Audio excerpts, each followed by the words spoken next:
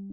East,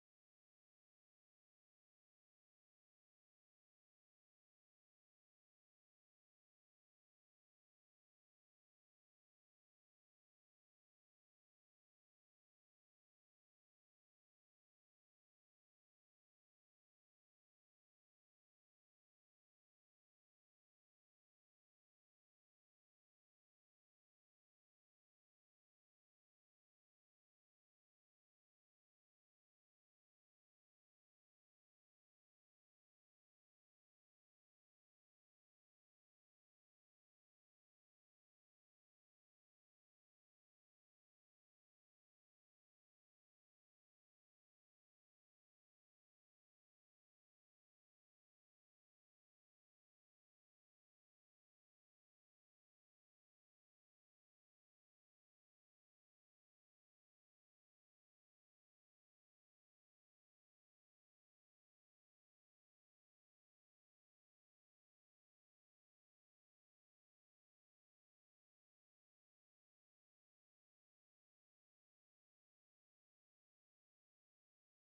north east, जहां सूरज सबसे पहले निकलता है, लेकिन बारिश भी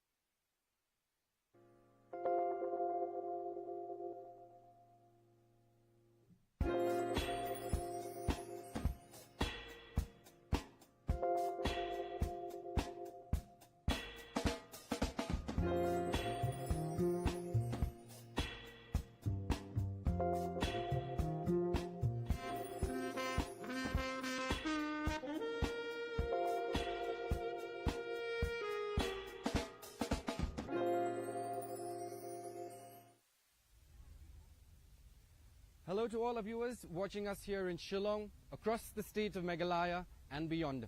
I'm Aaron Lingdo. We bring to you our live coverage of Day 2 of the 4th edition of the Shillong Literary Festival. Yesterday's session saw conversations by authors from across the region and beyond. Well, today we intend to do exactly just that, to bring you more insights and ideas from sessions that you should not miss. All you need to do is sit back and relax and trust DD Meghalaya to bring you all the magic as we come live from Wards Lake.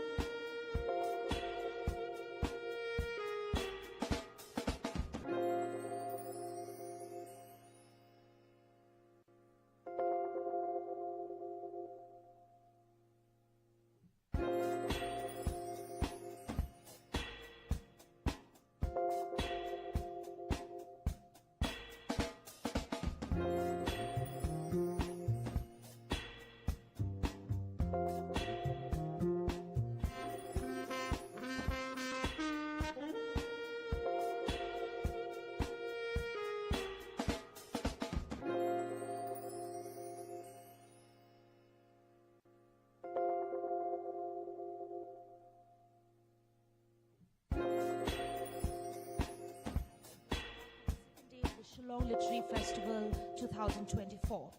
Well, yesterday we were treated to an incredible array of discussions that truly set the tone for the celebration of literature. Authors like Shobha De, Jerry Pinto, Kinpham Singh, Nongkanri enriched us with such great insights, and building on those engaging conversations today will be equally promising and exciting. Well, the sessions lined up today will take us across literature, heritage, indigenous voices, translation, and poetry, culminating in moments of a lakeside melody to close the day. To all our esteemed speakers, moderators, and guests, thank you for being here and sharing your time and creativity with us. And to our audience, your presence and enthusiasm will add life to our sessions today. So without further ado, let us immerse ourselves in another day of inspiration and discovery. Welcome to the second day of the Shillong Literary Festival 2024.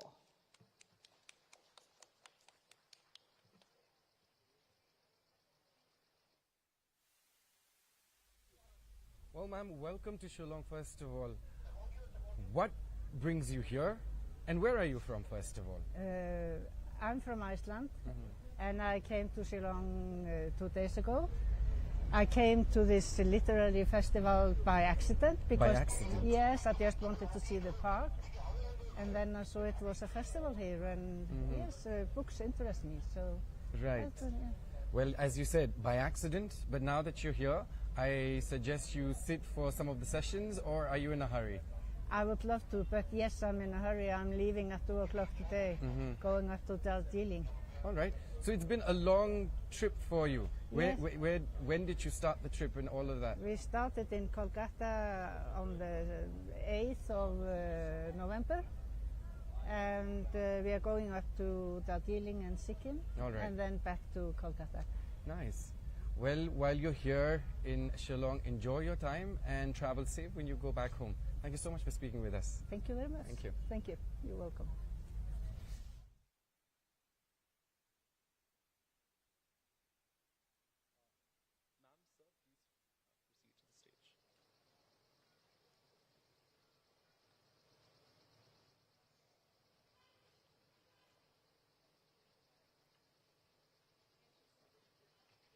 Preferably.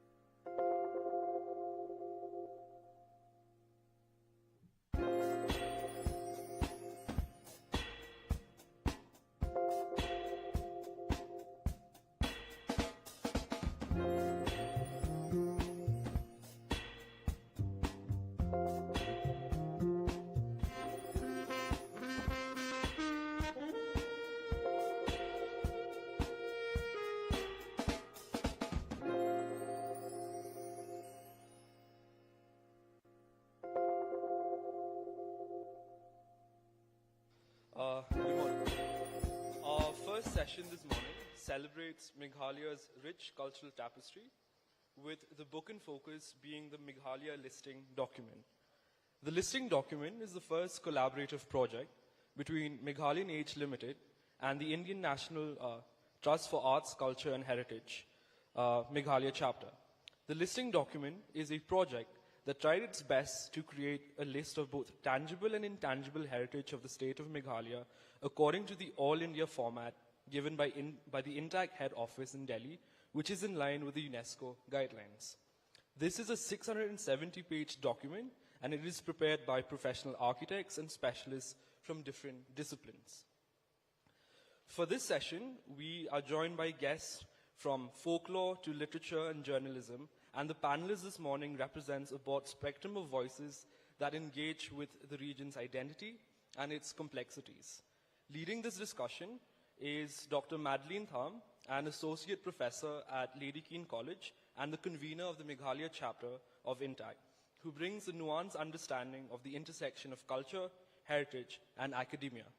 Once again, let us give a warm welcome to Dr. Madeline Tham in conversation with Dr. Ramona Sangma, Ms. Hannah Lalanpui, Mr. Ankush Saikia, and Mr. Sanjoy Hazarika. Welcome. The floor is yours.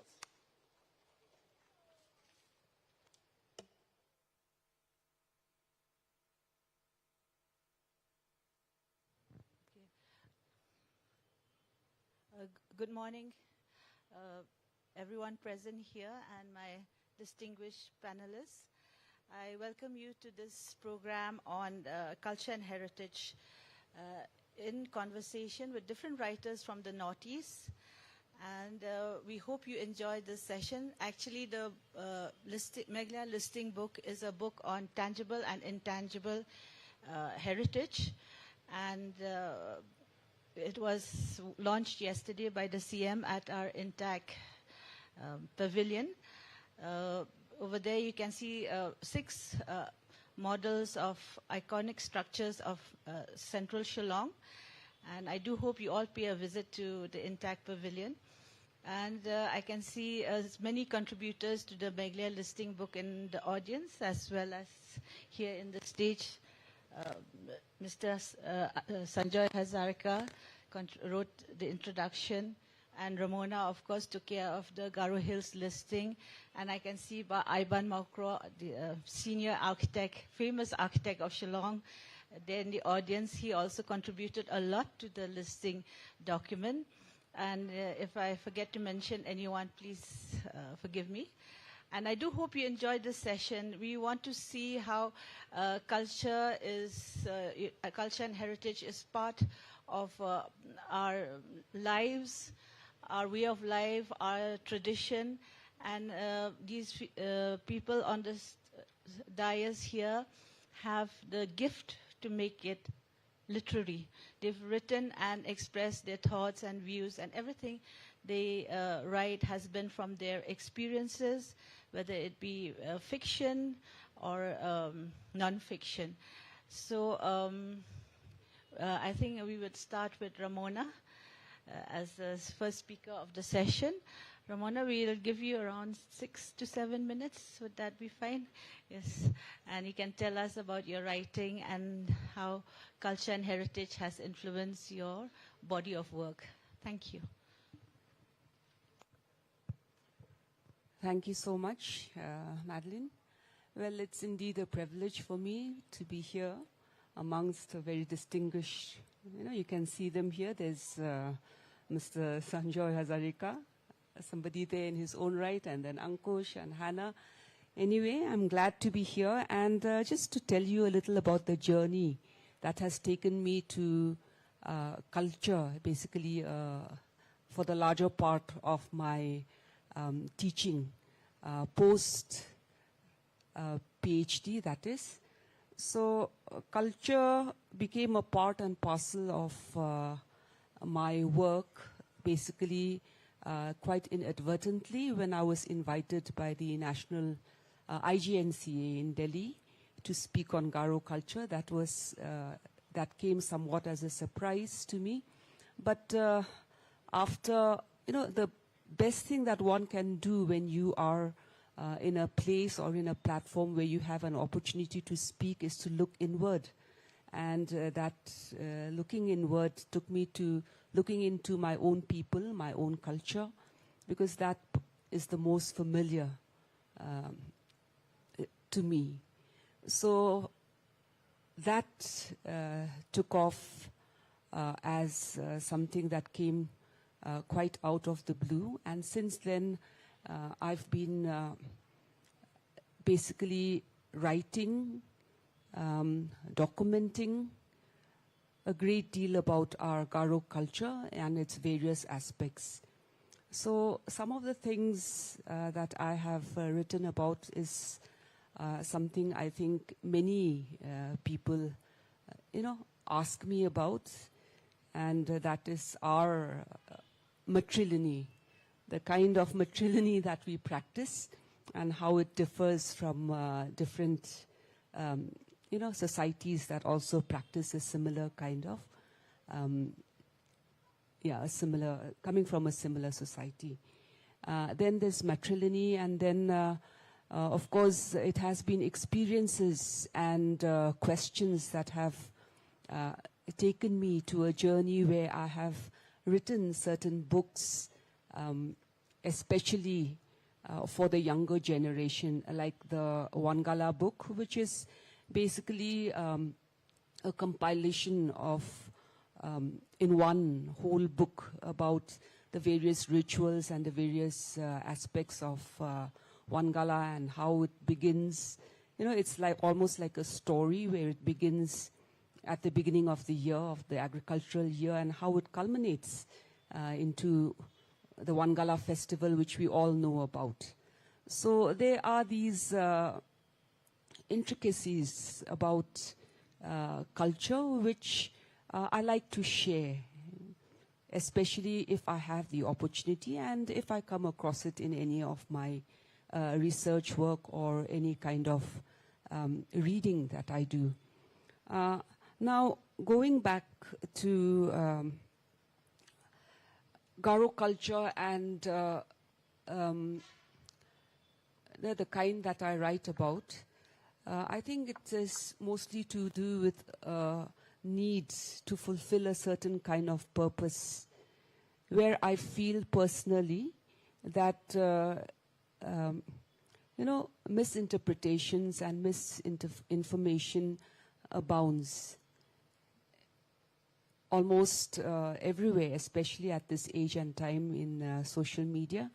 And that is the reason why I feel that corrections are necessary, especially when you are looking into a culture that is not your own, which is difficult to understand for other people, and which is very different from even one tribe to another. So that is the purpose with which I work, with which I write, so that there is correct information, authentic information, and information that will help know people about each other far better. And of course, people from my own community know about themselves much better, and how we practice, or whatever we practice, the why and the how of why we practice such a way of life. That I think is important, and that I think creates an identity for each, creates an identity which I think they can be proud of. So other than that, I think it's far more important for me today also to tell you a little about the listing document that was launched yesterday. So the priority for us people in Garo Hills was to create a document that would officially include those sites and places which were in most danger of being either destroyed or disappearing altogether because of many factors. Some because of human activity, other places like the very famous Palpakram National Park, because of the different kinds of, again, human activity like mining and of different kinds. So there has always been this threat and this danger to these natural sites in Garo Hills, more than there is for the built heritage. So that was why we thought that although it was a very, very difficult task, we had a window of just about 2-3 months in the dry season around this time. And with Christmas and other festivals, perhaps we had a window of about 1.5 months to actually send people to survey, our field workers to go and survey, take pictures, look at the sites, give us first-hand information, and to visit. And they had to do long treks. They had to camp, they had to trek, they had to go to these really tough places, terrain. And it was with great difficulty that we managed to perhaps maybe about 23 to 30 of these natural sites in the most interior parts of Garo Hills. We started with the interior areas, especially in South Garo Hills, because they're the most difficult, and they are, of course, the ones with the highest threat. You have villagers who are not quite aware of how important that is to heritage and identity and to culture. And then you have, of course, people who are into different kinds of businesses and who think that the environment and the natural wonders and the gifts of the land are expendable. So it was with this thought that our team decided that we should at first, rather than go into, Tura or Garo Hills don't have as many heritage homes as Shillong does, but we do have a lot of natural heritage. So the caves, the stone formations, the various important mythical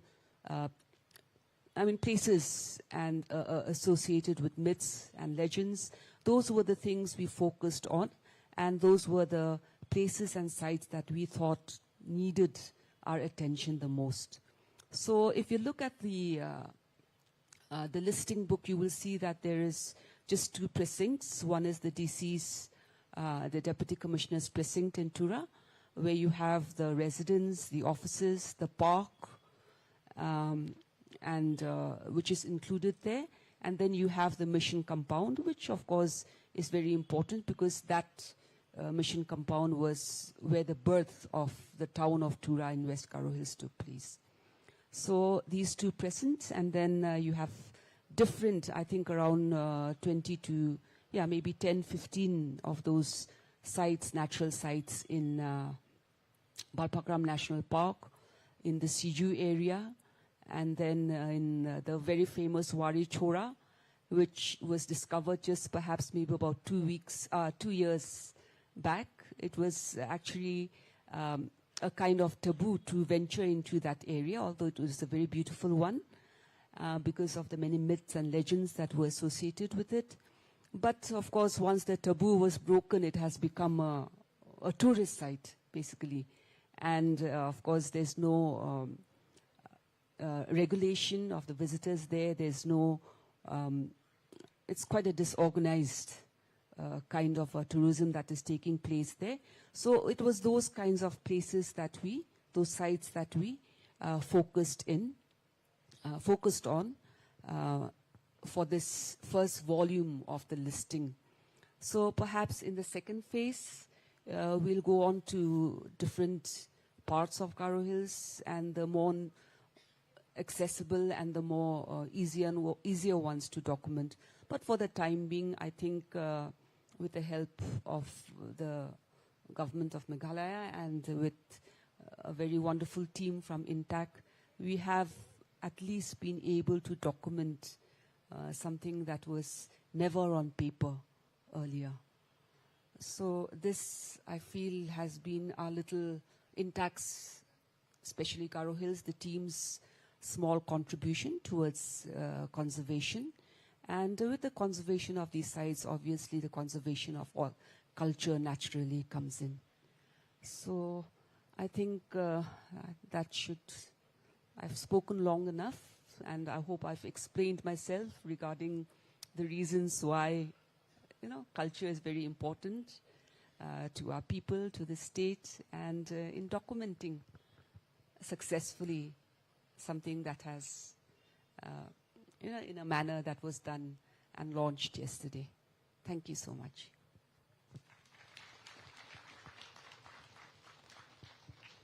Thank you so much, Ramona, for that in-depth talk on Garo culture and heritage, and especially your take on the misinterpretation of culture, because, nobody knows anybody's culture more than the people who are from that culture, and I like the fact that you own it and want to spread the right information to the public. And we hope that after, when all the panelists have finished giving their speech, we can have a Q&A session in which the audience can ask any questions or seek any clarification on Garo culture.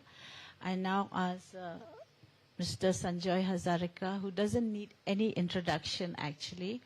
He is not only a noted writer, columnist, and one of the big personalities in the media. Ms. Sanjoy, pleasure having you here with us. And I just skimmed through your books. I feel that you write very factual, and you're a brave writer. You do not, shy away from making a call or seen any injustice, and you do write it as it is.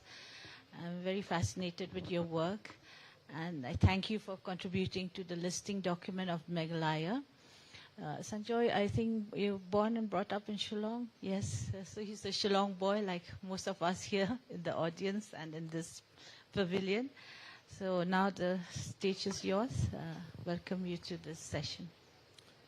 Thank you, Madeline, and thanks to the Shillong Lit Fest for inviting me. When I was given this topic, I didn't quite know exactly what was expected of me. Neither did Ankush, I think, who's a mystery thriller writer, apart from other things. Hello, everybody, and what brave people you are to come here to listen to us at 10:30 in the morning about culture. Anyway, I think my grounding in Shillong, schooling, growing up here with my brother, I think that played a very important part in my life, in my own writing and in the work I've tried to do over the years. And it's always been a very foundational part of my life. But I think as far as the issues of culture and diving in deep into these areas, for me, I've learned about my own culture, about Assamese or Homia culture, as well as the cultures of the region. And I'm not just talking about the upland states of the Northeast, but also of the countries around, whether it's Myanmar, Tibet, which is part of China, Bangladesh and Nepal and Bhutan. These are my special focus areas through travel. I think travel, listening, not talking so much, but listening to people, trying to understand them is really key. And I'll just start with I'll just tell a couple of stories and then I'll close. Maybe more than a couple, maybe in the Q&A there'll be more. One is, I was in Tibet some years ago. We were making a film on the Brahmaputra, which is known as the Sangpo in Tibet, the Yarlung Sangpo. And we had gone to a monastery, and they were repainting the walls with traditional Tibetan style paintings, mandala and the Tanka style of paintings of the Buddha's life and so on. And I was asking about that. They said that all this was destroyed in 1966 by what the Chinese called the Cultural Revolution. Now that was in the name of culture, of cleansing culture. Millions of people were driven away from their homes, hundreds of thousands died, and the entire, much of Tibet's precious treasures, both religious as well as documentation and buildings, were destroyed by the People's Liberation Army, young soldiers. And many monks were forcibly stripped of their robes and forced to work in the fields and so on. And this was a slightly calmer time when they were rebuilding, recovering, and reformatting, really, the life of Tibet. That was one story. And I think that the greatest learning I've had is on my travels on the Brahmaputra, whether it's in Tibet, in Arunachal, Assam, or Bangladesh. Because there you get immersed not just in the river, but in the stories of people who live by and on the river. And many of you may know this, some of you may not, but Assam is, as we know, the largest state of the region, with a population of about 35 or 36 million, that's 3.6 crores, of which about 1/10 live on islands. I didn't know this until I started researching it. And the communities are mixed. They live on what's called the islands, the shore saporis. They include Bengali-speaking Muslims. They include tribal communities such as the Mishings, Bengali Hindus, other communities, and Assamese caste Hindus. And for me, it was a huge learning just to travel to these areas and understand the many layers of the cultural lives of communities and people. So to me, I think that's extremely important to try and remain humble and understand what goes on in the lives of other people, so that we are able to better reflect it when we write about it. There is one thing that I would like to say, which is that there is something which I completely disagree with in terms of culture, that's called the VIP culture. I think all of us have experienced it. You have these cars with sirens and what is it called? The lal battis, rushing at breakneck speed, breaking all traffic rules. When the law enforcers are breaking the law, what can we expect of ordinary people? So we must all resolve to oppose this kind of inequality, because that is a statement of fact that I'm more important than you, that you don't really count, even though you pay my salary. And I think that's very important for all our leaders and so-called leaders to understand that political culture is a very important part of the lives we have to embrace. So I'll close with that, and I hope that this will provoke some thinking and some questions and comments and responses from the audience. Thank you, Mr. Sanjoy Hazarika. That's very interesting on different aspects of culture. And when you were talking about Sangpo, the Brahmaputra in Tibet, I remember that in history all civilizations began next to huge rivers, the Egyptian civilization next to the Nile, and the Indus civilization next to the Indus River. So we hope that, the people and the culture of the region near the Brahmaputra River will also evolve and keep, growing in cultural and civilization aspects. And it's interesting to know that 1/10 of people in Assam live on islands. We always, whenever you think of Assam, we think of tea gardens and oil, yes, and of course your famous delicacies like your food, your fish. So we always think of Assam as one of the most beautiful, and of course the one horned rhino in Kaziranga. We always think of Assam as one of the most beautiful states in the country and one of the most beautiful places in the world. Thank you so much, Mr. Sanjoy Hazarika. I think now we'll go to the younger section of the panel. I have one on my left and one on my right. So, Ankush, ladies first. Yeah. Okay, so we have a very young and promising writer from Mizoram, Hannah. She's done her schooling in Bangalore and her university studies in Nehu. And though I must confess that I did read everybody's writings except Hannah's, but while having a conversation, Mr. Sanjoy Hazarika said the beauty of her fiction is the way she looks through the eyes of a child, and that's very important. So I welcome you, Hannah, to the Shillong Literary Fest, and now the floor is yours. Thank you, Madeline. Very good afternoon. I think it's already afternoon, yeah, everyone.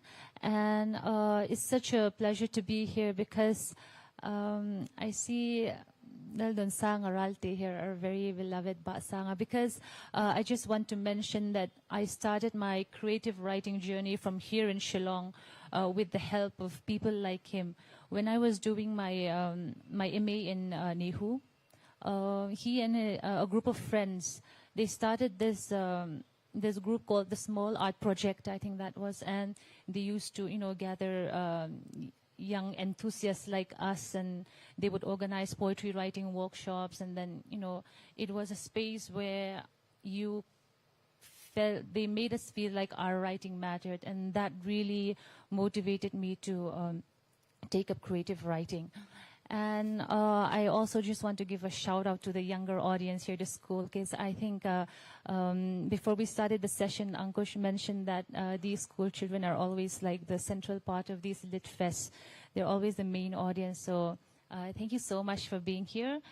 And I think I feel like the odd one out here. You know, I don't have any connection to this book in focus, the Meghalaya listing, and I was just wondering what was expected of me when they asked me to be on this panel. But then I think that, you know, when we talk about culture, it's so vast and comprehensive that everything can fit in. So I will just try to talk about my work in relation to this. I will try to connect it as best as I can.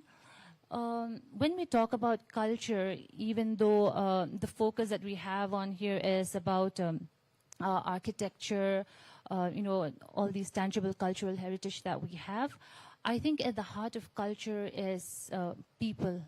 It's always people's stories. And that is what I always try to highlight in my writing. The kind of writing I do is historical fiction.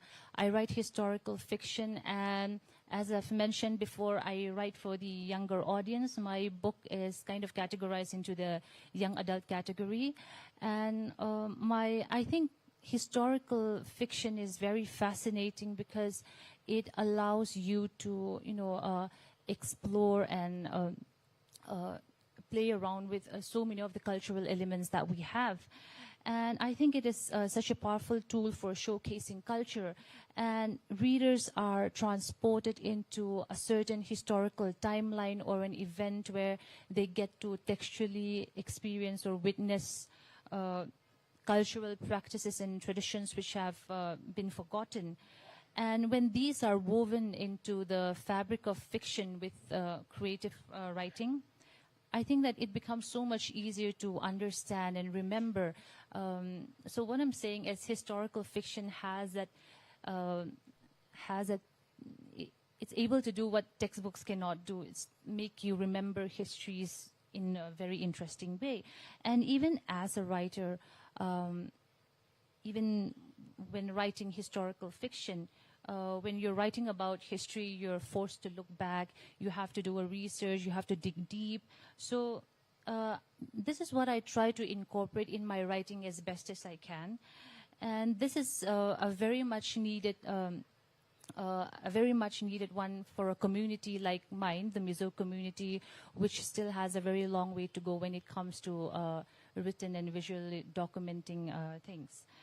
And so for me, writing historical fiction is a way of documenting cultural traditions, you know, values and worldview which are inevitably losing their grip today. So in a way, it's preservation, and I think this ultimately leads to revitalizing or reviving forgotten practices.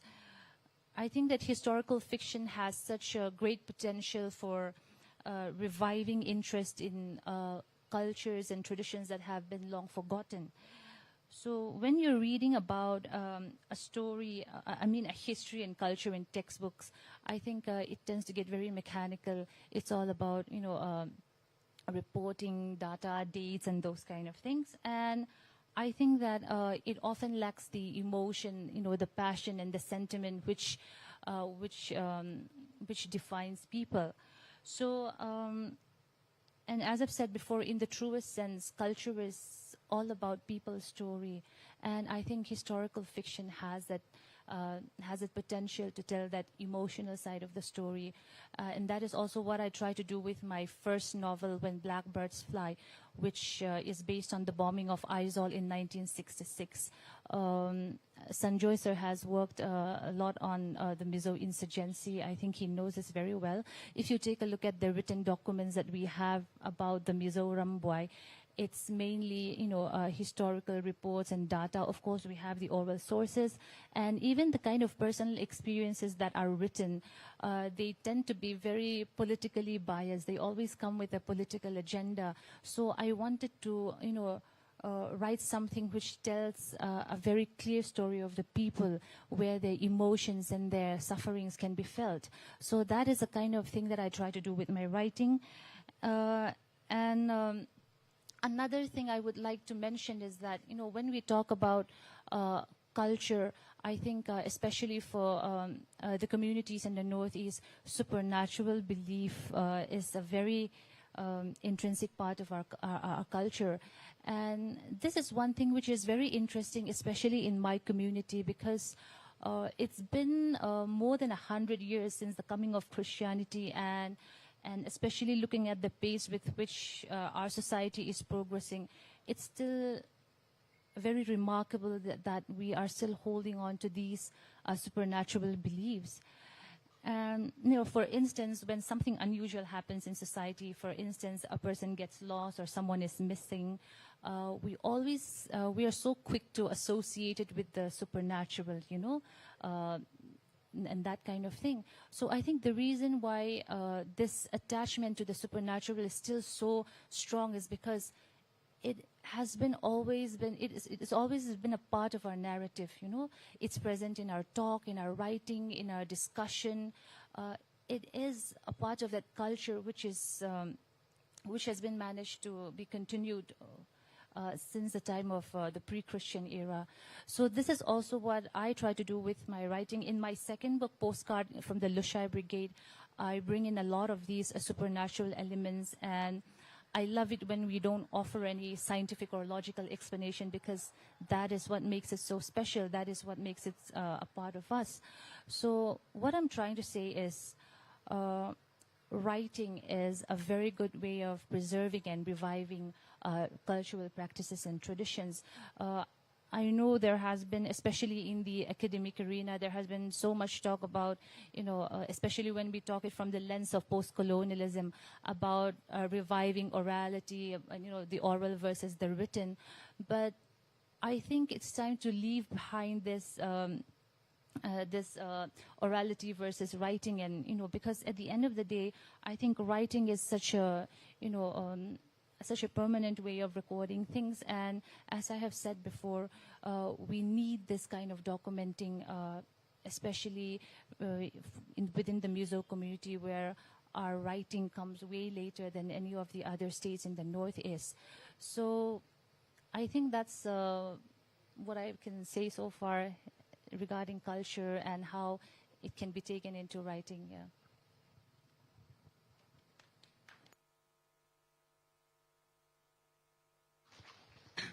Thank you, Hannah, for your comprehensive view on the importance of writing.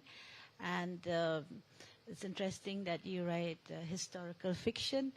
And this is so true, because if you look at last year's Oppenheimer, the famous movie which won so many Oscars, was actually based on facts. And, and when they denotified all the government documents, and the people, writers, movie makers could get access to that, we get beautiful, historically correct, the true picture of what really happened in creating all the, the famous movie Oppenheimer. So I think I really agree with you that writing is a way of documenting.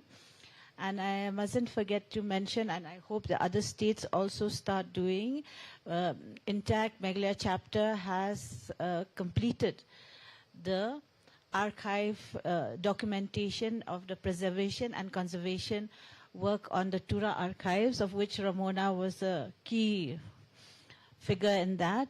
And now we have started with the Shillong archives. And because these are pre-independence documents which will not affect governance in any way, but will provide a lot of material, information, correct information for scholars and writers, and I'm hoping that hundreds and hundreds of books will come out from these archives, Interesting facts. I mean, once you pick up one of those files, you're lost in thought about how governance was conducted, how civil servants functioned, how they fought amongst themselves, their pettiness. It's just like, it's mind-blowing, It's so interesting. So we do hope that eventually we'll have a nice archiving center in Shillong. So I really agree with you, Hannah. And I'm glad that you write young adult fiction, because getting children from the screens to reading is another challenge for all parents and teachers, and everybody's so addicted to the screens. So keep writing, keep up the good work, and I hope we can hear you read sometime. And now we move on to another member of the panelists who doesn't need any introduction, actually, Ankush Saikia. He's we call you, thoroughbred Edmondian. Did his schooling and college from Edmonds. His parents, his dad was a maths professor, and they were in Hawaii for some time. And his mom also is a very famous Shillong personality. She makes one of the best cakes in Shillong. She has a famous bakery, and I'm a regular there. So Ankush, I read some of your books, and you really write like a Shillong boy, all the nuances and the coining of terms is very, very typical of the Shillong scene. And he writes thrillers, right? Yes. No, really, all different sorts of books. Okay. I mean, not just thrillers, yeah. Okay, so now but I think a lot to do with the Northeast. Yes, a lot to do with the Northeast. So now I welcome Ankush to give his take on culture and heritage and how they've influenced your body of work. I'll keep it short because it seems we're almost out of time. So anyway, thank you all for being here. And I really have, I'm not trying to be modest or something, but it's something I've never really considered as such, culture, heritage, and heritage. But it's also because, I've written books, but at the same time, I've never really sat down and thought about literature, I think, because I think all of these categories, if you can call them that, culture, heritage, I think they work best from, individual stories and, from the ground level, what, everyday life is where things start. So I think all of my writing has sort of flowed out of that, and the most important part of the books, I suppose, is the setting, where the book is set. So in that sense, yes, they do have culture and heritage in them, I suppose. So I'd just like to briefly mention two of my books, to give some idea of what I feel is my sort of connection to culture and heritage in any sort of way. So the latest book of mine is something called Rough Streets, which I ended up self-publishing as an e-book. It's there on Amazon. So this is set in 1980s Shillong. So it has, a group of school children. So you follow them over a couple of years, and then there's a death too of one of the teachers. So, that's something they have to deal with as they're growing up. And then some characters have to ultimately end up leaving Shillong, some stick on. And but the backdrop of the whole book is, Shillong, and especially the, the area which was familiar to me as a child, Laimukra and Nongrim Hills and Edmonds and, that sort of area. And then just sort of looking at it now, for instance, the tea shops which are there along, the Laimukra main road, places like Jalpan, and then the fish market which used to be behind, and they had the fish sellers with the, the torches, the kerosene lit torches, and then also even the Tibetan bars that you had with, these small cabins. So all of that has sort of disappeared, and if you just sort of walk down, I suppose everybody notices it in a way, but it's just that if you're a writer, especially of fiction, you sort of feel like bringing it back to life. Because especially in a small place, a place like Shillong, once these things are gone, you can't sort of look up, you can't go to Google and sort of look it up or something like that, once it's gone, it's gone. And it just exists in people's memories, and even that, you see it disappearing, So it's really about trying to recreate, past era. so which I think comes with its own interpretation of culture and heritage. And then the other book, of course, I'll just take a little bit. Yeah. So the other book of mine, The Forest Beneath the Mountains, which was published 3 years ago by Speaking Tiger. So this again is set along the Assam-Arunachal border, so there was this huge reserve forest called the Charidwar Reserve Forest, which I believe at that point was one of the largest patches of forest in the whole of Asia. So I was lucky to have seen it as a child, and then revisiting it after 25 years and having seen what it had turned into. So again, it's sort of nostalgia, you can say, but also it is trying to recreate what once was. So I think which is also at the root of trying to preserve our culture and heritage. So I believe there is a connection in some small way with whatever I've written. And yeah, so that's about it. I think we can move on from here.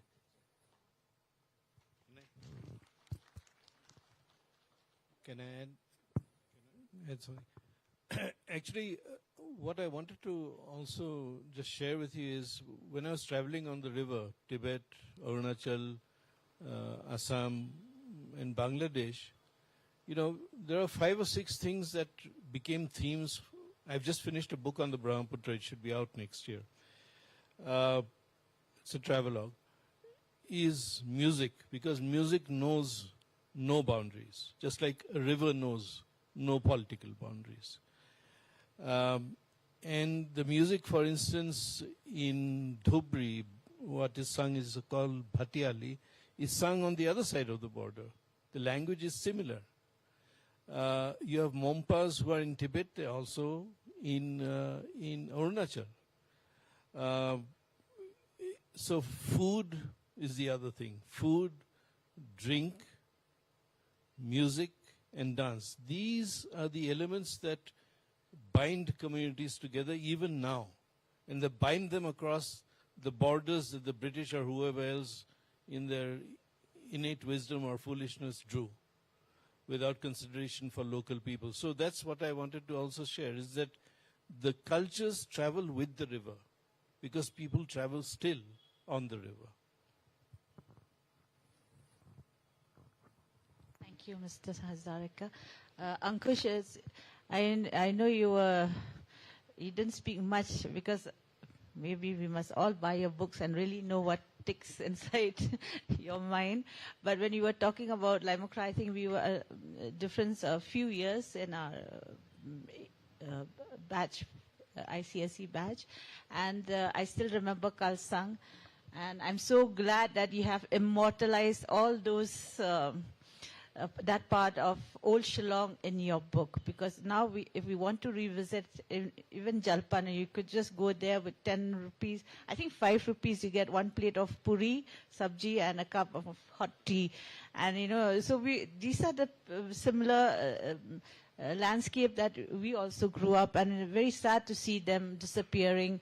And when we were in college or in class 9, 10, we got a bit of pocket money, we could venture into these places. Now, if you don't have 500 or 1,000, you can't walk into any of those places in Laimukra. They're so, quite expensive and quite steep.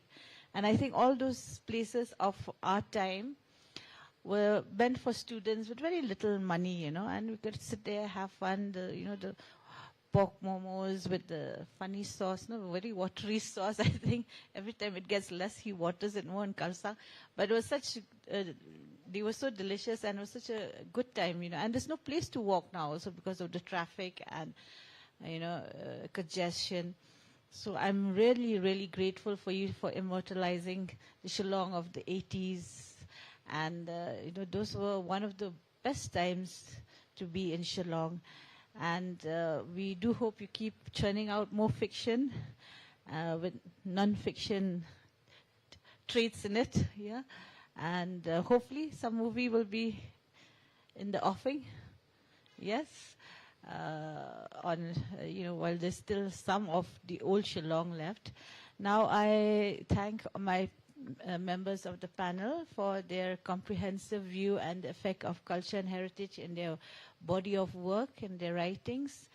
And I do hope they keep writing. We're a little short of time, but we would like the audience to ask any questions if they feel like. Please feel free to do so. We'd be open to 2 questions if that's all right with the panelists. Yeah, 2, 3, 3, Yeah, 4. 3, 4 questions. Yeah, somebody can give the mic to the... Which is a question from behind, and then, ma'am, we can proceed to your question. May I? Yes, sir. Yeah. Hi. Thanks, Intact, for the. I've not seen the listings yet, but congratulations. 2 questions. Yeah, let me introduce first. This is Ivan Makro. He's the senior and one of the famous architects in Shillong town. Maybe And one of the oldest. we will be giving you a copy. Yes, Thanks. don't worry. One is awareness on heritage. How is it possible, whether through INTAC or through the educational board, to create an awareness of heritage buildings, about culture and heritage, maybe in the curriculum or maybe in social media? I mean, how do you plan to go about it? This question is for INTAC.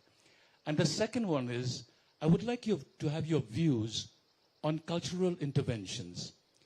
What I meant by that is that when we architects have been commissioned to design on a cultural, let's say on a heritage, existing heritage structure, are there any parameters that we have to go through? I mean, or should we do something new, or should we go by the old? I mean, I was thinking of the bridge behind me because we were commissioned to do that. I was tempted to do for a modern bridge, but then what I did was I went for a public poll to ask what people wanted. And the third is, I've not read your listings yet, but talking about the intangible part of heritage, have you ever considered songkwai, the art of making kwai, songkwai, as part of intangible heritage? Thanks. Thank you, Ivan, for your question about culture and heritage being part of the curriculum or the syllabus of students and college. I think before I left Lady Keane, we had the NEP had come into the National Education Policy, had just come into being implemented, and over there it is very important that we know the geography, the culture of our own. So I think if the education department put a special section of studies instead of just history, we can have indigenous studies where people learn about culture. Even if they're not Khasis, they'll learn about Khasi culture. And maybe if they're in Assam, they'll learn about Assamese culture. So we should know the place where we're studying a bit of the culture and the heritage. And for the second part of your question, you're sitting next to my co-convener, Ibenta Teuso. She's a professor of architecture in Nehu. I think she can best, besides whispering in your ear, I think Ibenta can give a better answer than me. But everybody would like everything to remain the same, I think, when it comes to heritage. Try our best to make it safe and the same. I mean, there's a big shout out now for maintaining the St. Anthony's facade behind the Don Bosco Museum. I've even gone and met the principal and requested him, so we're going to have another meeting, at least if the facade is maintained and the modernization is inside or, further into the campus. So I think as much as possible, we would like to maintain the old heritage and historical look of a building or any structure. But Ivan, that answers your question? Oh, Kwai. Oh, yeah, definitely we should do something about that, Kwai is a very important part of Khasi culture. Kwai is, I don't know if you know, how many of them are studying Khasi as a third language. Non-Khasis were supposed to take 5 years, I think, of Khasi if they're not Khasis as a third language, while we Khasis take Hindi as a third language. So the little bit on the tradition of the Kwai is kind of a universal and a symbol of equality amongst the Khasis, The story is a long story. I don't know how much I can shorten. Should I say? Yes, there's a rich man who had a poor friend, and every time he used to go and have meals at his friend's house, the poor friend's house. So one day he felt a bit of a complex. You come over to my house and we will have a meal. But then his wife said, we don't have anything to give to your friend. So because of their poverty, she kills both husband and wife kill themselves. And then when the rich friend came over, he saw that they didn't have anything to offer him, and out of shame of their limited income, he also kills himself. And then in the middle of the night, there was a thief. And he was running around looking for a place to hide from the villagers who were after him. So he entered that house and he was hiding there. And then when the dawn was upon the day and he saw that there were like already 3 dead bodies, he said, now they'll not only call me a thief, they'll call me a murderer. So he also killed himself. So then the village people, when they found, they said, we should not, whether you're rich or poor, at least kwai we can afford to give to our guests. So this is the symbol of Khasi culture, You go to a very rich house or to a very poor house, you'll always get kwai. And the leaf is the wife, the betel nut, the betel leaf is the wife, the betel nut is the husband, the shun is the rich man, and the duma, tobacco, sometimes you see people eating tobacco, that's the thief hiding in the corner. So this is the tradition of the Khasi people, and the way they fold the leaf and all, it's a beautiful way of doing it, and it's very, very much part of our cultural landscape. Bye-bye. Fine. Okay. Somebody here in the audience in front. Hello. Yes. I want to ask you, my name is Purobi Baram. I come from Guwahati. I want to ask Sanjay Hazarika, sir.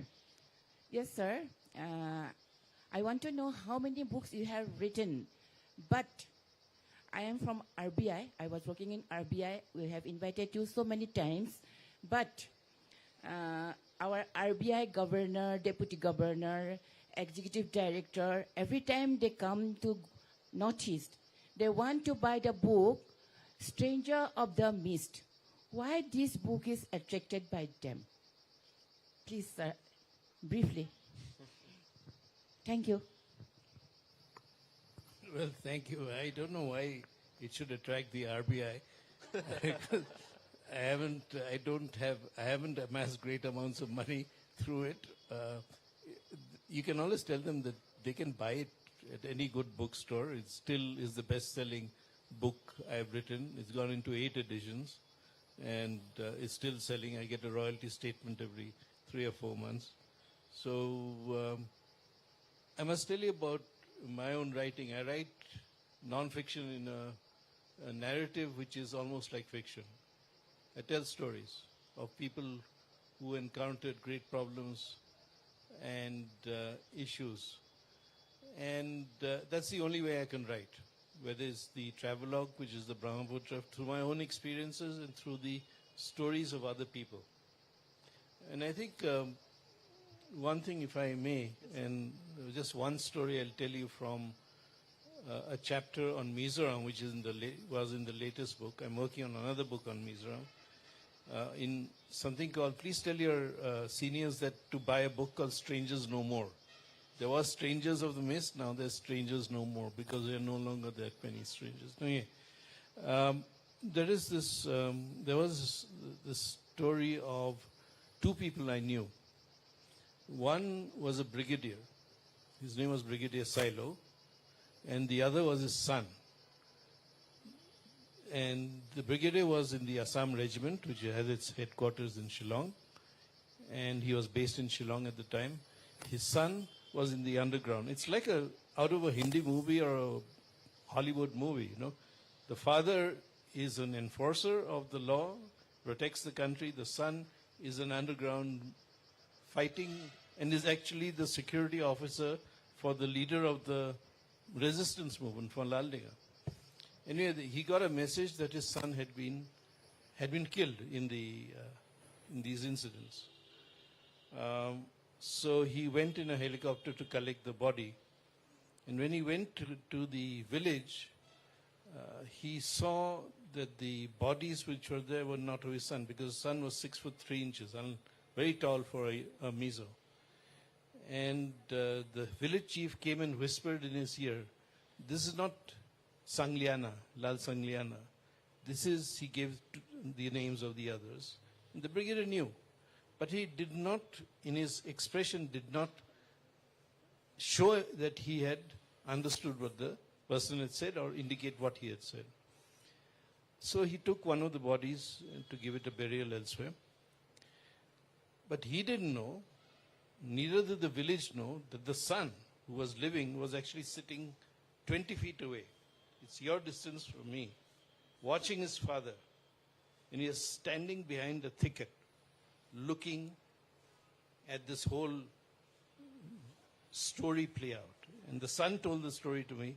The father told his side to me afterwards. And I thought that made an incredible story for a book, whether fiction or non-fiction. That's how I write, because these are the stories of people. Everybody has a story. Each one of you has a story. You just have to write it or tell it. We'll be taking one last question.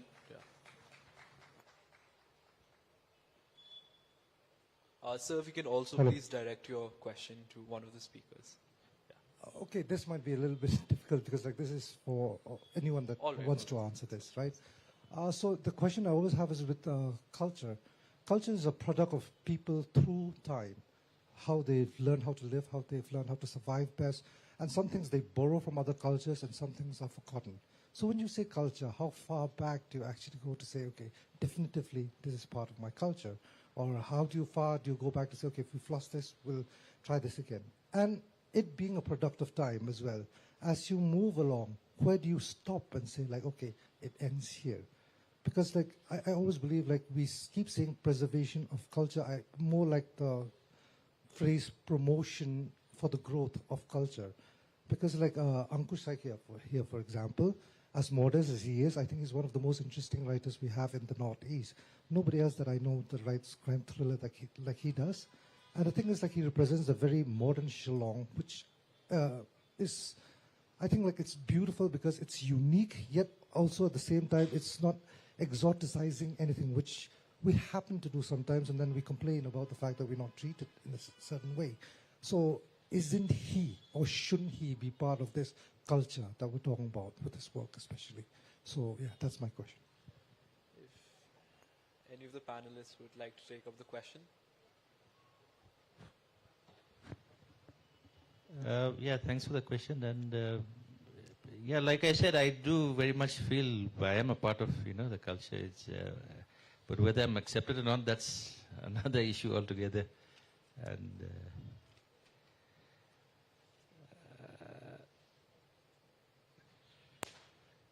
yeah, that's what I have. Yeah, I think the everyday, commonplace things which you as a poet, I think, also look at. I think that is where, the things of real importance lie there, rather than, the larger things which you feel, which are sometimes, I don't know how to put it, but yeah, I mean, I think real writing and real poetry come from that sort of, the everyday commonplace things that people encounter. This morning I just wrote this thought that culture is fluid. It flows and nestles where it's accepted wholly. So I feel that is the beauty of culture, and heritage. When you look, for example, in Scotland, when you think of Scotland, you think, besides the kilts, you think of the bagpipes. But that was brought by the Romans from Egypt. Now, you don't see any bagpipes anymore in Egypt or in the Egyptian scenario, but it's so, iconic of Scotland. So I think culture is something that flows and it keeps growing, and we grow along with it. And as from British culture to Khasi culture to VIP culture, I think we've spoken enough on culture for today. And I do hope you have all enjoyed our presentation and our speeches. I thank you very much for being patient and taking time out from your busy schedule to be with us here. I really appreciate it. And I do encourage all the writers to keep writing, if not here on the dais, but out there in the audience. As Mr. Sanjay Hazarika was saying, there's a book in each one of us. And thank you so much for being a wonderful audience. And thank you to the panelists and to the organizers of the Cherry Blossom Festival. Thank you so much, ma'am. Thank you so much for our speakers this morning for their insightful discussion. But before we take your leave, as a small token of appreciation, we have a few mementos we would like to present to our speakers.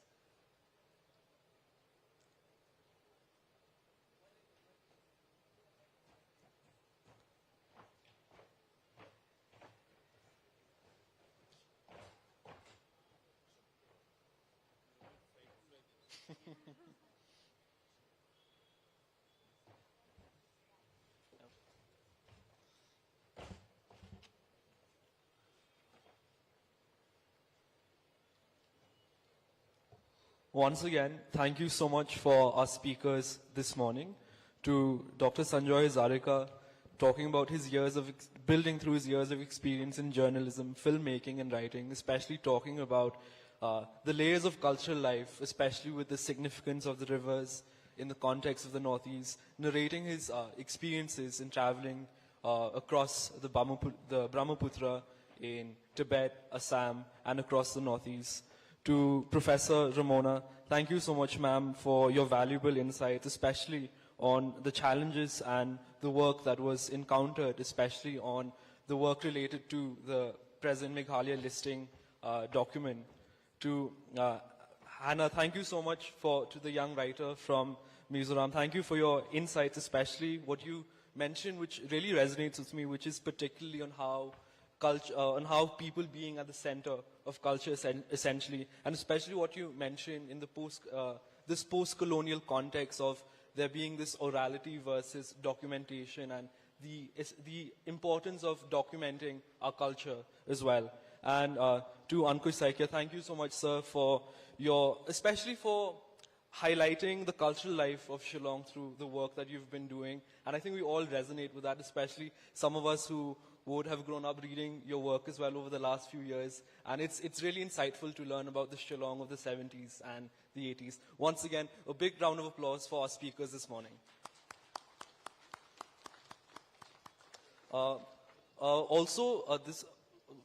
For any additional questions, our speakers will be available at the Authors Lounge in case our audience wants to get a copy of the book signed. And in case you don't have a copy of the book, we also have a few bookstores that have been established over here. We have different publishers that have set up their bookstores, as well as the festival bookstall, which has a few copies of the various works of the authors who have joined us this morning. And before we proceed to the next session, we will be having a 2-minute interval, and then we'll be proceeding with the next discussion, which is a book in focus on that will be taken up by my colleague. Thank you.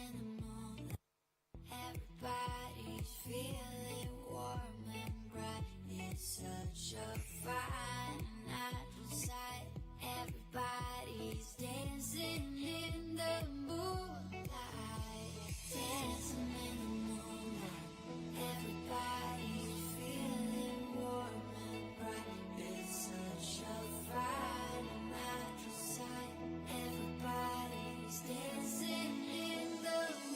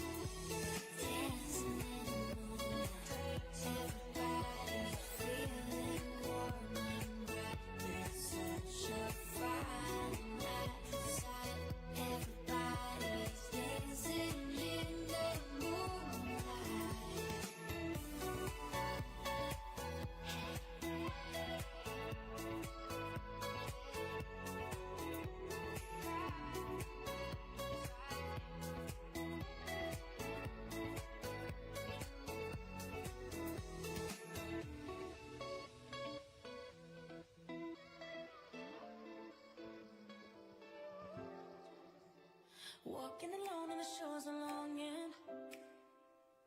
I miss your footprints next to mine. The media people who have not gotten their coupons yet can collect them from backstage. Thank you.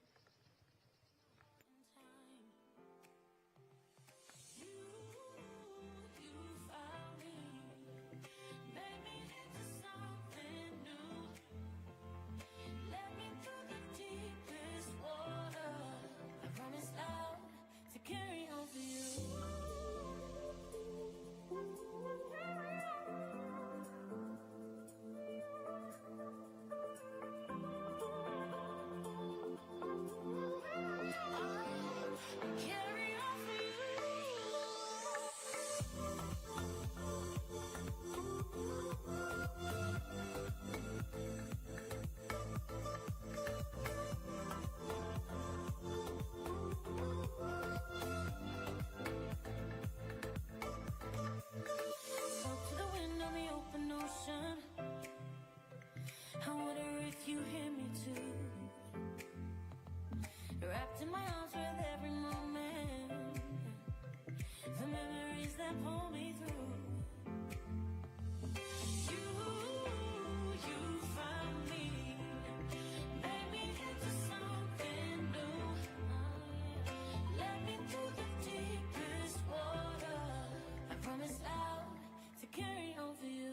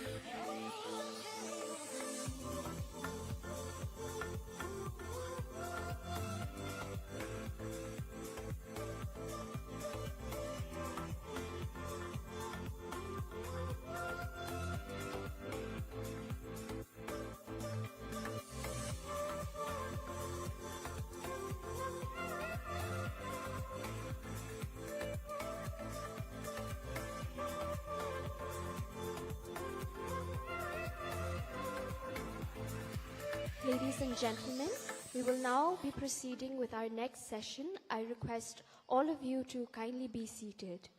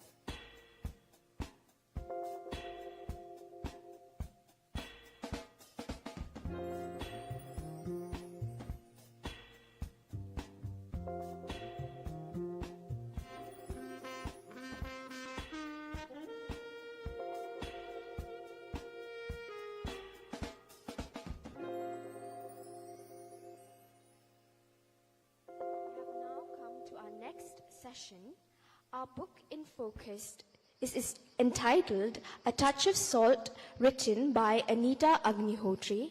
Ma'am, I request you to... Everyone, can we have a round of applause? This book unveils a narrative that traces the fight for dignity and survival, spanning generations and eras. It captures the unrecorded sacrifices of Tribhuban, an Agarya salt harvester who joined Mahatma Gandhi on his journey to Dundee, to his grandson Azad, who must now confront injustice in independent India.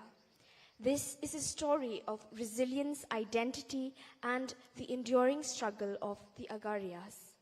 We have with us the author, Anita Agnihotri, a former civil servant and acclaimed author and poet who has a rich literary career spanning languages and cultures.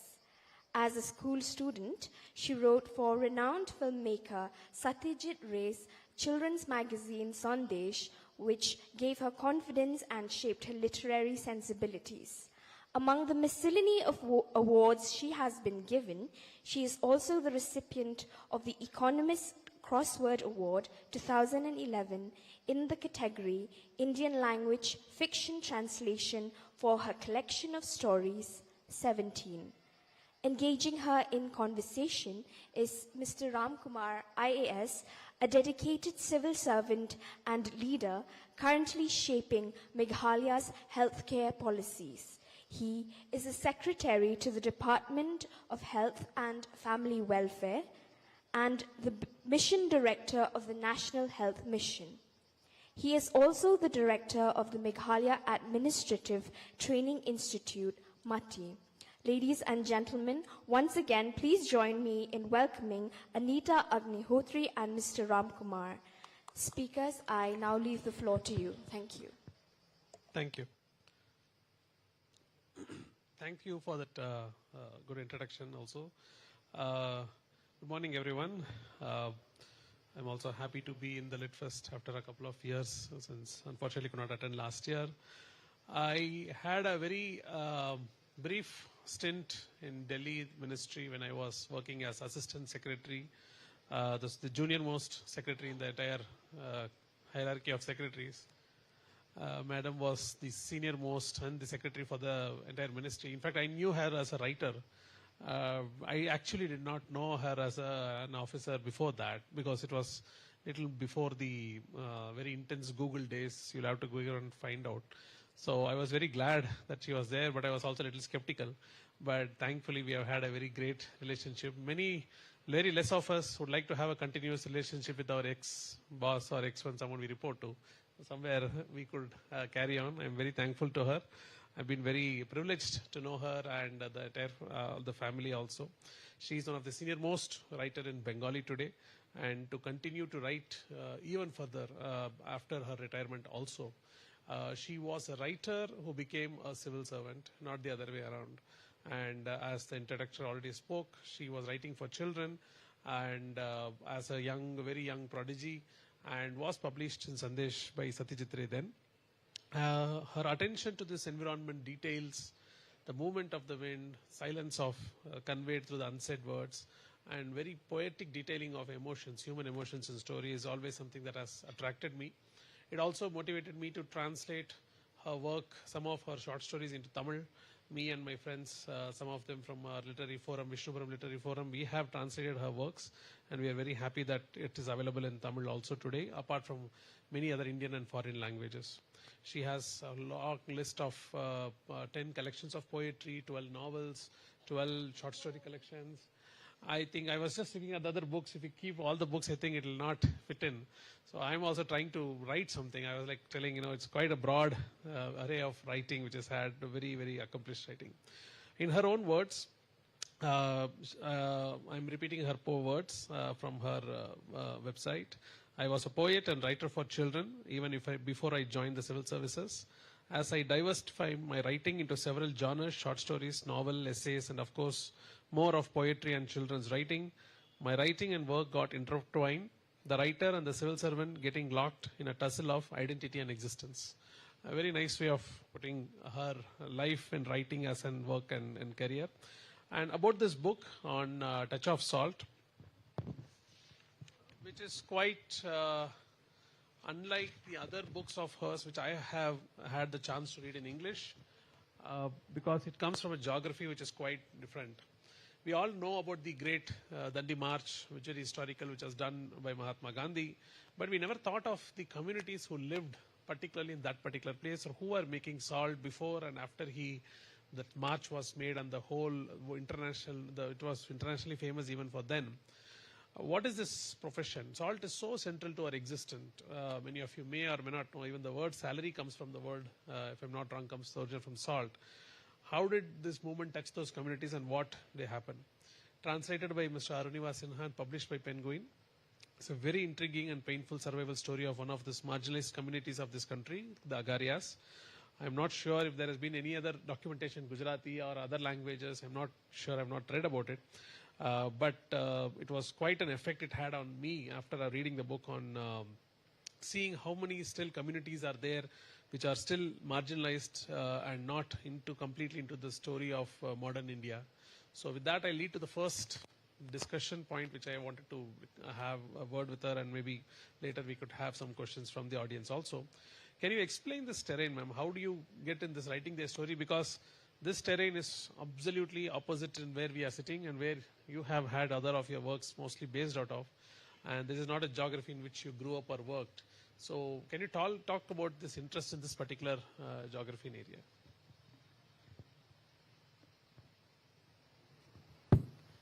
Good morning, everybody. Let me first thank Shillong Literary Festival for having invited me. This is my first visit. I have come to Shillong a number of times and often as Ramkumar's guest. But this is the first time I have come to a literary festival, and I am so grateful that you invited me. What a beautiful place. And this is the city I love. I have also been to Mizoram, and I was listening to Hannah about her work.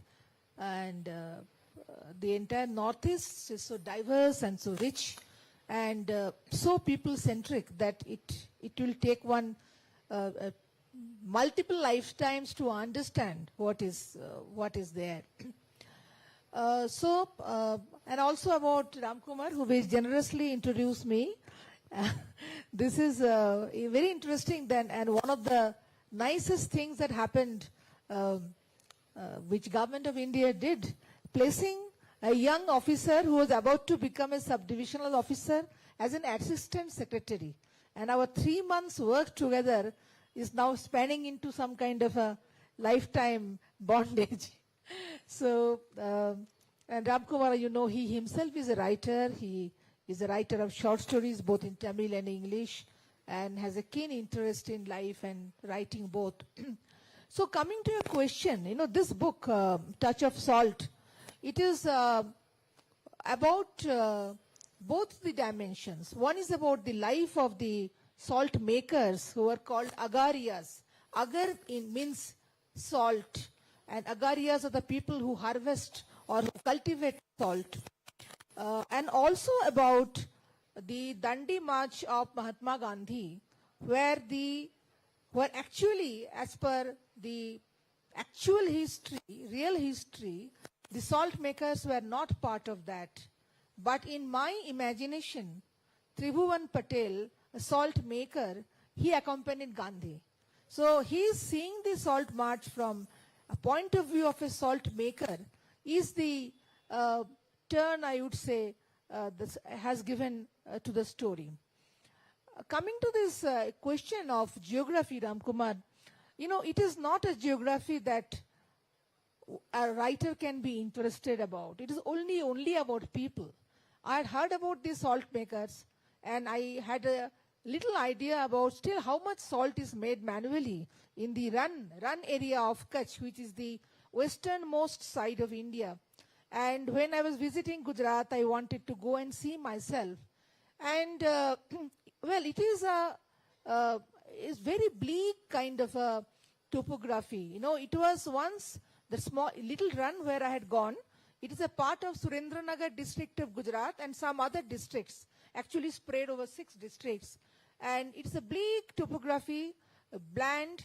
It is partly, it is not even golden. It is a dull gold and gray. It was a desert earlier, but now it is a desert now. It is a part of sea earlier. So the quantity of salt that is in that land is very, very high. And what I saw was very interesting, because the salt has to be made in this ground because of the water. The salt is, the water is pumped out with a pump, and then it is laid out in the fields. Like we have terraced fields paddy fields in the hilly areas. So water actually moves from one terrace to the other, and in the process it gets dried by sun and becomes salt crystals. So this process itself takes about 8 to 10 months in a year, and during the whole time the agarias come from the adjoining villages. One of the villages I have detailed here is Khada Goda, which is a salt actually. Khada means salt and Goda means a mound. It's a village where salt makers live, but they cannot make salt in the village. They have to come to the desert. So that's where they stay. And this entire part of this desert where I had visited, Little Run, has been declared as a sanctuary by the government of India. The sanctuary has been made for preservation of the wild asses who are becoming an extinct animal. So technically, human beings and wild asses, they coexist, and they also have their vegetation, which they thrive on. They have the water there, but unfortunately, the agarias who live there, they have no arrangement for supply of drinking water. They have to depend on tankers which come from the mainland to supply water. Because it's a sanctuary, no activity which will involve digging or setting up a mechanical device or construction, lighting of fire, anything is not allowed. So the entire 5,000 hectares have become a sanctuary, and the agarias who are part of that scenario or the part of the topography, they have to fight for their basic needs of their existence. This is about the topography, but we can gradually discuss other things as well.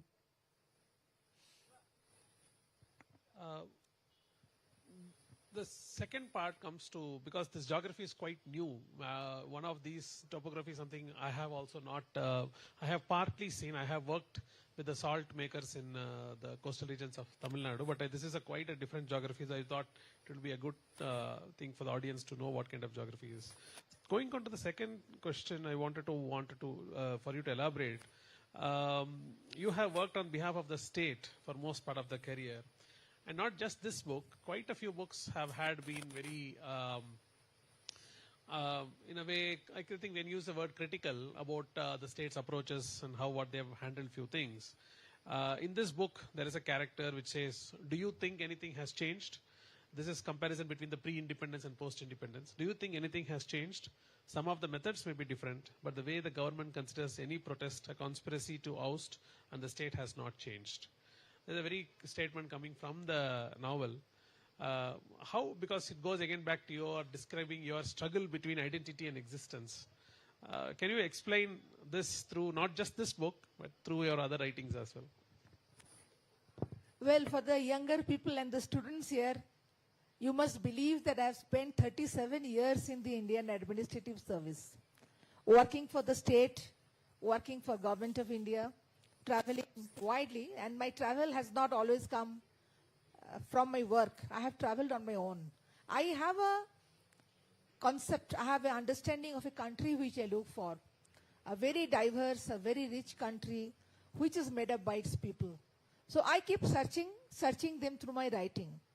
The interesting thing is that from my first novel, which Mohuldiha Days, written way back, maybe 40 years back, my conflict of existence has not ceased. I have always found myself in a situation of conflict between the state and the people. Now, I know that I am part of the state system, so people cannot exactly completely trust me as usual, especially common people, not those who are rich or who are power.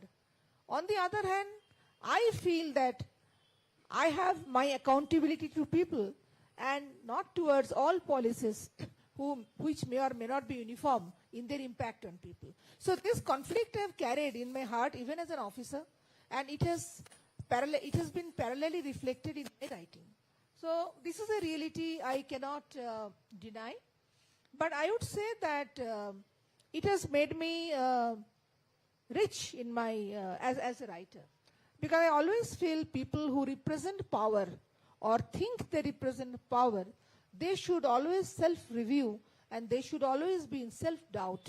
If you don't have any doubt, and if you feel you're absolutely correct, you know everything, you have nothing to ask people about, then it is not good for the country. It is not good for people. The questioning is good. And what has happened, interestingly, that this lack of communication between people on the one hand and the government on the other hand, this has bothered me as a citizen, and also, of course, as an administrator. I have extensively I have also extensively traveled and discussed with the tribals of central India. I have been to Jharkhand, Chhattisgarh, Madhya Pradesh. Recently, I've been to Gujarat. I was writing a novel on Narmada, the rehabilitation movement of Narmada, Narmada Bachao Andolan. I have basically tried to document the entire phase of this 35-year long movement, which is according to me is the longest movement of peaceful resistance in the country, post-independence India. So from my traveling, what I felt is that since our communities are breaking down, state is becoming more powerful as a provider of resources to people, the communities are breaking, and so is the communication. There are many things, very often people have to ask, they want to know. Absolutely, there is absolutely no sharing of information. Now this is something which is sometimes deliberate, sometimes not deliberate, but this needs to be addressed.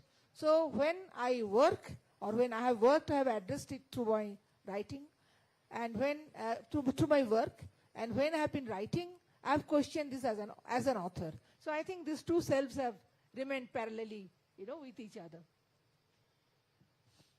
That's interesting to know. Coming back to this particular novel, this journey of Tribhuvan Patel, in fact, I had to go on Google again to find out whether, because I've read about a little bit of Dandi March, but I did not know if there was any salt maker in this whole march. In fact, I don't think this question has been raised before also. But why was the reason for Tribhuvan Patel's character as it was? It is to show the irony or to accentuate the storytelling, and what was that thought about when narrating this particular story? Because taking back and forth before independence and then after now. I think none of you have read this book. So only if you read, you will understand how the theme has been dealt with. In the story, I move from present and the past. The present situation of the salt makers, and again to the past, to Gandhi's march. And the Gandhi's march progresses. Tribhuvan goes along. Now this is very interesting. When I was thinking of writing a narrative on the Agarias, I didn't think of the salt march. Later I went to Sabarmati Ashram, which is also called Satyagraha Ashram from Gandhi's time. I found that his entire route of march, and I thought that was a salt maker part of this march. Whatever I understood, they were not, because very carefully, with Gandhi's permission, a group of 80 people are selected to be part of the march. People who are absolutely dedicated. Because Gandhi made it a point that if India does not become independent as a result of this march, none of us are going to come back to Sabarmati Ashram. We are leaving this for good. So if you have family, you have people, you have children, you cannot make them excuse and come back.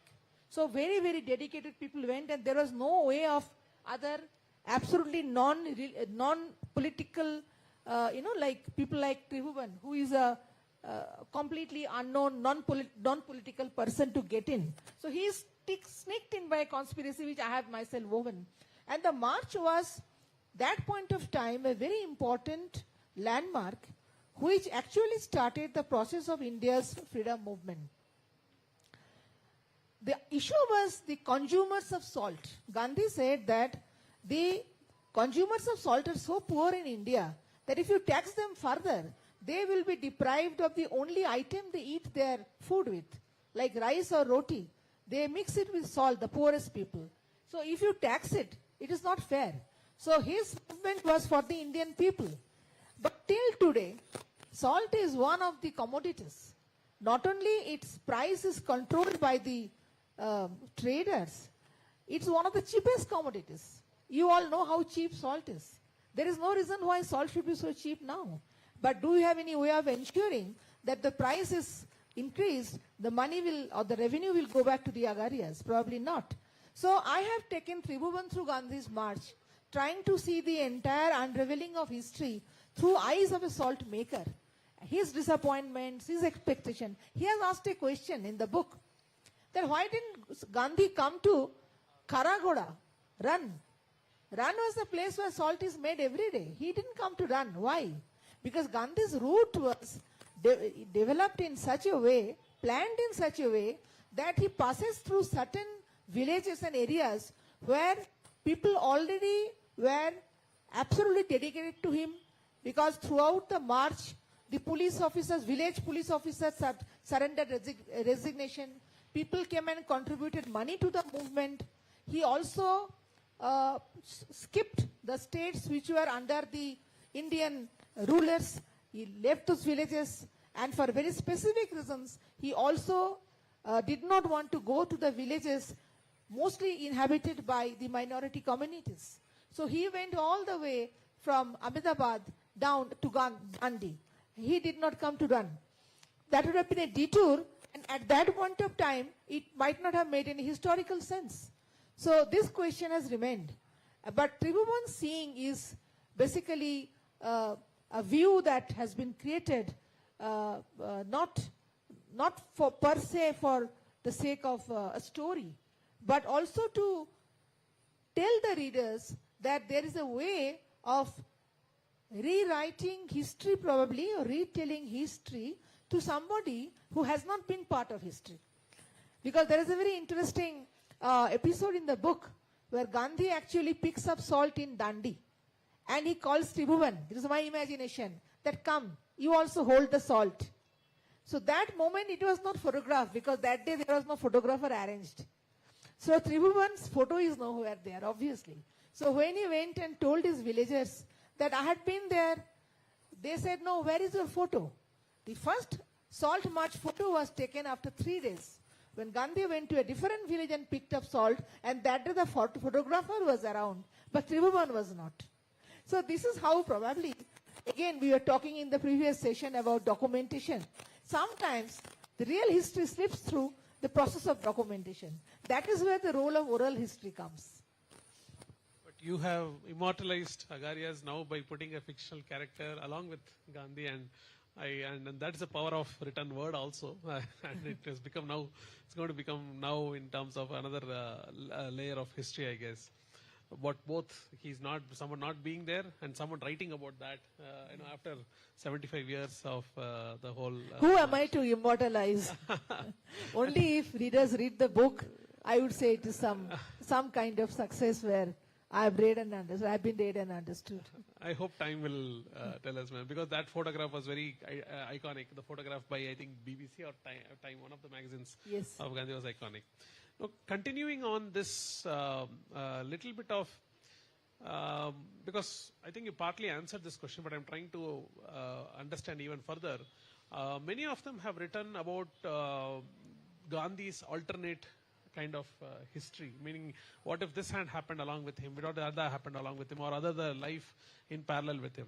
Was there any kind of references you had, or any inspiring work you had about that kind of, because I think even in Bengali also there are works which has been on this lines, if I'm not wrong. I remember wrong back writing a translation in Tamil about someone trying to assassinate a Gandhian, whole history through his line, and how he becomes a Gandhian later because of the journey. Any works like that inspired you? And how much of writing about a real big character like Gandhi or Kasturba Gandhi becomes conscious and subconscious? How much you allow the journey, how much what Gandhi would have said, what Kasturba would have said, what had happened between them. Can you elaborate something on that? No, I must honestly say that as a child or as an adolescent, I had not read much about Gandhi or books on him. One particular reason is in West Bengal, Gandhi is not a deeply worshipped person for some reason. Also partly because there are many biases that get into a child's mind. Like, I am from East Bengal. My parents were displaced during partition and we came there. So we hold a lot of people responsible for a lot of things. But that apart, Gandhi has written enough himself and a lot has been written about him. So when I have discussed his part in this book, I have tried to be as authentic as possible. And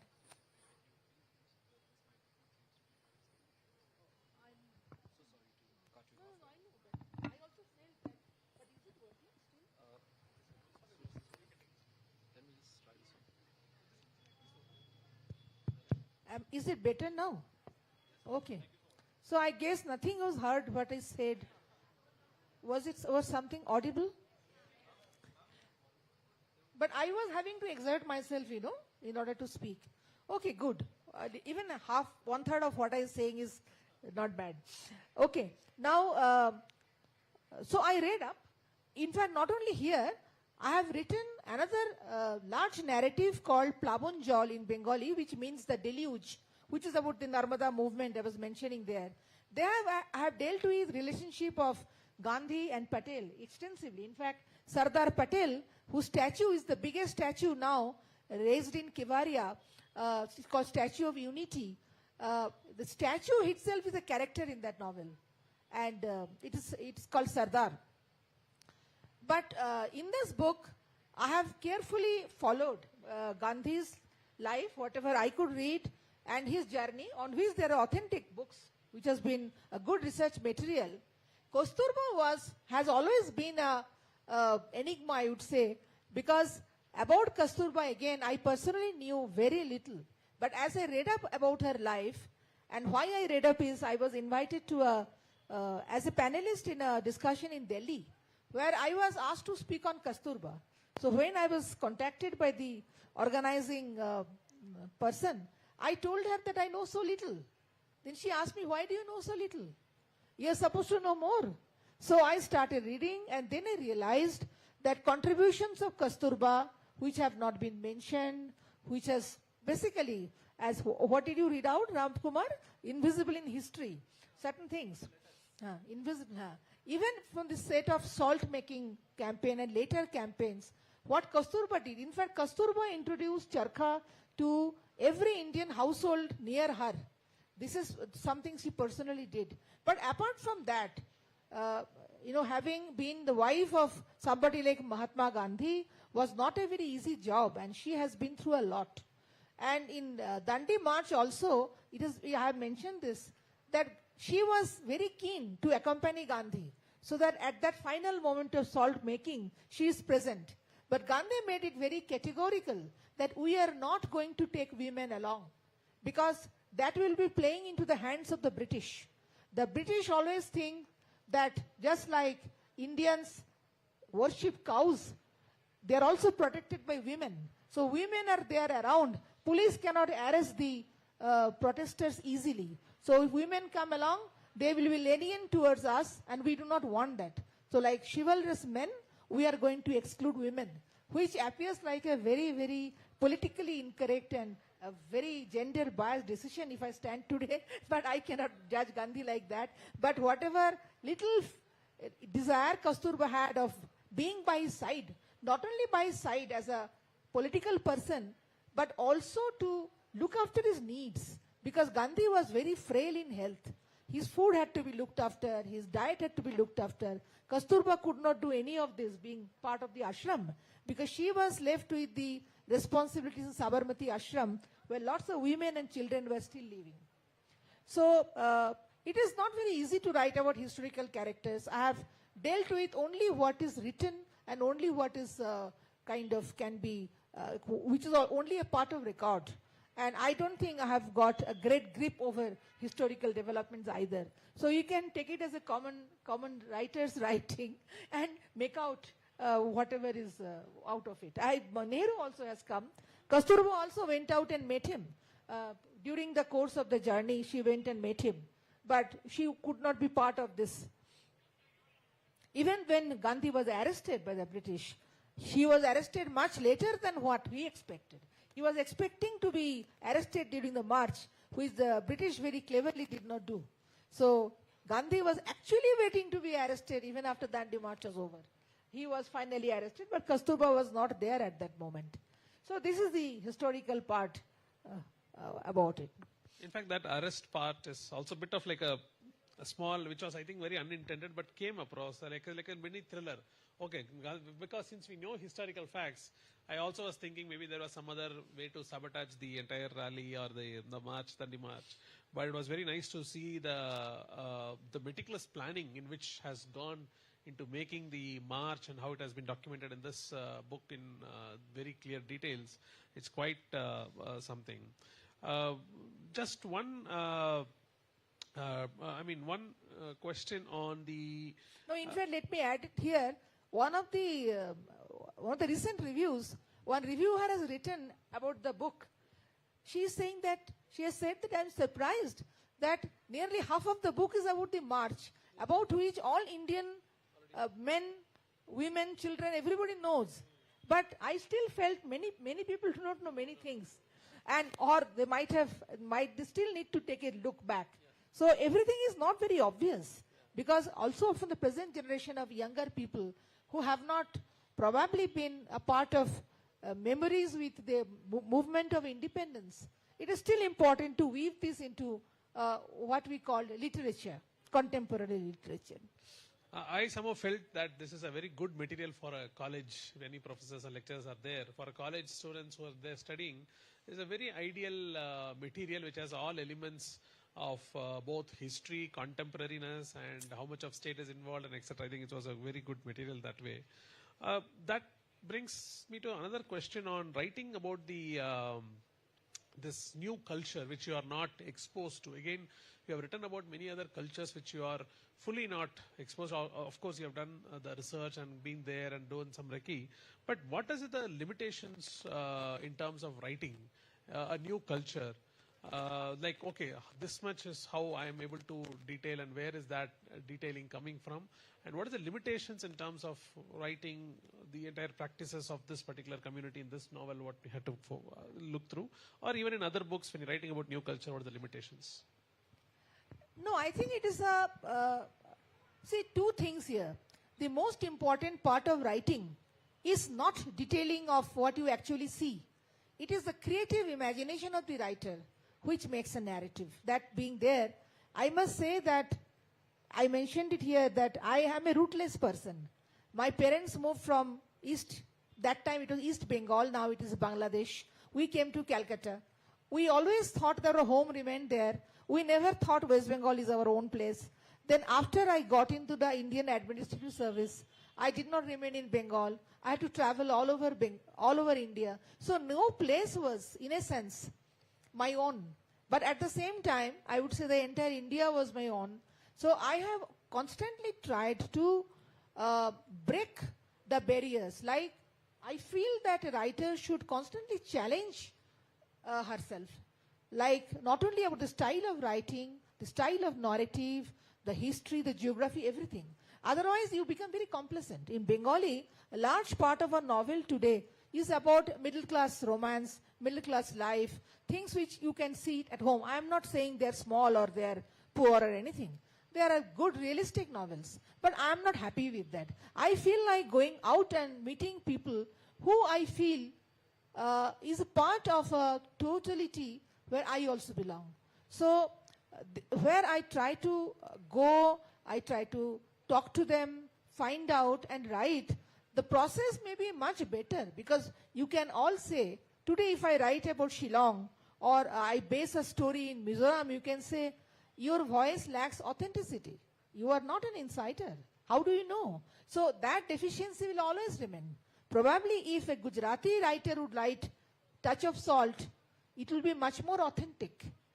Mine may not be authentic in that sense, but my narrative will also be there to ask certain questions which probably somebody else's narrative has not asked, because every creative work is different. But I feel that the process through which I have gone, I have not gone out to do any research per se, because if you go for research, What you bring out is a research document. It is not a novel.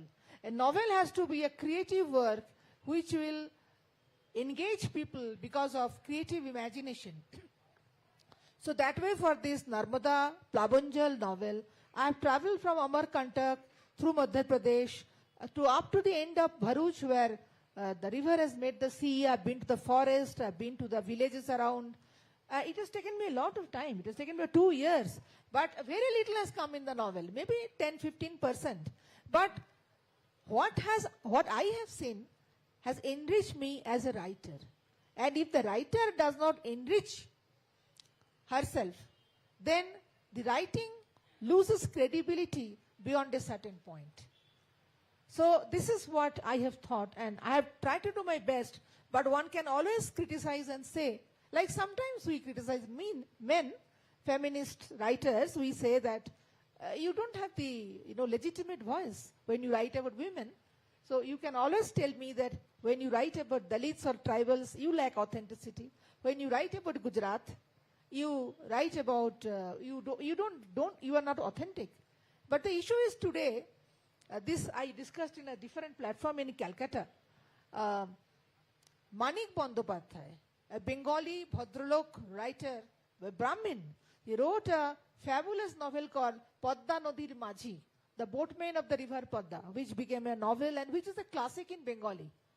Now, I was told by a Dalit writer that this is sham, this is not authentic. But I told him that what you write today about your life is authentic. But Manik Babu's book also will remain parallelly as another alternate vision. Today you cannot wish it away. I am sure the same thing will happen to different alternate expressions, alternate reflections. And that is how the flow of literature is enriched over time. That is very important. You should allow multiple voices, different viewpoints to exist together. This is where in all our discussion about culture, the aspect of heterogeneity, the aspect of multiplicity, aspect of allowing multiple voices to speak in different languages is very, very important. And when I say languages, it is not only language per se, but it also means creative expressions. Thank you. Very nice one. Maybe we'll open quickly to audience. Any questions from the audience? Would you like to ask anything on her How works? will they ask because nobody has read the book? Anything in general, about from the conversation also. Except how to get into the IAS, any other question. I don't think that's something. Yeah, Gananka, please.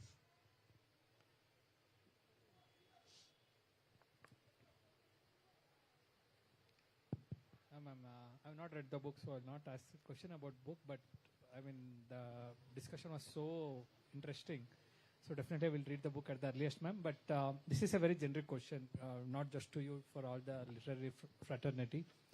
For someone like me who find it very difficult to express things, my wife who is sitting next to me always complains that if she asks me to tell a story of a movie of 3 hours, I cannot explain it more than 3 sentences. So this is problem for someone like me. But for someone like me, I found it very interesting. These days, I got a very good companion who can bring my ideas into expressions. That is AI. But I also started seeing how it helps in expressing things in different styles. So how literary fraternity looks into it? Is it something going to scare the authenticity of people who is going to write in coming days, or you think it's something a competitive which is going to help the literary fraternity to compete with one another? Just to give an example, in chess also the AI machines are like way ahead of humans, but that is not something is as scared as it used to be earlier. Now they are being used for a positive reasons as to challenge humans itself. So how literary fraternity sees this one? This is very generic question, but this is across to... across all the literature festivals in the last 1 year, this question has been asked. Yeah, so do you have any take on that, ma'am? I'm an absolutely old-fashioned writer who used to write with pen on paper till yesterday. I think writing is a very lonely journey where you are with yourself.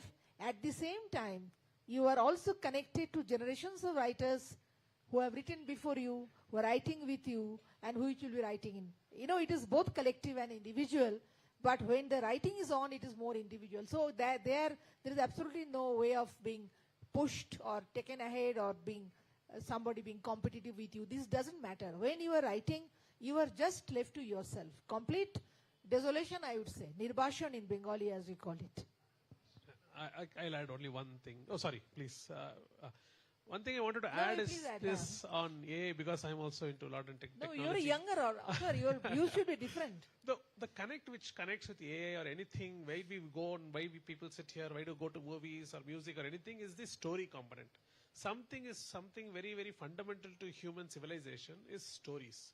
How authentic, how close it can get to me. It can be different stories can link to different people, but there is an universality. That's why we have this collective unconscious and etc., which is there. That stories are going to be always relevant. Now, who is going to produce the stories? How is it going to be produced? Is going to be something we need to wait and watch. Music, painting, art, they're all being challenged very seriously. There is not thing to be done. But we still have, as ma'am already pointed out the previous question, there might be an AI, it might write more authentic story of Agarias, but her story will always also be there as another version of it. That's what I think will also remain here. Sorry, someone wanted to ask. I think we have only one more question probably. We are running two. Good morning, ma'am. It was lovely listening to your conversation, because it's in Shillong and we're talking about a book based on Gujarat, and hearing a bit of Bengali from time to time and from somebody, and it's so cosmopolitan, just like Shillong.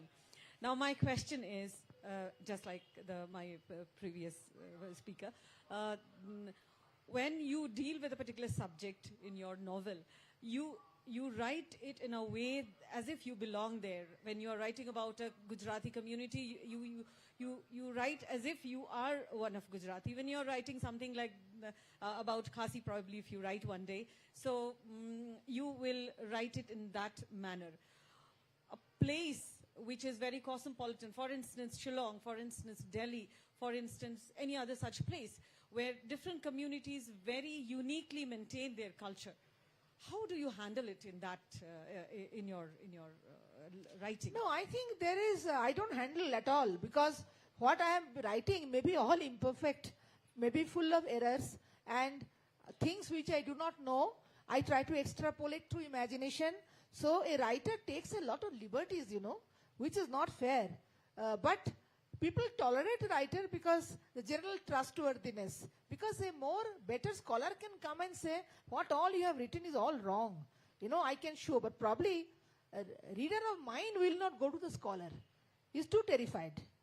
So I hold on because of my familiarity with my readers. I try to be as accountable as possible, but I may still make lots of mistakes. And my interpretation, for example, I wrote something about a Maharashtrian community, a story about a story of a Maharashtrian family.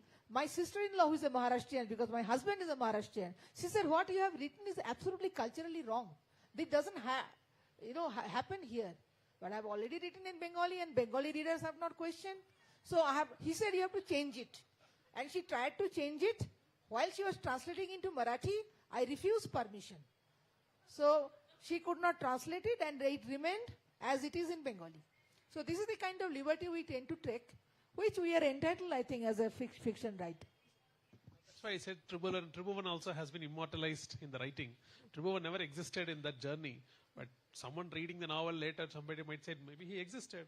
AI might make a movie also on that. So then it becomes immortalized. That's how stories also get done. We are out of time. I think we are exactly finished on time. Okay, Thank great. you. Thanks everyone very much. Thank you.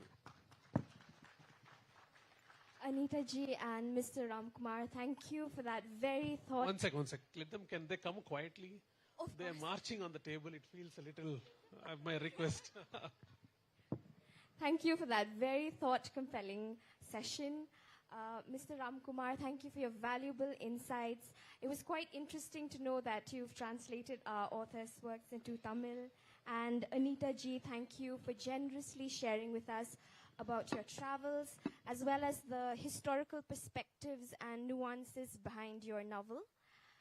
As a token of our appreciation for your valuable contributions towards the Shillong Literary Festival, we would like to present both of you with a few mementos.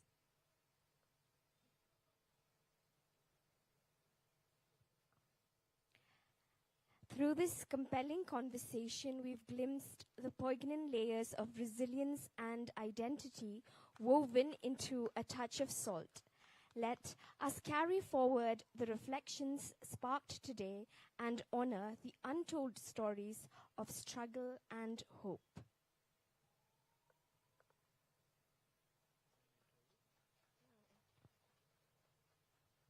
Our speakers will now proceed to the book signing lounge.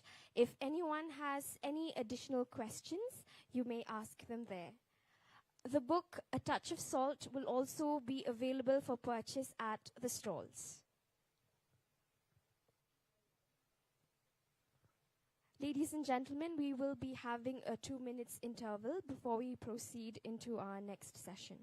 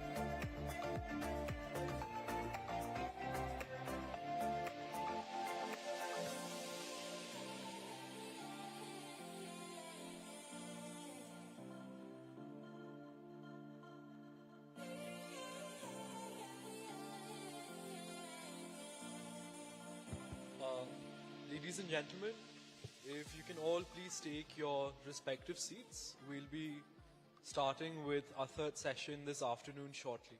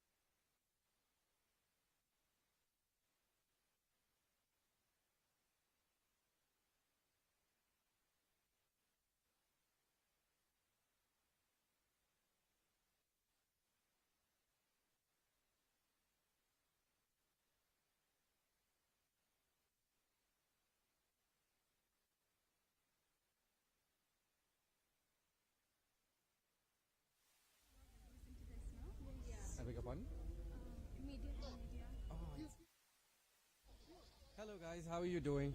Very good, thank you. Brilliant. First of all, what brings you here? I mean, we're literature students, so we look up to this for a year. I mean, and we're readers and writers, we're budding poets. So I think it feels a lot of comfort to come back here because we feel it's our genre and the kind of life we enjoy. So we look up to Literary Fest every year to come here. Interesting. What about you, young lady? It's the same. I love reading, so I come here, look forward to the author speaking. It's just a very joyful moment for me, if I have to describe it that way. So, you know what, when they organize events and festivals like this, we're talking about authors and thinkers. You know, you come here, you get inspired, right, and learn. Any author in particular that you girls are excited about? Let me start with you. I'm not sure if he's an author, but he came to our college for a workshop once. His name is Mr. Ralte. I was deeply touched by a lot of his poems, and yeah, I was really excited. I think he's on today's itinerary, Nice. so I'm excited for his session. Right. And what about you? Are you excited about any session today? Because you guys weren't here yesterday. What about today? For today, I was looking at Ma'am Anita's session, and it was brilliant. I really enjoyed it. And you know, I feel so happy that I've gotten the opportunity to see her live. Correct. What about Yeah, you? even Mama Nita, we were listening, and the subtlety in her language and the way she connects to home, the way she talk about salt, and I mean, agree. it's very simple. You generally don't talk about. We always talk about exciting things and something that is quite diplomatic. We don't talk about simple things. I don't Right. know, lost it. So the idea that I got very much attracted to is the fact that she's spoken so bluntly and so subtly about salt and connecting to the grassroots. That was something that made me quite I was quite interested in that idea for saying. Very nice. You know what, 21st century. What do you guys think of the reading culture here in the state, especially amongst the youth? I'll give you time to think. I'll start with you. I think, with the availability of reading resources now being online as well as material resources, I think it's really healthy. I think a lot of the youth are reading, and it's not just books, it's more like comics and other things also. And I feel like that's really good because it's really helping the youth with their creativity. And, we're looking at a lot of career opportunities from here on forward. So, yeah, I think it's really good. That's all I have to say. Thank you so much, girls. Well, I'm sorry for that. It's over, right? Joining him is Moshmi Kandali, an award-winning bilingual writer, art historian, and translator, whose stories have been recognized as a cornerstones of Assamese and Indian literature. Moderating this thought-provoking session is Moshmi Chakrabarti, a versatile radio presenter and cultural commentator who has long been a voice of creativity and dialogue in the region. Once again, let us all give a warm welcome to our panelists this afternoon.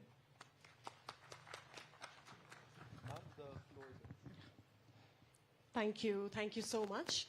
And wishing each and every one of you a very, very good afternoon. What a majestic setting to be in, isn't it? I mean, just look around you, right from the blue skies above you and the prettiness all around you. I think this is just the perfect setting for a perfect session, and that is translating boundaries, the art of literature in translation. Well, as you can see, I'm flanked on either side by two great luminaries of the region. I consider myself very privileged indeed.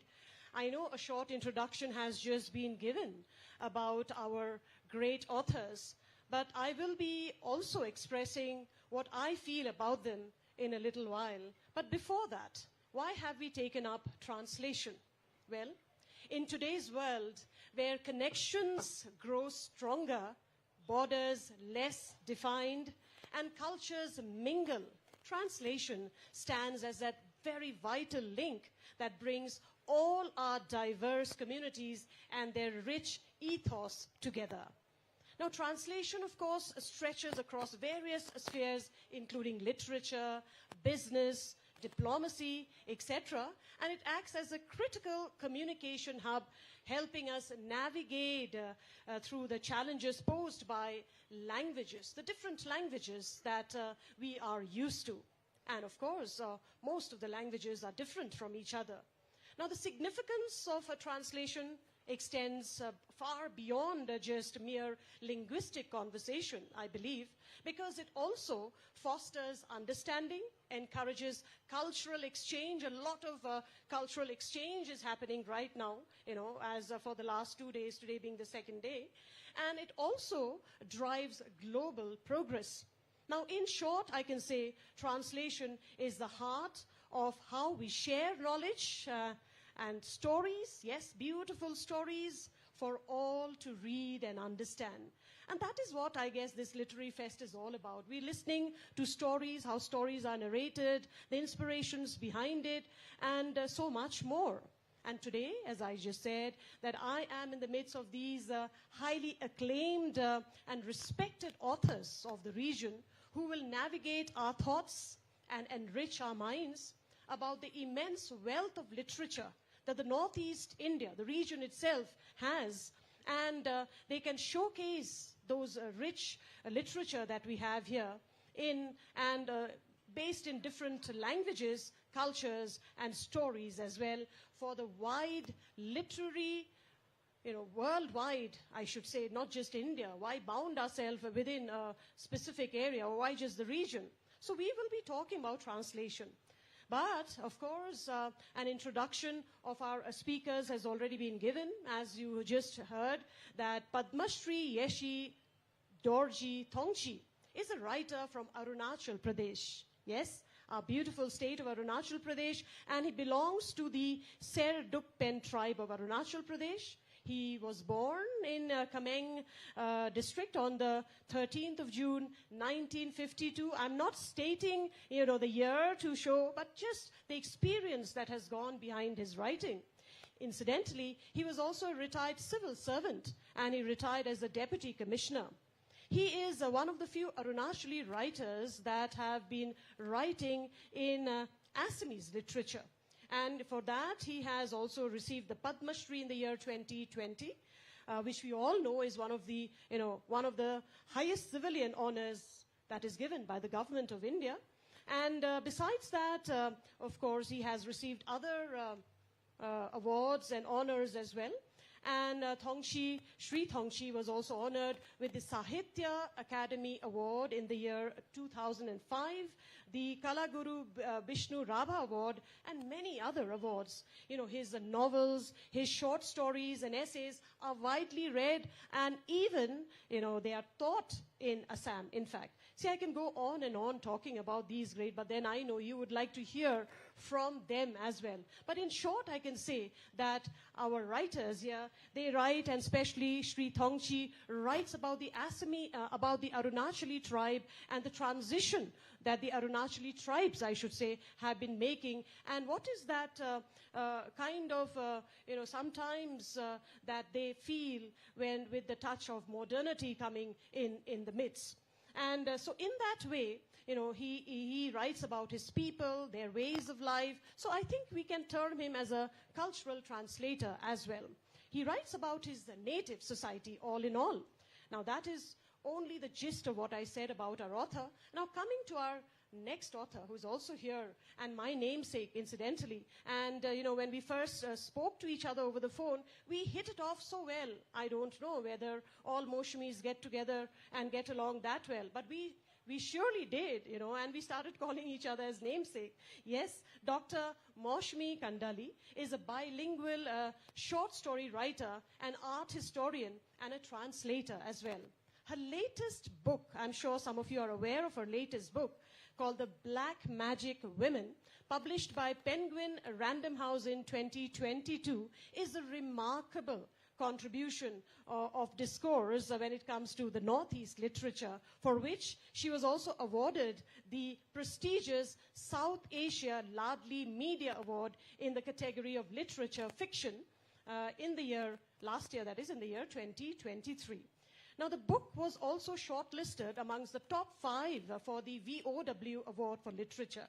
Now, Dr. Kandali has received many other such awards, including the Bharatiya Bhasha Parishad Award, the Munim Barkotuki Award, as well as other awards in creative writing. And she has written so far around 11 books, ma'am? Yeah, right? 11 books, which constitutes of collections of short stories, anthologies, then translations, art books as well.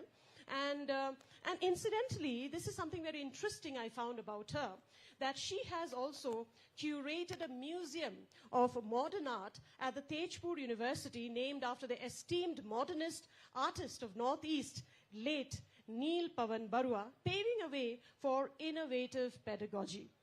Currently, Madam Moshmi Kondali, she teaches in the Department of Cultural Studies in Tejpur University.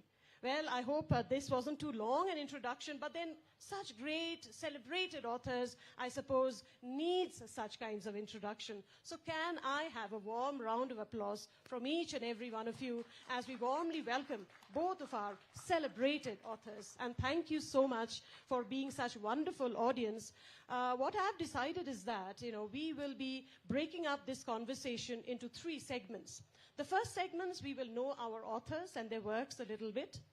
And the second segment, which will be roughly around 20 minutes, we will be talking about translation, the rich translations that is going on in the Northeast. What are the kind of challenges that one faces, perhaps some of the authors, because translation is not an easy task at all. And finally, the last 10 minutes will be left for you, for each one of you out there, so that you can interact with our authors here. So this is the deal, and this is how I promised that this interactive session, this session will go on. So warm welcome once again. I would like to begin this discussion or this discourse that we are having by addressing my very first question to Padma Shri Thongshi. Sir, you are from Arunachal Pradesh, but you write in the Assamese language. Can you tell, for the sake of all of our participants here, for all of our friends who have gathered here, what made you begin, and what and how did this love story with the Assamese language and literature begin for you? Good afternoon to all the book lovers, literature lovers who had assembled here to hear us. I am very much thankful to the organizers of this Shillong Literary Festival, especially Mr. Joy Patani, who rang me up and asked whether I would like to participate in this festival. And I immediately said yes. So my first thank goes to him, and secondly to the government of Meghalaya and organizers, tourism department. I belong to a place which is called the Cherry Blossom Place of Arunachal Pradesh. Later on it will be known Cherry Blossom Place of the world, I think so. Because the youths of our place, they have taken up, they have formed a society, and they have started planting cherry blossom trees. And at the time of the birthday of any child, anybody who has the birthday to be celebrated for their child, they can go to my place. They can ask our Zhong Devga society, and they will plant a tree in the name of that child. And then to upkeep that sapling, to nurture that sapling, they will charge a few hundred rupees, and they will look after that tree so that it does not die. Actually, ma'am has asked me how I started writing in Assamese. You know, Arunachal was known as a Nepha. And Nepha, being our people, were completely uneducated till 1950, 1940, say till the independence of India. Only in 1948, schools have started coming up in Arunachal Pradesh. The Nepha administration, although it was called the part of Assam, but it was not part of Assam. Only governor of Assam was the administrator of Arunachal, the then NEFA. We never had any representative in Assam Assembly. Assam Governor, Assam Chief Minister never had the administrative jurisdiction over NEFA. But the tribes, heterogeneous tribes, we have got so many tribes in Arunachal Pradesh. 2-3 phrases form a tribe. My tribe is only, population of my tribe is only around 4,000 people. So then NEFA administration introduced Assamese as a medium of instruction because our people knew only Assamese at that time because we had a trade relationship with Assam. So people used to come down to the Assam and they used to speak little bit Assamese. So it was wise on the part of the then NEFA administration to introduce Assamese as a medium of instruction. And then, so we were taught in Assamese medium. We started learning English only from the class 4. So in NEFA, before it became Arunachal Pradesh, there was an atmosphere, Assam atmosphere. Everybody were talking, even in office also, everybody used to talk in Assamese. Officers, they have to know Assamese language. And then students of the new learners of, first learners of the alphabet from NEFA started writing in Assamese. Since they have learned Assamese, they have started writing in Assamese. People like Tagang Taki, who have started first writer of NEFA or Arunachal Pradesh, Lumer Dai, they have started writing in Assamese, and we followed them. In that way, I come to write in Assamese. Right, right. And talking about you continuing to write in Assamese, there is a very popular novel of yours called Mona Oth Mukhor Ridoy. I may not be able to pronounce it correctly, which when we translate it says silent lips, murmuring hearts. And therein you have, reflected a lot on the history of Arunachal Pradesh and the connect that Arunachal Pradesh always had with Assam. Right? Historically also about the existence of many tribes. Would you like to reflect very quickly about this popular novel of yours that you have written already? The people of NEFA or the people of Arunachal Pradesh, the villagers, they have contributed in the development of our state in many ways. One of the contribution they have rendered at that time was construction of the roads, because we did not have any road connection with Assam. Even from one place to another place, one has to walk. There was no motorable road at all. So it was very difficult to get laborers from outside. There was no technology like today. In those days, where a road could be constructed by the bulldozers and then all those machineries. So in our childhood, we saw from each house of our village, one person used to go to render their labor in construction of the road. And that way road was constructed, and at that time there was a peculiar situation in NEFA, because NEFA was not bounded by any boundary in those days, in earlier days, before British. We did not know the tribals, we did not know each other. Every place has got their own dorbars. In Khasi, you call dorbars. That dorbar is all in all for the administration of their place. They did not know what was the country. They did not know what was the administration. They did not know, they have never seen any king. So they were self-ruled, small entities in their own place. And we did not know each other's language. But through my novel, I have brought many tribes together. It was actually happened in those days, because during the construction of the roads from Assam to NEFA, all the district headquarters are to be connected. There were 5 districts: Kameng, Subansiri, Siang, Lohit, Tirap. And we have five district headquarters. All the district headquarters are to be connected with Assam. Because after construction, after the establishment of district headquarters inside the NEFA, a lot of people have started coming from outside for opening the schools, for opening the hospitals, for rendering the services which our people never had seen earlier. So for them also the road was needed. For supply of essential commodities also, it was dropped from the sky, but it needed the road. So people started constructing the road, and then the people who did not know each other, every tribe thought that we are the only tribe in the world. We are the only person in the world. We are the greatest in the world. And even if they know the other tribe, they used to hate that tribe. They used to think that that tribe is not a human being. There is one of my short story, Manu. In that short story, I have revealed this thing.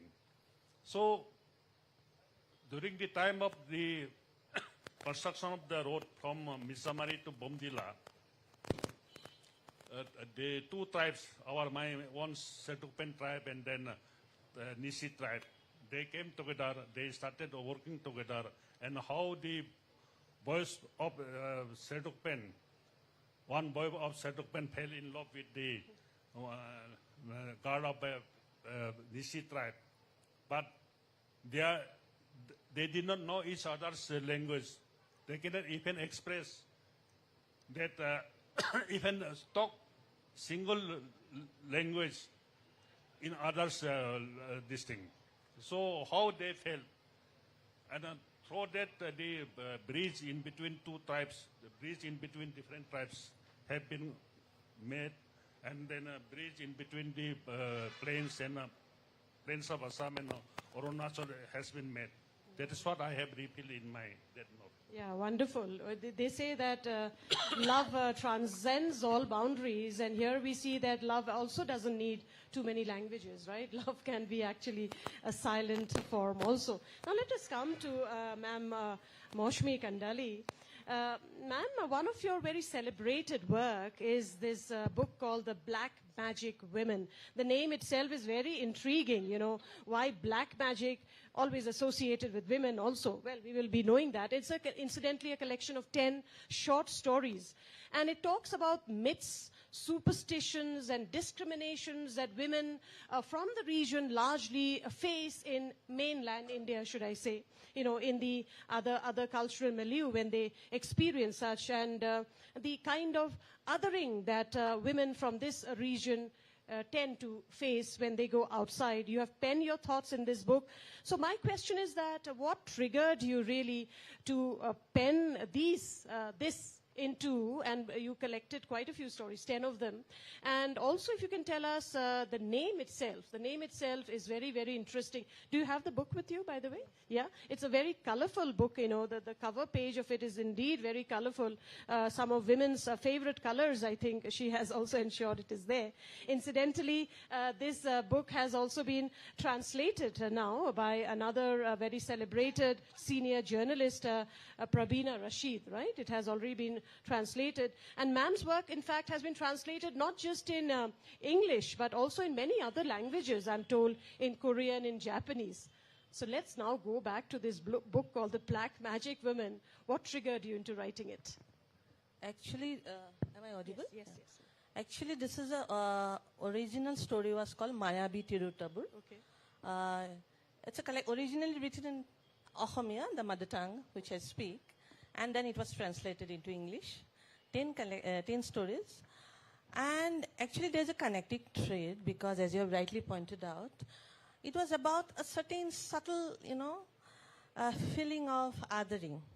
A certain kind of very subtle, and I'm not essentializing, I'm not generalizing, I'm just saying that sometime, I think if I give one example, that will be very good. Right. If you all love art, you will know Faith Ringel, the feminist black painter. She has a very interesting work called The Table. where it is shown that 4 women, white women, they are sitting. It was painted in 1965, where she thought it triggered to paint that, painting the table, because she's taught in a school and she was the only black teacher, and during the recess she was not allowed, actually, very subtly.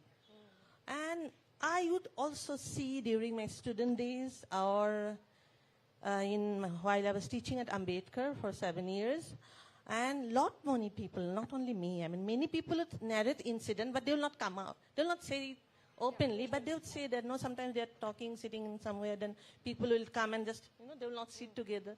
All these things, little things that triggered. And then one interesting incident happened. I was invited for a seminar to Shimla Advanced Studies Center. All of us, we know that, IIIS. And while browsing through the library, I came across John McCosh's Topography of Assam. That was an interesting book, all of us we have read. And while browsing also, there was a report, actually, the original report is there. And there I came across one paragraph, which was, otherwise it was a survey, a colonial survey by a colonial officer. I have mentioned in that book also at the end. But what happened, I came across one paragraph which was opinionated. It said that most of the Assamese women, they are very beautiful. Of course, it was an opinion, because in a survey book, if you write all this, nowadays it will be very different. But that time, it was written in 1836. And then he said that they are very beautiful. They almost look like the European and very different from the other Vale Indian, quote unquote. But they are really seductress, because it seems that they know black magic. And, what I thought, I found it very interesting, and the kind of engagement or experience that many of the people, women from this part of the country would feel even now, I tried to juxtapose it. Like, has things changed? I mean, it was a historical juxtaposition of the experience that, the opinion that the colonial surveyor had, and then now, has it changed? Because sometimes there will be reference to Mayong and on black magic, and especially women. And one more sentence he used, that they have a very low morality. So sometimes it is seen that no, women of this part, I mean, it's very difficult to articulate. That's why we have fiction. Things that you can't write in history is very easy. So things that the protagonist or the female, her name was Ahomi, she would feel. And there was also a question like, what is an Assamese? Like, it is very difficult because you have a lot of, different composition. But if you look at the look, or, I mean, there are certain, criteria by which, if you look like an other, by look, by attire, by you. So first of all, I never faced that kind of thing. But after a certain point, when they know that I am from that region, then there are a lot of questions that comes in. Kaisa hai wahan mahol, kaise hai, suna hai bahut free ka mahol hai. This kind of subtle, as I say, things are done very subtly actually in civilized society. But I felt that at certain point of time, it is also important to mention, say things in a certain way, to bring out the undercurrents. And at times it's not undercurrent, as we are having a conversation today morning only with our friends in the table, that during the COVID time, there where we could see that kind of othering coming out very prominently in certain parts where people were othered because of the spread of the COVID, how people are looked. And people of the Northeast and the Chinese connection, a lot of things which were very, very problematic. But yes, I have heard about certain, anecdotes where they were, in a way, they became victims. So these kind of things came out. And as a writer, I feel we should say things which are ignored, which are not pronounced, which are not overtly said. Subtle things we need to bring out. That's what triggered. And then I have written other stories also where, how women are seen there, perceived there, kind of general perception they have, and then different, not only women, but it's not about the main title stories are about black magic women, quote unquote, but they are also about, people as such, their experiences in the metropolis. I think interesting. I think those of you who have still not read the book, perhaps will find yourself. I think we have felt it time and again whenever we go outside. In fact, long ago and not so long ago, Shillong, they would say that, where are you from? Shillong?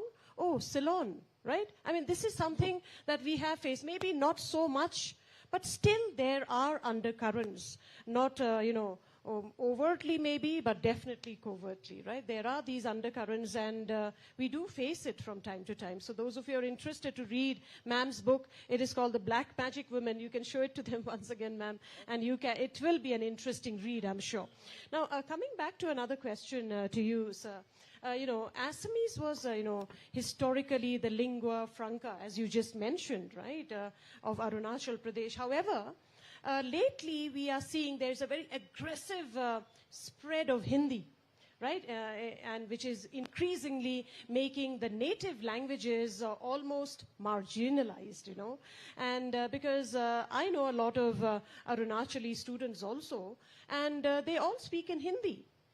They don't speak so much. Maybe it's a link language between the different tribes also. And in one of your recent stories called Mrityu, you also brought out this, to this in the fore. So how do you look at this cultural dilution that is right now going in the state of Arunachal Pradesh? And does it sometimes bother you that there is this dilution that is happening to the extent that maybe we are losing out our own culture, our own heritage? The tragedy of Arunachal Pradesh is that we do not have a common language.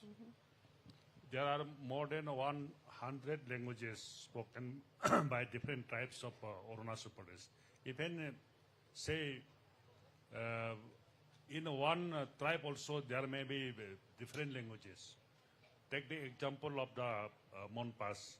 Monpas, it is a big tribe in comparison to many other tribes of Arunachal Pradesh, around 40,000 people. So they speak around 7-8 different languages. Right. And each language is quite different from each other. Say in Dirang village, they speak Changlu, a person of the Monpa. But next place, there are 3 villages, Chuk, Konpalok, and then Lis, mainly Lis. They speak Lispa language. It is quite different from the Monpa language. You go to little bit away from there, Lubrang and all those places where yak herders are there. They are called Brokpas. I have written a novel on them. They are Sonam. They speak different language, Brokpa language. Then you go to Toang, they speak this Brahmin language. It is a person of Monpa. So we have got so many different languages, and we cannot speak, we do not know each other's language. We may be knowing a little bit of other tribes' language, but not very conversant with this thing. So we have to depend upon a third language. And third language was used to be Assamese earlier days. Because as I have said, there was a Assam atmosphere in NEFA, and then everybody, even the political officers, these deputy commissioners, they were called political officers. They have to speak in Assamese. Officers has to speak in Assamese. They have to have conversation in Assamese. Then only our people knew. But so Assamese was the lingua franca in Arunachal Pradesh and then Arunachal Pradesh NEFA. But slowly this Hindi had taken place in replaced Assamese, and then now there is no Assamese medium of instruction. It is English medium now, and Hindi is compulsory in every place. Then there are so many military people. We have got now this TV, cinema. So Hindi has spread within no time. I was wondering when I was at Seppa, a place called Seppa in 1980, 91, 92, 93. People were speaking in Assamese. They used to converse with us in Assamese. My relatives, they used to speak me in. I was married to the Nisi lady, so they used to speak me in Assamese. We used to converse in Assamese, talk in Assamese. But when I went there as a deputy commissioner in 2003, the same people who were talking me in Assamese, they were talking me in Hindi. So suddenly there is so much change. In meetings, they used to speak in Assamese, but after 10 years, I saw that they were speaking in Hindi. I was in the eastern part of Arunachal Pradesh, where Assamese is still prevalent. Right. Even now. In places also you talk in Assamese, but in the western side especially, they have turned into the Hindi. So what I see is that Arunachal will not remain a tribal language speaking state. Okay. After a few years, it will become a Hindi speaking state of northeastern region. Okay, all right. That's quite an interesting statement that you've made. Quick word on that, because, you know, this is what we have seen across all cultures, ma'am, this dilution that is happening, even for that matter, even here. I mean, so much of westernization, Western influence, and there's so much of dilution happening. Your thoughts on this also, about the rest of the Northeast also, and is that actually withering away our essence, our ethos of the people? So much of that we are giving away ourselves too much to the other? It's a very, very complex question. If you look at it historically, power languages come and they spread, and people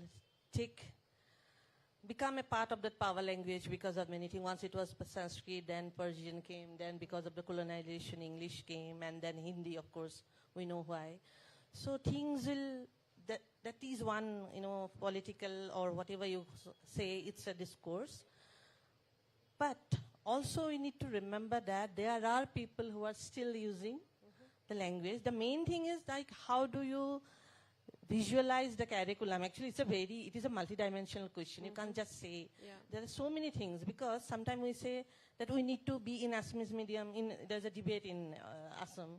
And then they say that why deprive people of the English medium, because it's a lingua franca, it's a power language, it's a global language. So there is always a dichotomy kind of. Then what we need to balance it out. Exactly. One thing is that, but it is also undoubtedly true that we are losing so many important, significant heritage, our treasures, day by day. It really feels so sad. And coming from culture study, I see each and every, I tell my students that your Aita, grandfathers, grandparents, they are your informant, greatest informant. They are the cultural informants. They are the seat of so many things. So try to learn it and carry forward. Yeah, and I it think is we so can see important, because if this is a part of our identity, our culture, it is so important.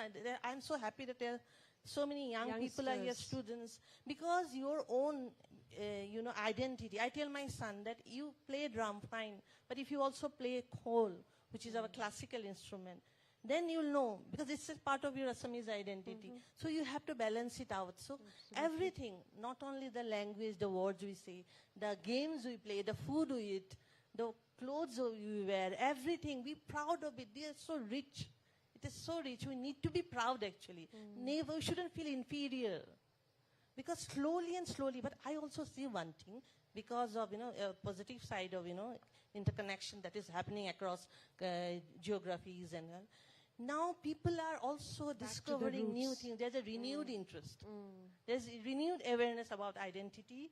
There's renewed interest about cultural, nuances, and people are adopting. And I'm so happy when I see young people, especially in music and other poetry, they also sing Western, but at the same time they curate beautiful, they do good blending of, their own music from their soil.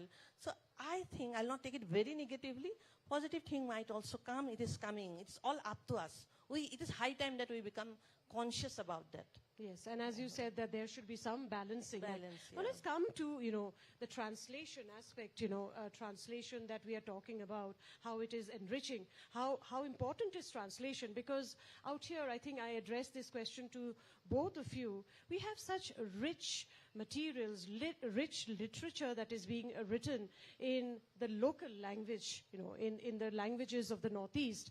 And they're wonderful stories, wonderful narratives, yet they might not be, they have not been shared to the rest because they have not been translated. So how do you look into this aspect of, cultural connection, the communication, the cross-cultural communication that we can enhance with translation?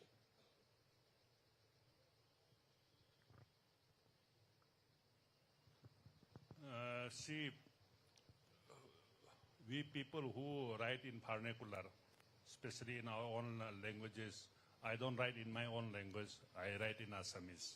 Or I write in English also, I write in Hindi also. So there also the translation, question of the translation comes because my thought process is in Serduk pen. When I write it in Assamese, I have to translate it into Assamese. When I write in English, I have to translate it into Hindi. And our vernacular writers, say I am a Assamese writer now. No doubt, being an Assamese writer, I got a very large number of Assamese readers. That is my satisfaction. But beyond that, people want to read now. Now, in my case, the new generation of Arunachal Pradesh, the young generation, they don't know Assamese. They cannot read Assamese, but they wanted to read me. So there the question of translation comes. They wanted to know. Actually, I have seen, being an administrative officer, being an IS officer, I serve in many corners of Arunachal Pradesh and seen their life from a very close corner, different tribes' life in very close corner. So I have written in my novels, in my short stories, I have written about many tribes, about the ethos of the many tribes. Even the younger generation, they do not know about their own tribe. They have not seen the fledged life. Most of them have now migrated to Itanagar and then they were born in Itanagar. They are grown up in Itanagar. So they have not seen their own fledged life, their own tribe's life also, which are reflected in my writings. So they wanted to know, read my books. In that, the question of the this translation comes. But the big thing is that I cannot translate my own writings from Assamese to English or to any other language, to Hindi. Hindi, I can also write in Hindi. Because when I start translating my own words, I start enlarging it or deviate it from the original district. Right, right. So to keep the originality, one different person should translate it into either into English or to any other language. Mm-hmm. Then I translate. I also translate.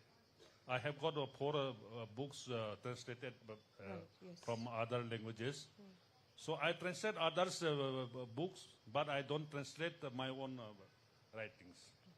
Maybe somebody will do it in the due course of time. Okay. Now let me just put in the similar question to you, ma'am. How crucial are such pools of stories that we have here, in different languages being written to be accessible also to the rest? Because as we say that it is an exchange of,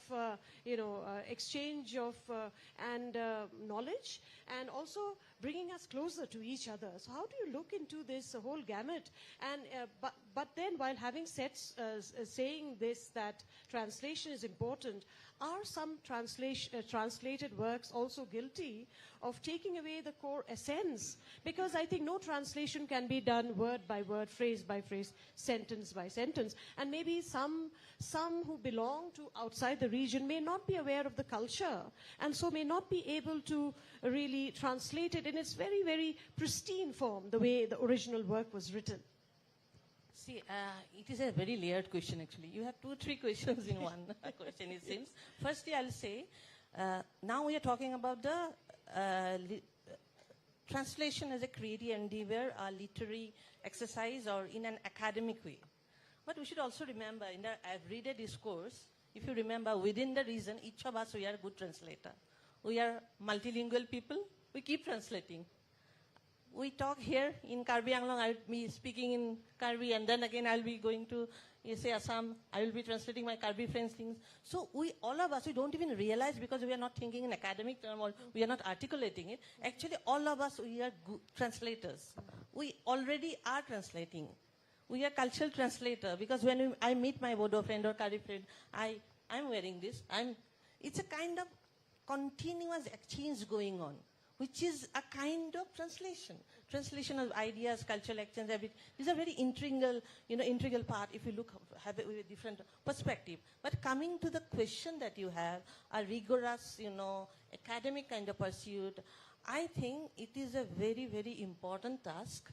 Lot of people have already taken it, and I am so happy that I think the anthology, which is still, I think most cited anthology on poetry of Northeast is done from here, from Meghalaya by the sponsor in Robinsa. That's a wonderful, creative exercise that it was, and translating poetry is no easy, we know. But there should be more and more translation. It goes without, saying it is undoubtedly you have to do translation, of course. And the second point, actually it should be a very, very long answer, but I know we have time constraint. I'm not going into it. But as you said, dilution, that is again a challenge. Because translation is not just literary translation. If I say a sentence, moi ahisu, moi golu, it is not just one Assamese. It is why. It is loaded with so many contexts. And especially when it comes to historical translation, the culture. Yesterday we had a very interesting session on history where we were talking about archiving. So while translating, you are not just doing a literary translation. You are translating a culture, you are translating a history. One simple word, if you just change it, that can dilute. So one good example I'll not give from Northeast, but one good example that we can give is Kama Sutra, for example. I mean, it was such a old, ancient Indian treatise, but if you read the first translation of Kama Sutra, and if you read it in Sanskrit, of course I don't know Sanskrit, but I have read in Devanagari Hindi, and the first translation, and many scholars have opined it is not mine, it has been diluted so much. Actually, Kama Sutra is a treatise of many artistic expressions. 64 art has been described there. It is a treatise on desire, fulfillment of love, theories and philosophy of love, but it ended up becoming a manual on sex because of this. And so many people just think that Kama Sutra means you know what. So that is like, had there been but later on it was of course rectified. So that is one good translation. So we have to be very, very careful, and also let us not intervene. Sometimes we think when we translate that, okay, what the target language will think? Should we say it? Oh, of course, this ritual from the indigenous tribe is, it might be accepted in the mainstream India. Should I talk about it? Why not? Bring it, talk it. You are just translating. You are the foster mother. Someone has given birth to it. You are a mother, you have to take that baby of translation. Like a foster mother, you haven't given birth, but you should be careful that in the other language, in the other environment, the baby is shown as it is. You do not have to put other attire to it. Right. I'm putting it very simply, Yes, but it is very complex. Because translated work at the end is a reproduction, right? It is a mirror, right? Not Transcreation. Yes, indeed. And therefore, it can only act as a bridge, right? Yes, and yes, it can, in our cross-cultural exchange and understanding of each other. But then, this was actually asked a little while back in the previous session, and that triggered me, and I thought I would like to ask the both of you also. We are a little too touchy, maybe. I'm not too sure. Maybe you both can fill me in. Supposing an author from outside the region wants to write something about us, do we get a little too conscious of what has been every minute detail, and there it gets blown out of proportion, and then why has this been written about us? But isn't writing itself is an expression of the writer's thoughts also, frictionalized also? So why are we sometimes so touchy about what is being written about us, about the tribes, or about the people of the region, especially when it comes to people or authors or somebody from outside the region? Actually, our people are very much intolerant. So far, our culture, our ethos, our language, everything goes on. We think that whatever is written about us should be only good aspects of our tribe. So whenever an outsider says something else, which is correct, which is right, or whenever our own people also, they criticize our own distinct, our people become very intolerant.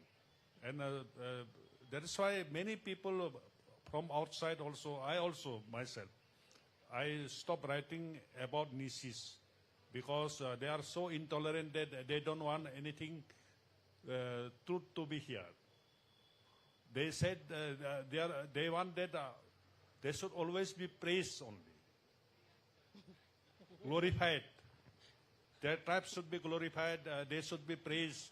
And if you write something which is this right thing, which is the truth, immediately they react. Okay. That's why many people, especially from outsiders, they are afraid of speaking anything else which is truth.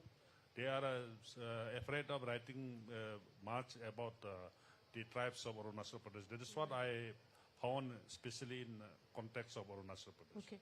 All right. So, ma'am, a quick word on that. I mean, I think it's not only about actually Right. notice.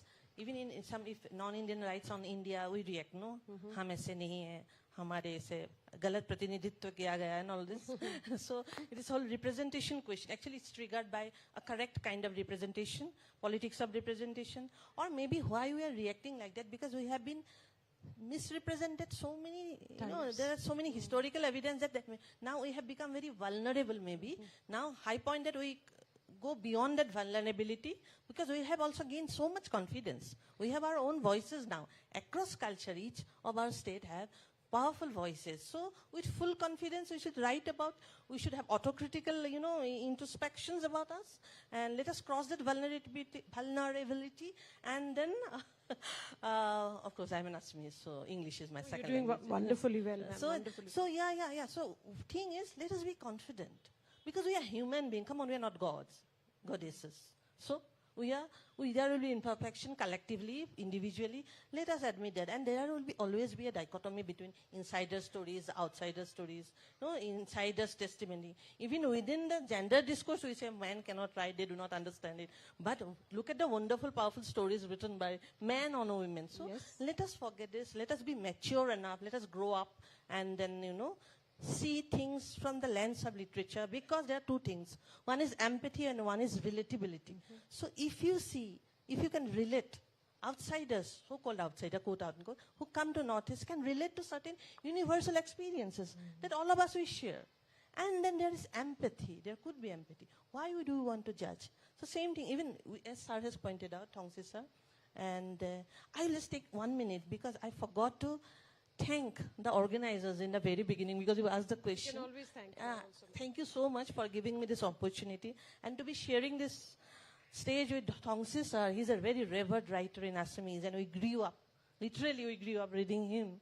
He's a senior artist to be sharing here, and thankful also Pradhani sir for communicating. All of you, thanks to all of you. But again, everything has become possible. Two Assamese writer sitting here because of translation, communication, Shillong. We love Shillong. That's why these are all, we are insider, outsider, yet we are insider because we carry something here.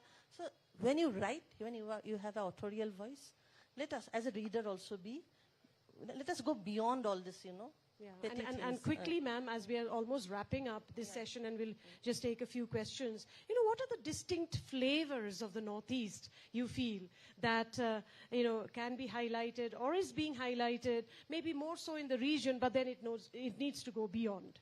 To both of you, quickly, a minute each.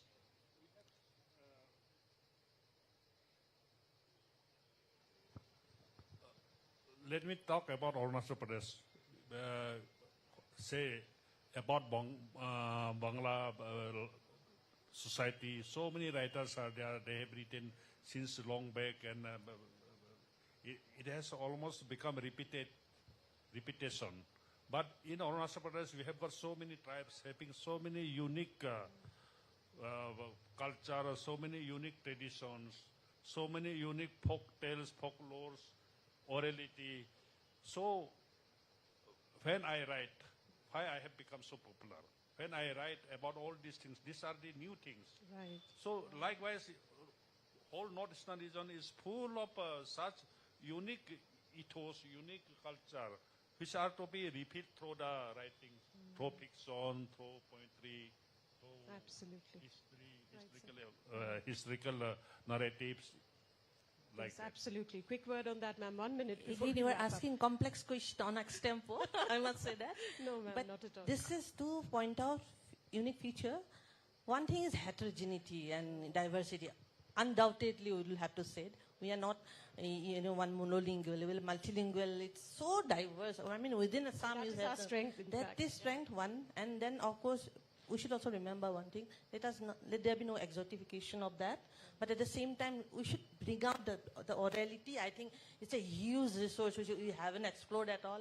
So that is one point. I mean, so many voices, so many little traditions flourishing, and they're dwindling also. That is my fear, that a lot of things might go, away from us. So it is high time that we capture and document and archive, do whatever is possible, represent from many aspects actually. Notice, let us not homogenize it, but within that we have certain shared history, shared cultural trait, and which are unique, of course, as we say, that needs to be, properly represented. Again, properly is again a very problematic word. What do you mean by proper and all? That may always come, but at least be, genuine. Genuine is more important, whether authentic or not. Are you genuine in your intention?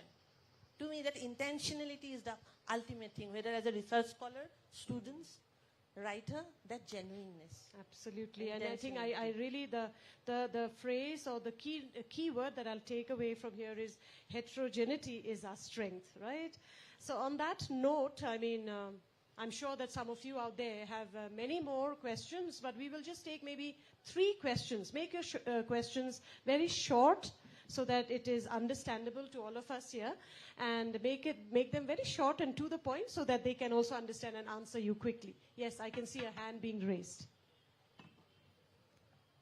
You can introduce yourself also. I'm Ananya. I work with Akashvani as well as with Ramakrishna Mission, and I speak 5 languages. And here I felt like asking this question. The moment it comes to the word translation, obviously the printing and publishing comes into picture.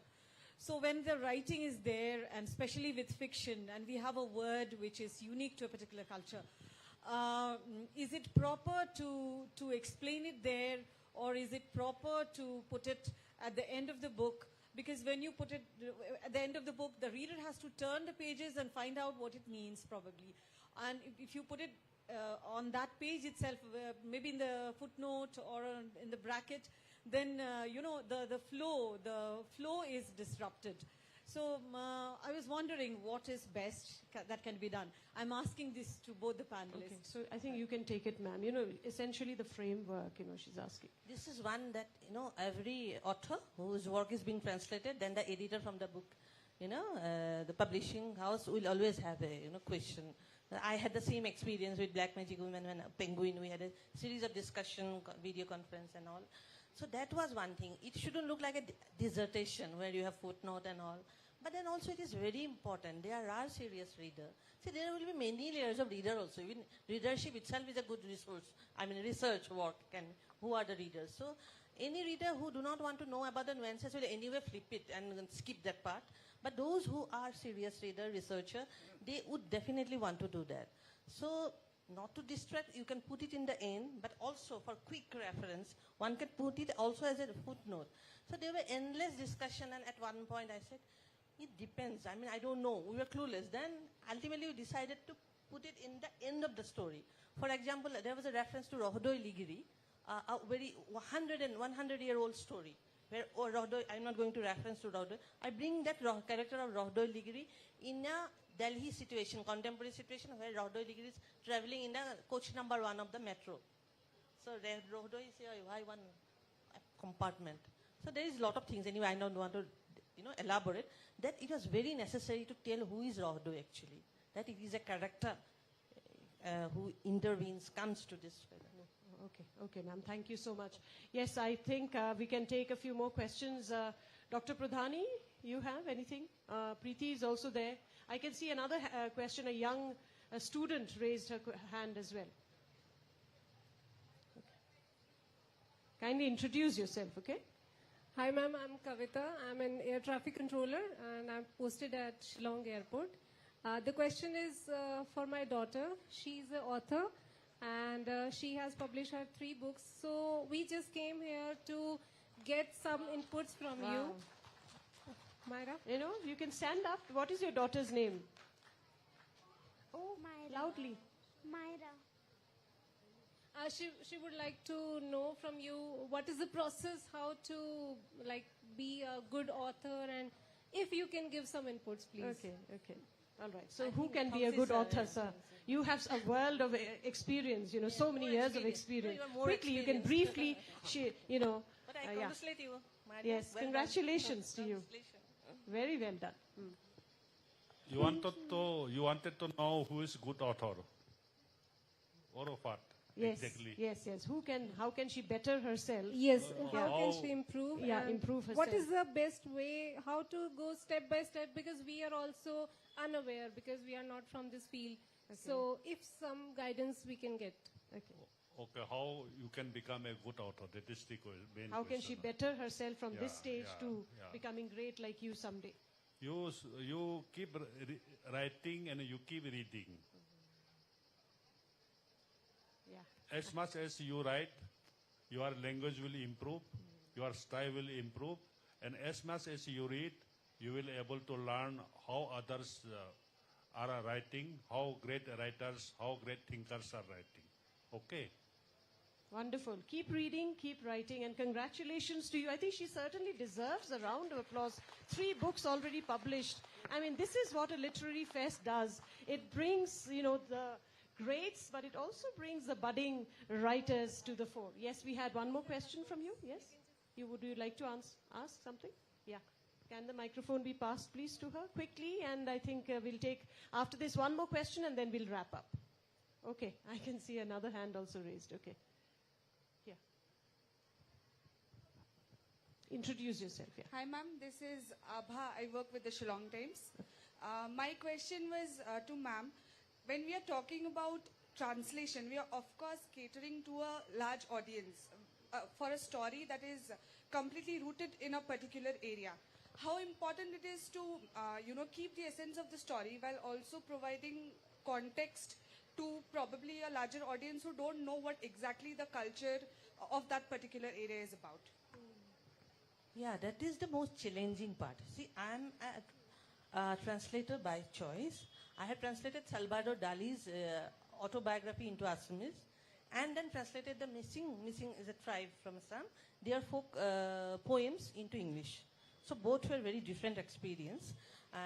I'm bringing this because I'm not a, nowadays you have Department of Translation Studies where you have training and all. We are all untrained, translator who just love translation and, because of the love we got.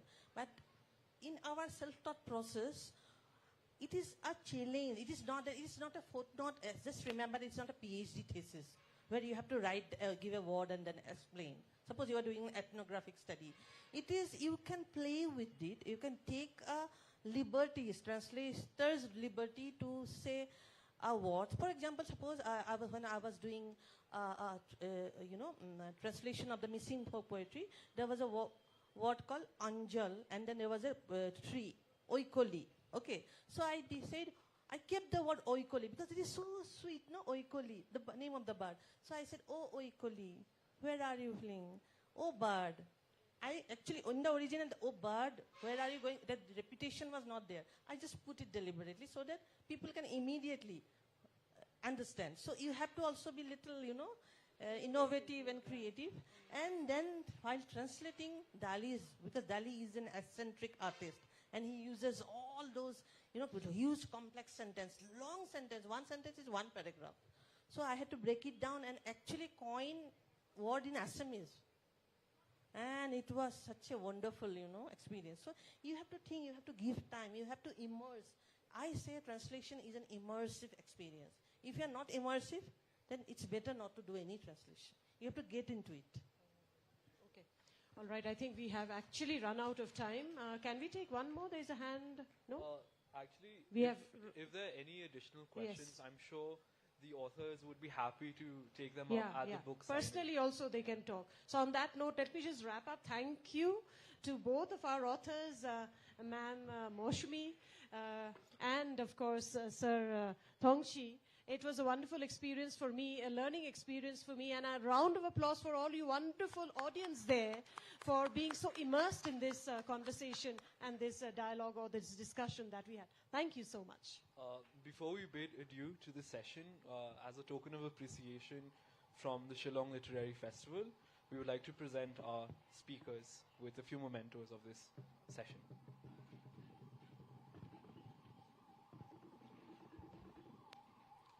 Once again, thank you to Shri Yeshi Dorji Thongchi ji, Dr. Moshmi Kandali and Dr. Moshmi Chakrabarti for this session that reminded us how translation bridges divides and brings stories to new audiences. Their insights reaffirm the literature's universal power to connect cultures and celebrate diversity. We are grateful to have you this afternoon. Once again, a big round of applause for our speakers. We will be starting with our next session shortly.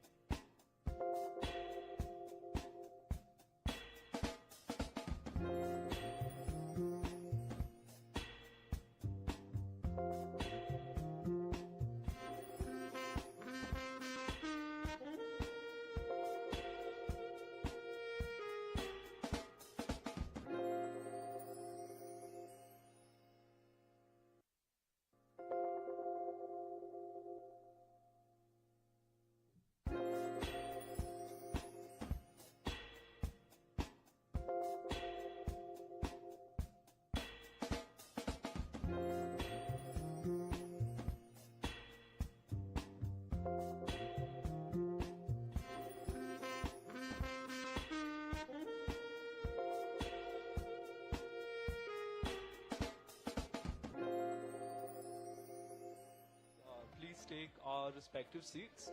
We will be starting shortly, in about 3 minutes' time.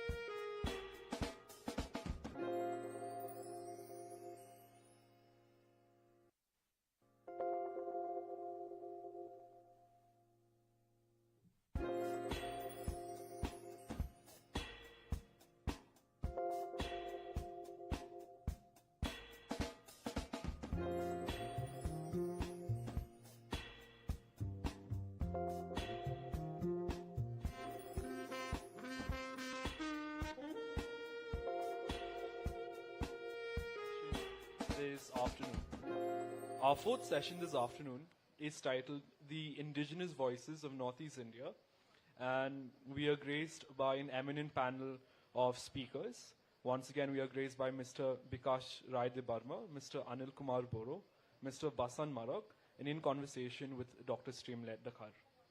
Our next session brings us into a reflection of folklore and the vernacular voices that capture the essence of Northeast India's cultural diversity through poetry, folklore, and storytelling. Delving into a discussion of the dilemmas of vernacular literature and its reflection of the lives and aspirations of many. For a quick introduction and brief introduction of our eminent speakers, Mr. Bikash Rai de Barma is a celebrated poet and composer whose work reflects the complexities of identity and tradition in Tripura's Kokborok language. Mr. Anil Kumar Boro is a prolific folklorist, translator, and writer whose contributions to Boro literature have deepened our understanding of indigenous narratives. And Mr. Basan R. Marak is an author, a songwriter, and an educator whose stories and music celebrate the cultural heritage of the Achik community. And moderating this panel, we are joined by Dr. Streamlet Dakhar, an eminent scholar and professor whose dedication to Khasi literature has enriched the academic and cultural landscape of Meghalaya. Once again, let us all give them a warm welcome.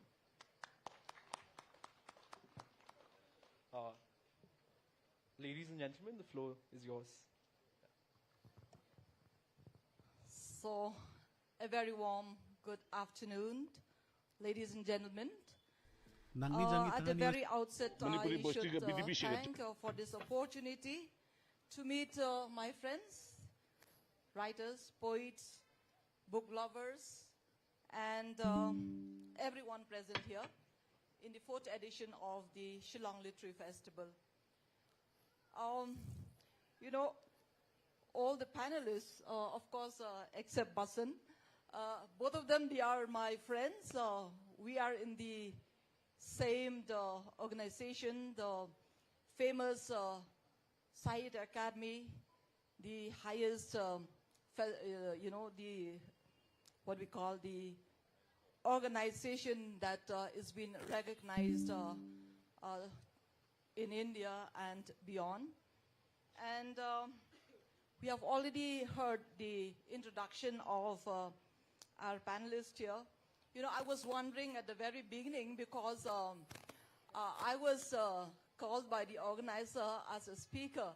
And, you know, the such that I'm wearing here also, it's a Streamlet as a speaker.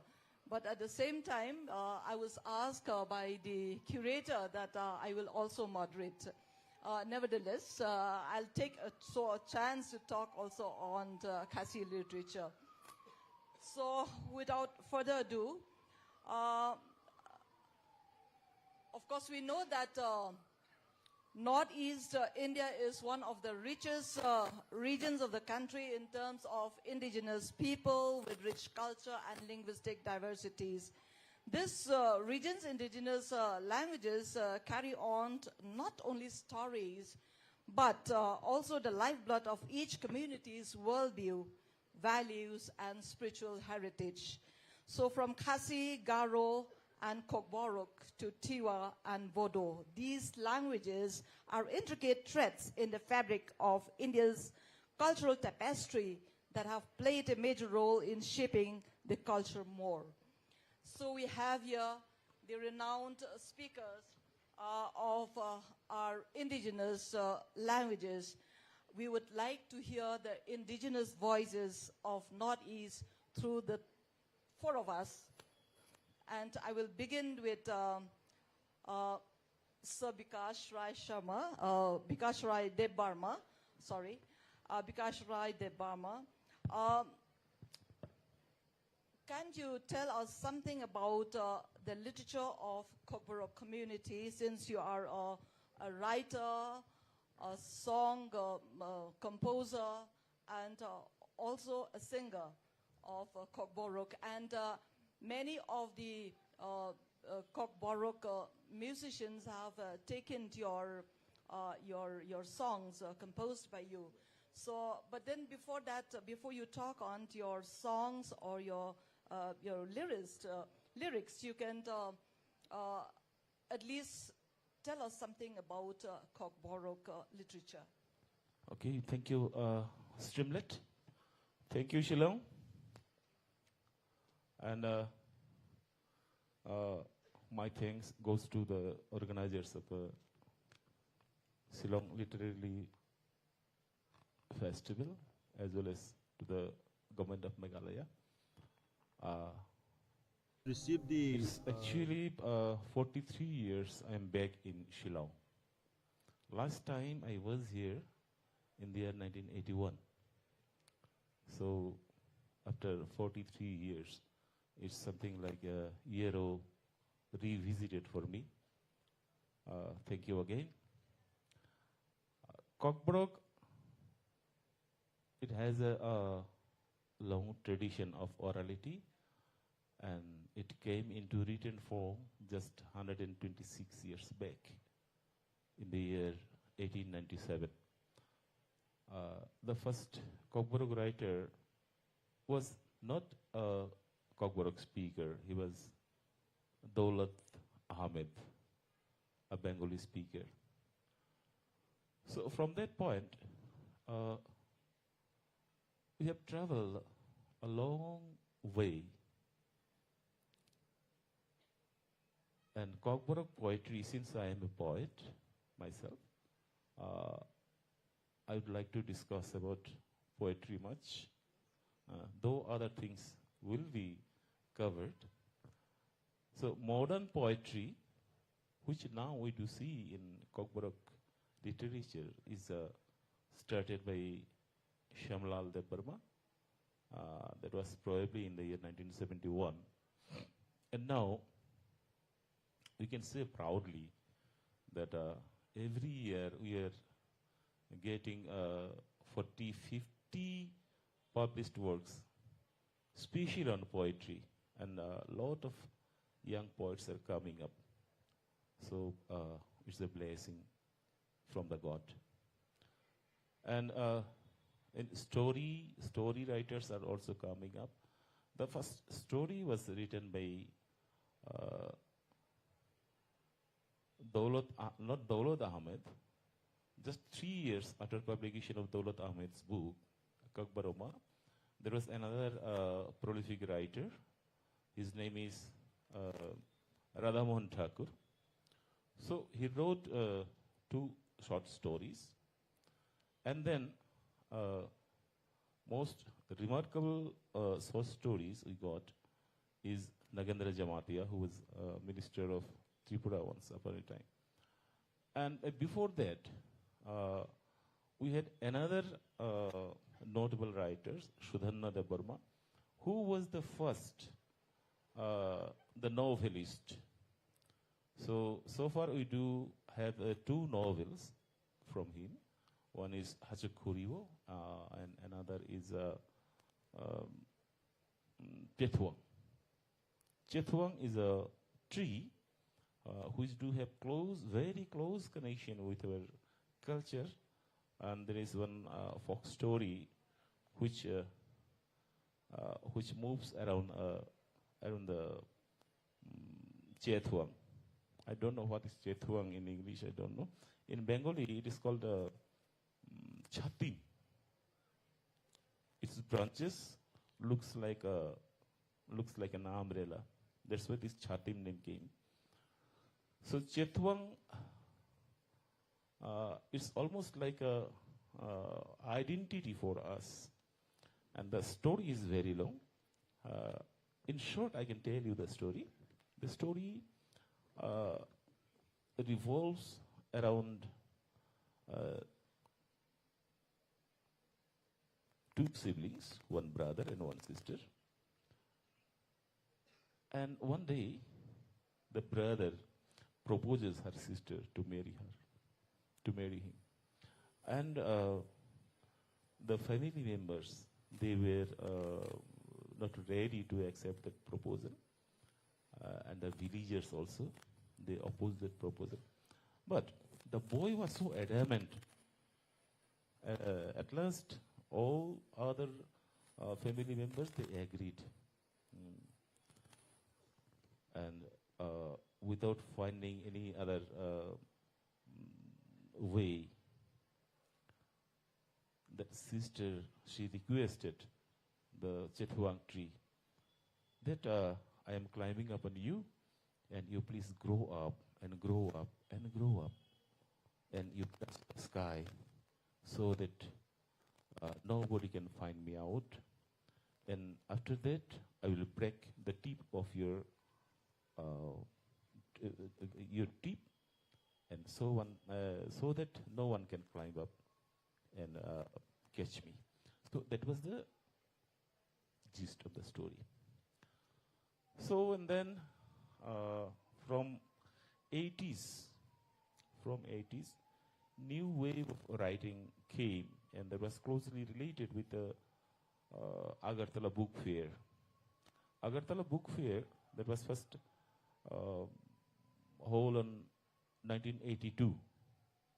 And in the year 1982, the first anthology of Kokborok poetry, titled Kokborok Koglop Bachap, collection of Kokborok poetries, that was published. And from 1983,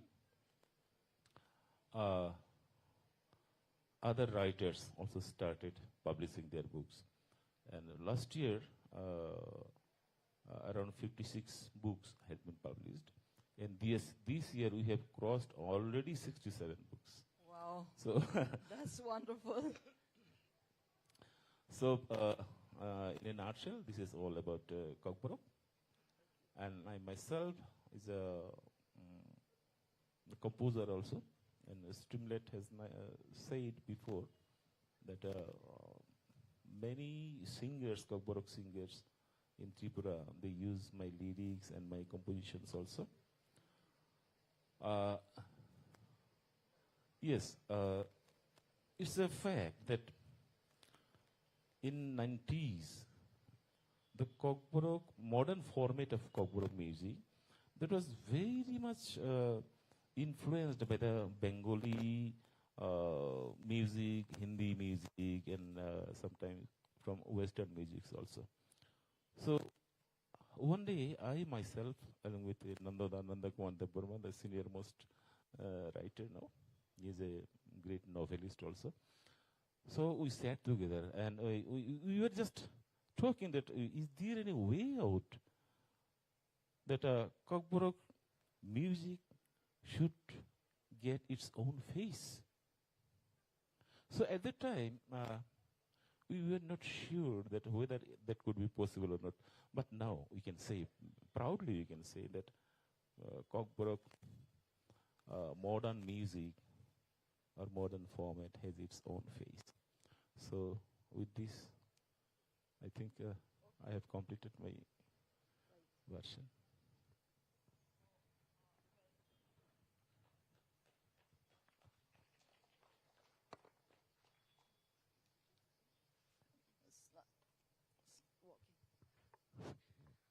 Well, because 43 years is a long year for a writing career. And books that you have already published till date? Yeah. 6 to 5, you said, isn't it? Yeah, it's 5. And this year, another 7 books are going to be published. Wow. So we should give a very huge round of applause for this great writer. So I would like to just ask you to highlight a little about your Tutankhamuni pyramid, which won the Daulat Ahmed Award for Best Publication in 2022. Can you highlight what this novel is all about?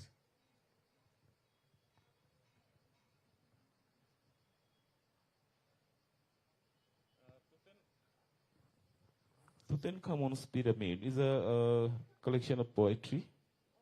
Yeah. It's a collection of poetry. I can read out some of the stanzas, 1 or 2 stanzas. what are the main themes? The main theme is that we know about the pyramid, Tutankhamun's pyramid, but actually, in making of Tutankhamun's pyramid, the role of Tutankhamun is almost a big zero. Because the people, the workers who shed their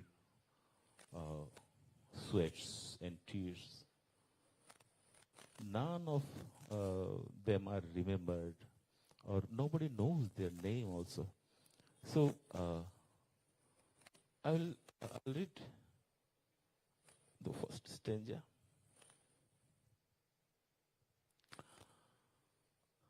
The pyramid of Tutankhamun.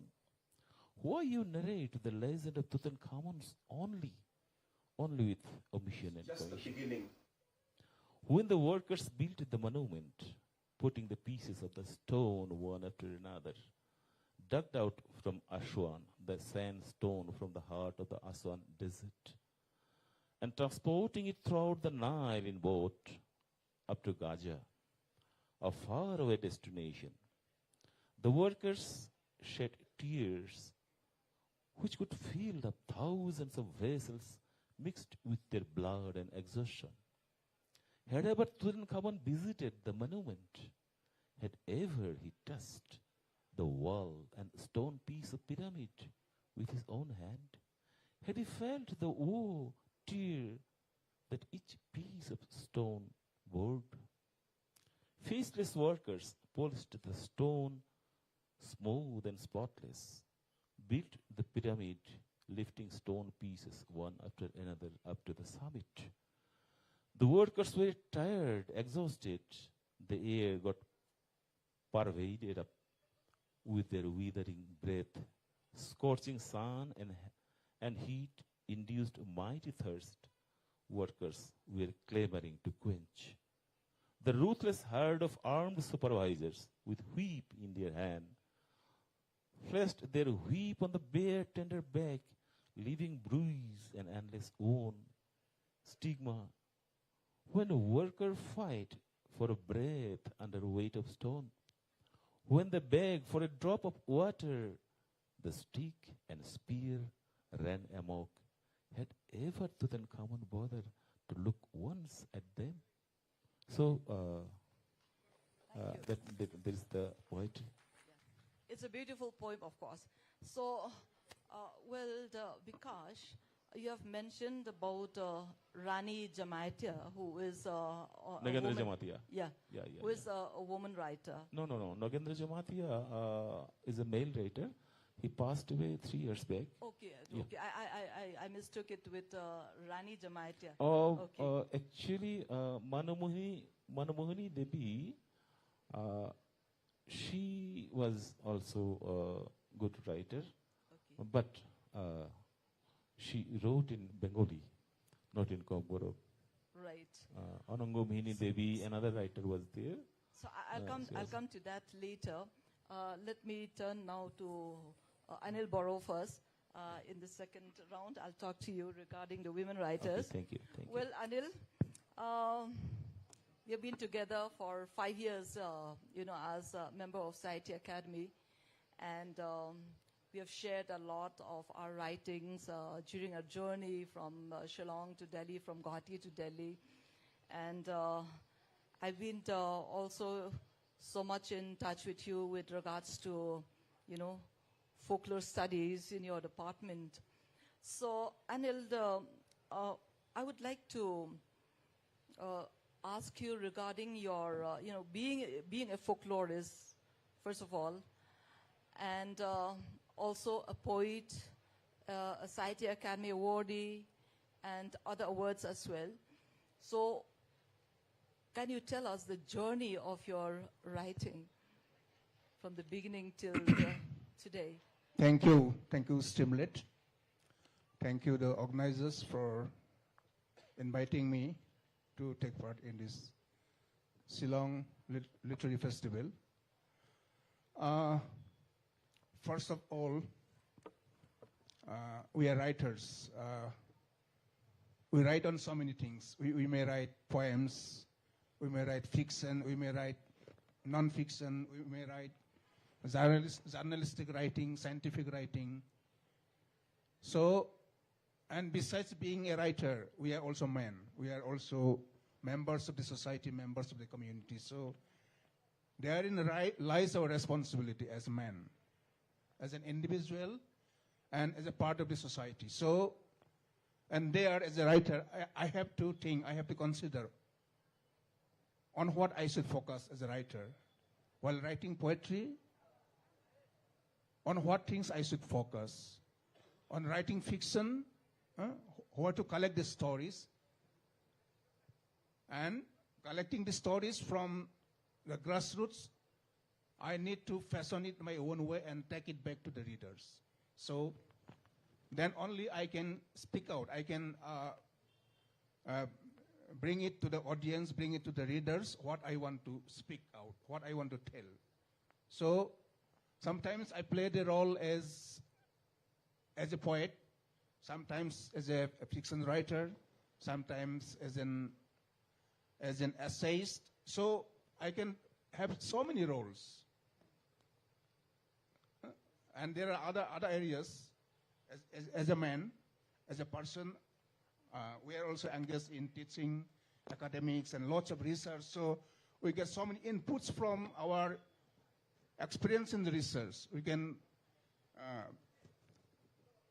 bring so many things we gather in the field and employ them, put them in our poetry writing, put them in our novel writing, story writing.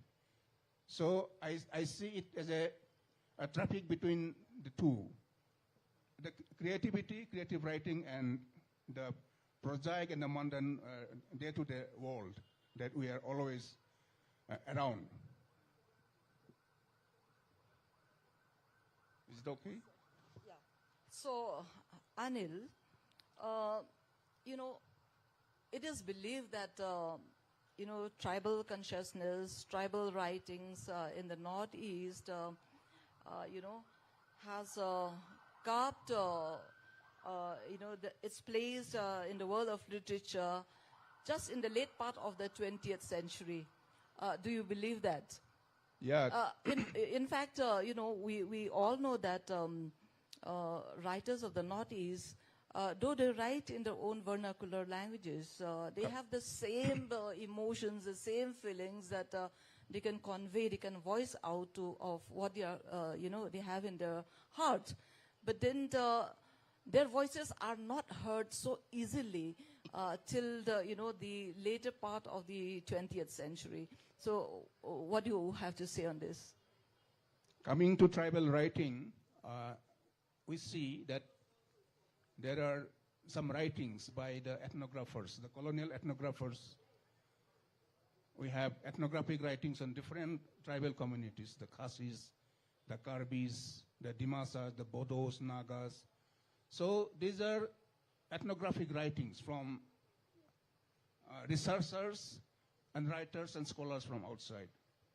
And we have lots of writings on the tribes of Northeast India, especially Nepa, by Bheriar Elwin.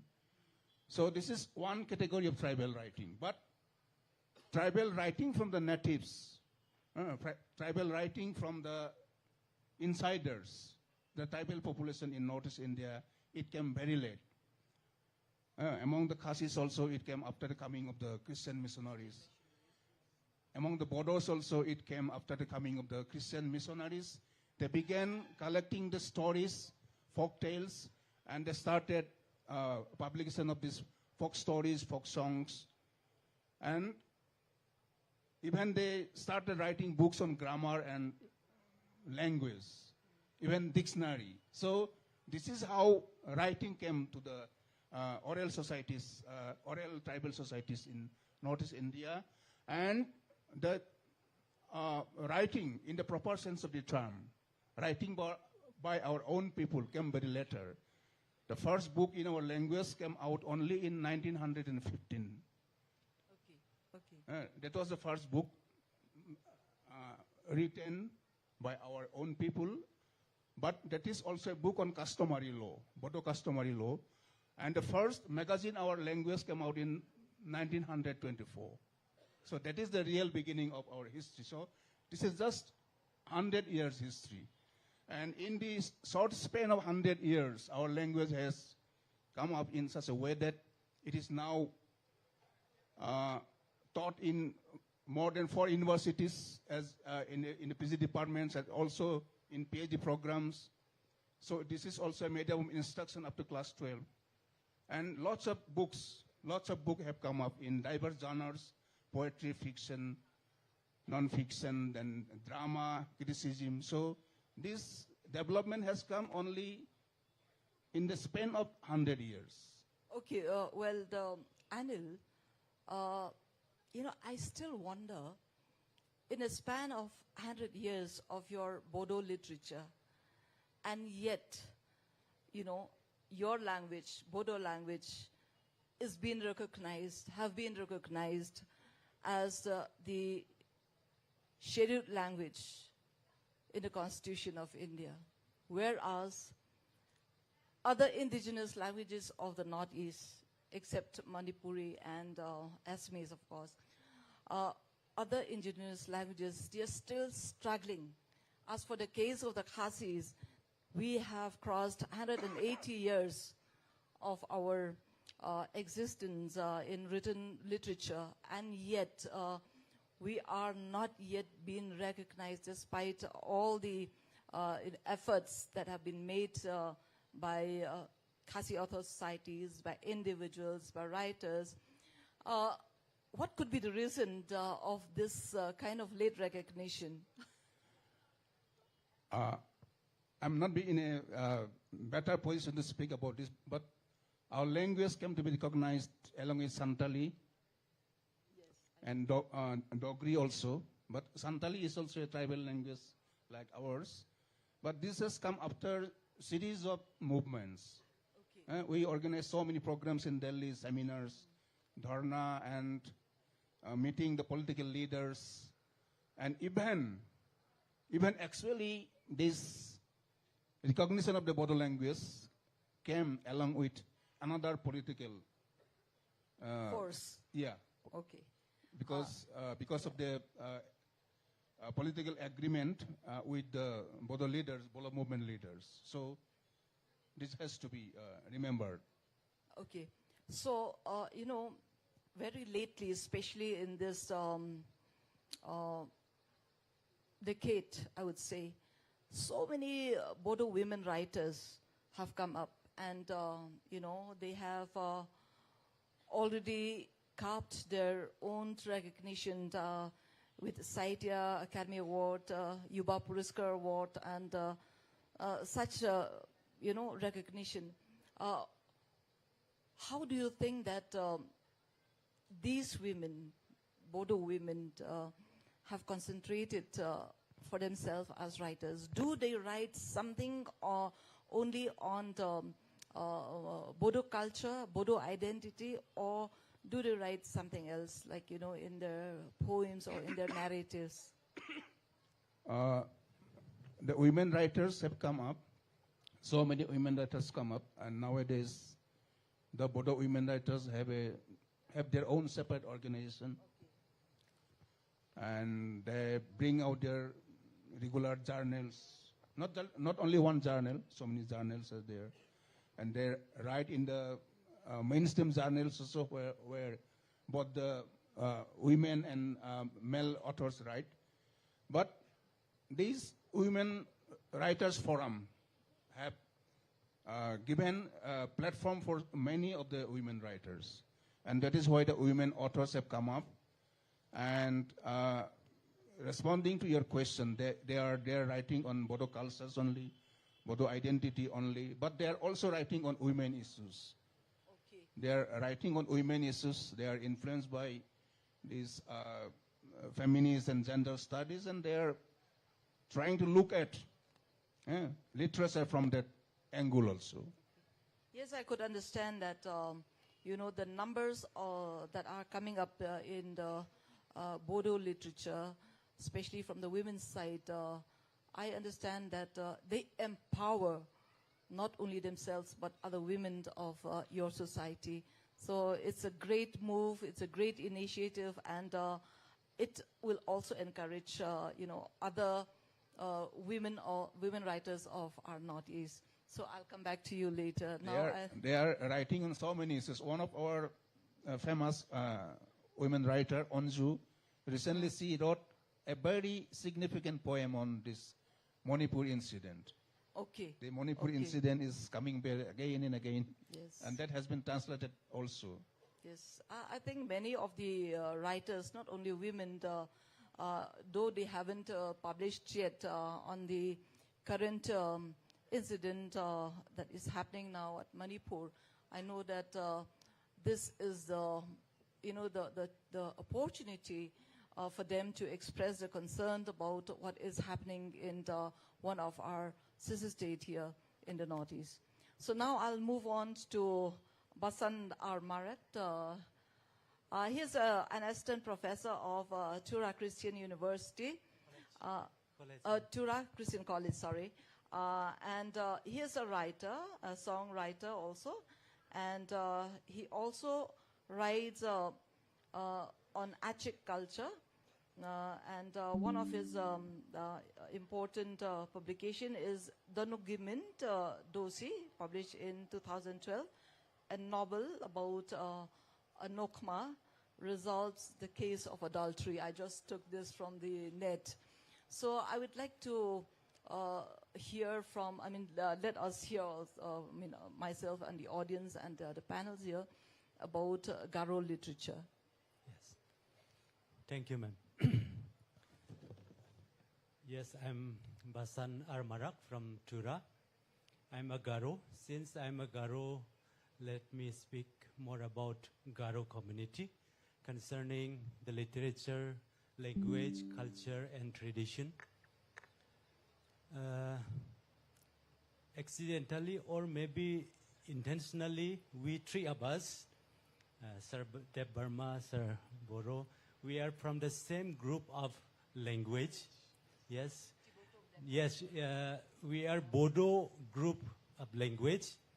And you know, Bodo group of language rooted from the wider group of language, that is Tibeto-Burman group of language. So we are one of the indigenous people of Northeast India. And concerning Garo literature, we have only oral literature, but it is in the last decade of 18th century, the written literature has begun. It is British officers who have collected some Garo words with their meanings and published in the Royal Asiatic Society of Bengal. And this, in such a way, this is the Garo literature in the form of in written form has begun.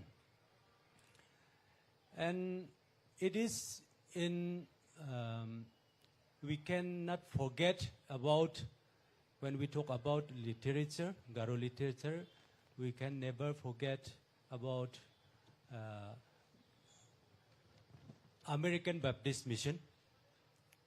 They are the one who made a huge contribution to our literature. American Baptist Missionary sent some committed missionaries to our people, to Garo people, and when they arrive Garo hills, they have learned Garo language very fast, and they have started to write textbooks to teach in the lower classes like kindergarten, primary school, and upper primary schools. So in such a way, our literature has come up. And it was in 1940 onwards, the secular literature secular literature, Garo literature has come up to the higher level. So, concerning our culture, literature, language, and traditions, I really want to thank government of Meghalaya for mobilizing such kind of beautiful and colorful festivals like cherry blossom festivals and Megong festivals and many other festivals. We know the main purpose of organizing such kind of colorful festivals is to promote tourism, but we know culture, tradition, language plays a vital role in such kind of festivals. You know, tourism and culture and traditions are very closely related to each other. So, tourism can be developed, can be promoted by culture and tradition. And at the same time, culture and tradition can be promoted by tourism. So, this is very good sign that our culture will be promoted in the near future. And as a writer, and as an educationist, or as a social worker, I think we can do something. We have to live nowadays in modern times. We have to live mixing with other cultures, with other trends, with modern trends. When we mingled with other cultures, with other trends, there is a tendency to forget about our own cultures. Okay. Young people, they may follow somebody or something without knowing much.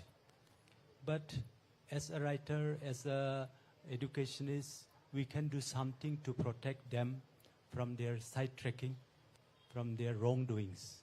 So this is my point to say, ma'am. Thank you. Okay, well, thank you, Basak, for your highlighting about Garo literature. In fact, I was given we have another 10 minutes, about 10 minutes. Yes, so let me take an opportunity that I'll talk also about, Khasi literature a little bit. Khasi literature landscape has evolved significantly, especially within the last few decades, since Thomas Jones introduced Roman script in 1842, making the start of a formal Khasi literature, that means a written Khasi literature. Each period has seen new trends that reflect cultural, societal, and literary so to say. So the 19th century Khasi literature, when we talk especially of the literary renaissance, we saw figures like Raban Singh Kharsuka, Jibon Roy Myrom, Radhan Singh Berry, documenting Khasi culture, religion, and folklore in response to the growing influence of Christianity those days. So the era's writing, highlighted the need to preserve indigenous Khasi beliefs and traditions, sparking a literary foundation and inspired later works. But then when we come to the early 20th century, we witness a flourishing of poetry by renowned poets such as Sosotham, Father H. Elias, and then Victor G. Barre, Brona Thank You, who focused on themes of nature, patriotism, and culture pride. And of course, when we come to the writers in the later part of this century, we have the traditionalists like Kong Switiman Rinja, and then Token Rimbai, and then H.O. Mauri, just to name a few. And we have also a very good short story writer like Simon Jenkins Duncan, and dramatists like Peace Roy Parriott. So, you know, when we talk about the creative forms like drama, fiction, and prose writings in Khasi literature, we know that with the coming of these, eminent writers of the mid-20th century, it has encouraged a number of writers, especially of today's 21st century, especially those who have taken the opportunity to retell the folk that has been documented by Rabon Singh. So, entering the 21st century, Khasi literature became increasingly versatile. Contemporary writers like Kanpham Singh Nongkondri, we have heard him yesterday. We had, we do have S.S. Majau, Rankit Bok Dikrut, I saw his somewhere here, a very young and versatile writer. And, of course, not forgetting my own name, Streamlet Dakar. Writers and poets introduced critical perspectives of, of what they want to voice in their works, focusing on the themes like gender, social justice, and environmentalism, okay. So the contemporary Khasi literary scene has not only diversified of themes, but also adopted various global literary forms. Japanese haiku and tanka. Haiku has been, introduced by Kanpham Singh Nongkondri. There are other poets also. Like myself, I write a number of haikus. So I'm the pioneer of tanka in the Khasi poetry. So, for instance, we have a unique adapted to this into Khasi literature, and this cultural fusion shows an openness to global influences while preserving and enriching our Khasi identity.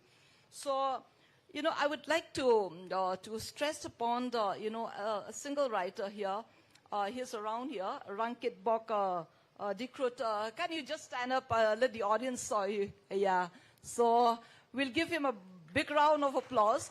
And I had picked up one of his poems. His poem is about a cherry blossom. And he is, he has structured himself by writing in free verse, also in haikus and in tankas. And, his publication, Maya Jongapor, it's been published in 2021.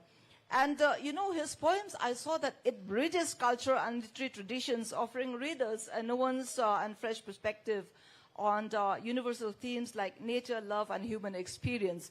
So what I find in his poem, Katamasaki Cherry Blossoms Festival,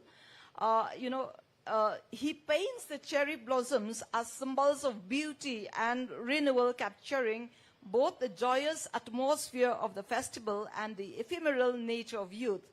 So the cherry blossoms mirrors young love in their brief, intense bloom, while his reference to Erson Rai, or, the autumn breeze, depicts a season of transition where youthful passions give way to maturity. So there is a transformation that reflects life's natural cycles as joy and innocence evolved into deeper understanding. So we could see, in the young writers like Dikrut, the juxtaposition of the intensity of youthful passion with the cautionary undertones of wisdom. His vivid language, likening love to a paddy field catching fire, reflects fervor of young romance. Yet he cautions against losing oneself to fleeting desires, because he says, keep on blooming cherries. It is both a celebration of life and a gentle reminder also of the fragility of youth. So as far as my writings are concerned, I concentrate more on poetry, and on drama, I have only one debut novel, Kanong Kiliang. The rhetoric of women in one of my the themes that is widely expressed by tribal women of the Northeast, tribal women writers of the Northeast, including myself, you know, I would also focus most on the women empowerment, on the issues of women, and especially, you know, when we talk about, you know, the discrimination against women, people may think that, yeah, we are the matrilineal system and we are so much liberated and so on and so forth. But then the reality is that though we belonged to a matrilineal system, practiced the system, but we are still governed by patriarchal norms. So in most of my writings, from my first publication, the collection of poems Nakriang Gadonot, published in 2000, and then Ki Umje Rupa, 2003, and Nalungwiad Pei Mei, 2008, and Natway Prakat Ulong Shwa, 2009. Of course, Nalungwiad Pei Mei and Natway Prakat Ulong Shwa, both are the collections of poems based on folklore, on Khasi folklore. But I would like to focus here on, you know, my poetic drama, Kalatumpang. You know, when we, this is a folk drama, in fact, based on the stories, folk stories of Giant Hills. She's a queen, I would say, Kasim Gante. When we say Kasim Gante, a lady chief, that, you know, really triggers my mind. Why should, in this modern society, we always thought and we always talk against a woman participating in a darbar or participating as the administrator, I mean the traditional administrator. Whereas in the past, we do have the lady chiefs like Kaladampang, we do have Yausaring, we do have Lo Shadap, and so on and so forth. So since when that our society have barred women, you know, to participate, you know, in the local traditional institutions? This is a question that I have to put. So in my play, Kalatampang, I had to retell the folk story by giving a way to ponder about a woman who can empower other women, a woman who can decide for herself, a woman who can stand for the society. So this is one of the themes that I have touched upon. So I have also one debut novel, as I have already talked. It's Kanong Kiliang, it's here. It's about, you know, the illegal immigration of one Bangladeshi. I named him Abdul Ali. And he is a person, he is a character that portrays about his, you know, cunningness, taking advantage of a woman, of a Khasi woman, not because he loves her, but because he wants to get something benefited for himself. So the setting is at Polo and Nong Min Song. And I'll just tell you briefly, the person is a character who has a scrap shop at somewhere at Polo, and the lady called Karimbem is a woman, is a lady who sells tea at Polo Bazaar, and just because he wants to, you know, to do away with all these trading license, you know, imposed by the Khasi Autonomous District Council. So he lured her, pretends that he wants to marry her, and at the end of the day, he married her just to have a benami of what he wants to go on with his business. So these are the kind of things that I had focused in my novel. But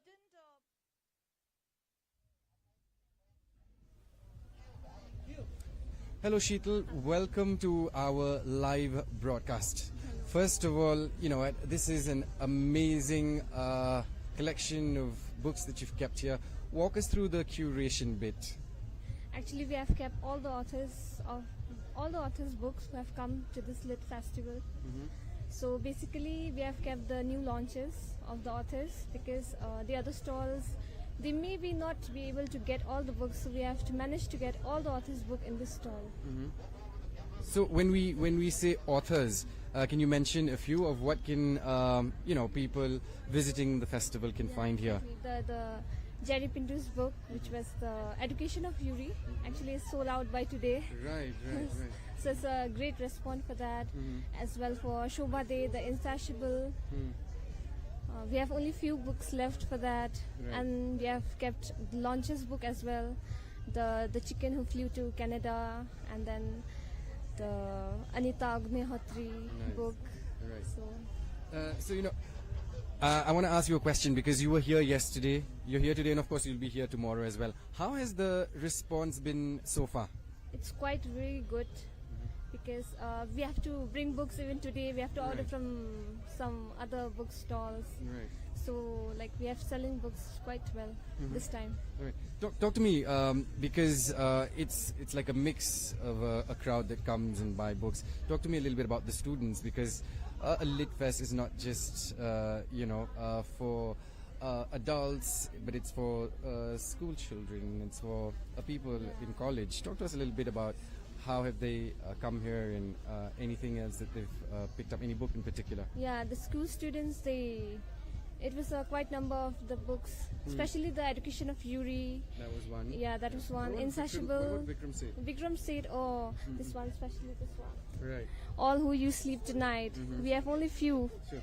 Only few book left for this. This one. Right. Yeah. Vikram Seth and the book set. 2 book set we have ordered and it's all been sold out since yesterday. So before I let you go, my final question. Any plans of getting more books for tomorrow? Because I'm sure it will be a jam-packed affair tomorrow. How are you working on it? I guess we need to get some more books because till today it's been selling out very well. Perfect. Yeah. Sheetal, thank you so much for your time and best of luck for everything. Okay, thank you so much. Thank you. The art form, the continually engaging with interpreting the world around us through our emotions, through our experiences, through what we want really to say about our culture, about our identity, about our people. So I believe that the voices of the Northeast now it's being heard by the voices of the mainland, the so-called, renowned writers of the mainland. I am very much,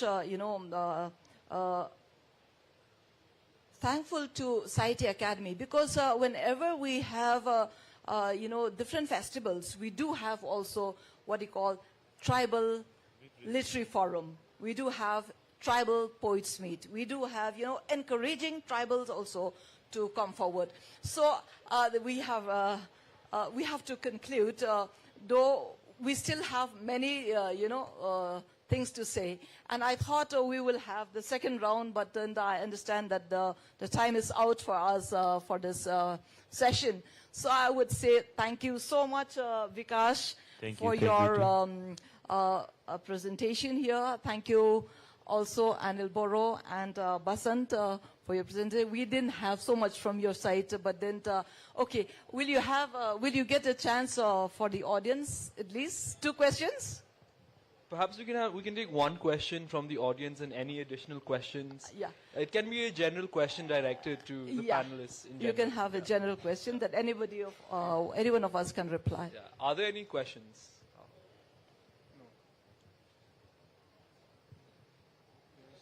Questions? Okay. Yeah, we have one question from Sir over here. Right.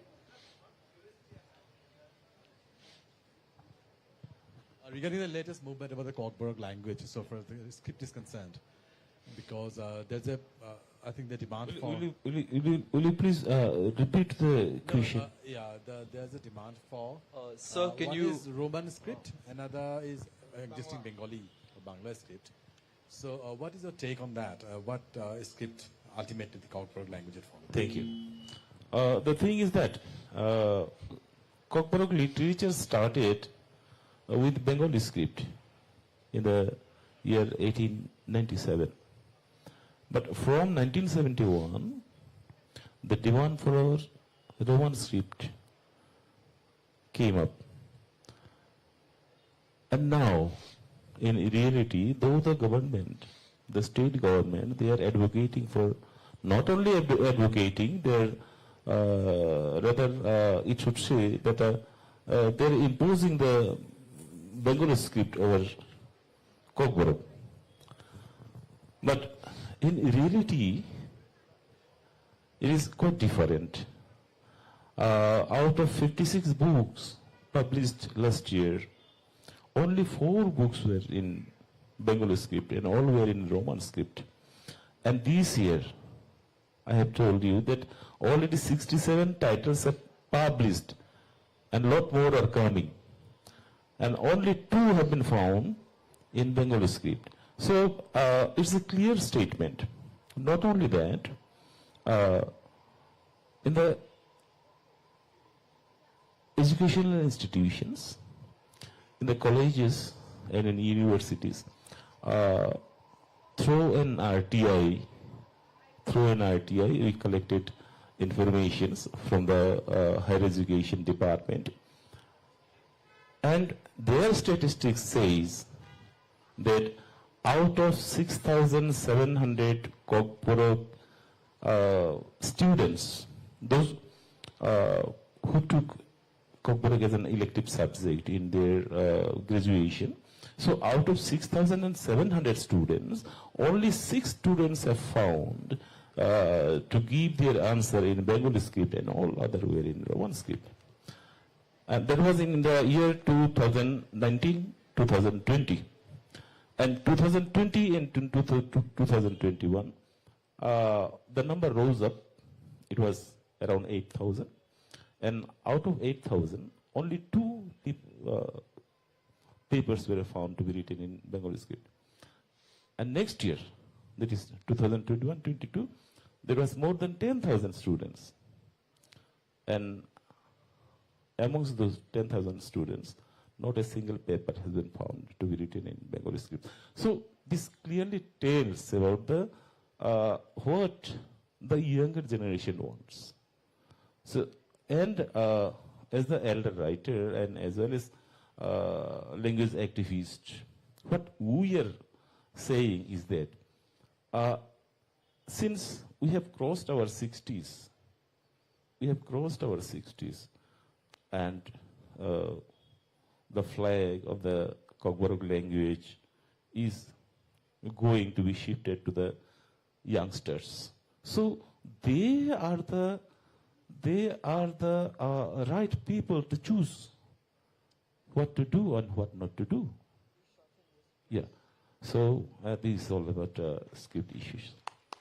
Okay, thank you, Vikash, and thank you, Professor Pradhani, for the question.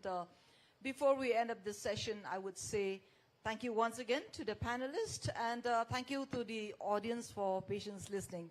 So thank you once again. Thank you so much, Dr. Streamlet. Before we bid adieu to our guests, as a token of our appreciation, I now call upon the NCC cadets to present the mementos for the 4th edition of the Shillong Literary Festival.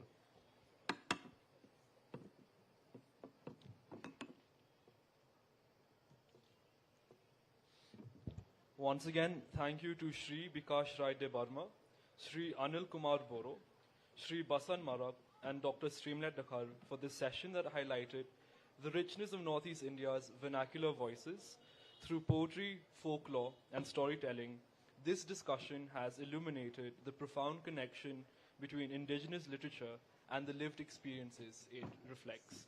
May these narratives continue to inspire, preserve, and celebrate the cultural mosaic of this region.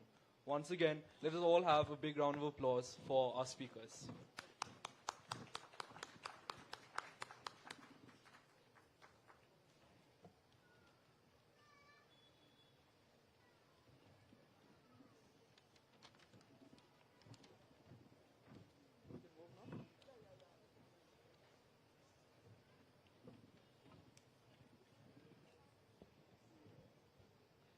We will be starting with the next session shortly, which is a book launch and anthology of Khasi poems by Avner Paryat, Ki Sni Thame Uhinyotrap. We're just setting up the stage for the same and we'll be resuming instantly.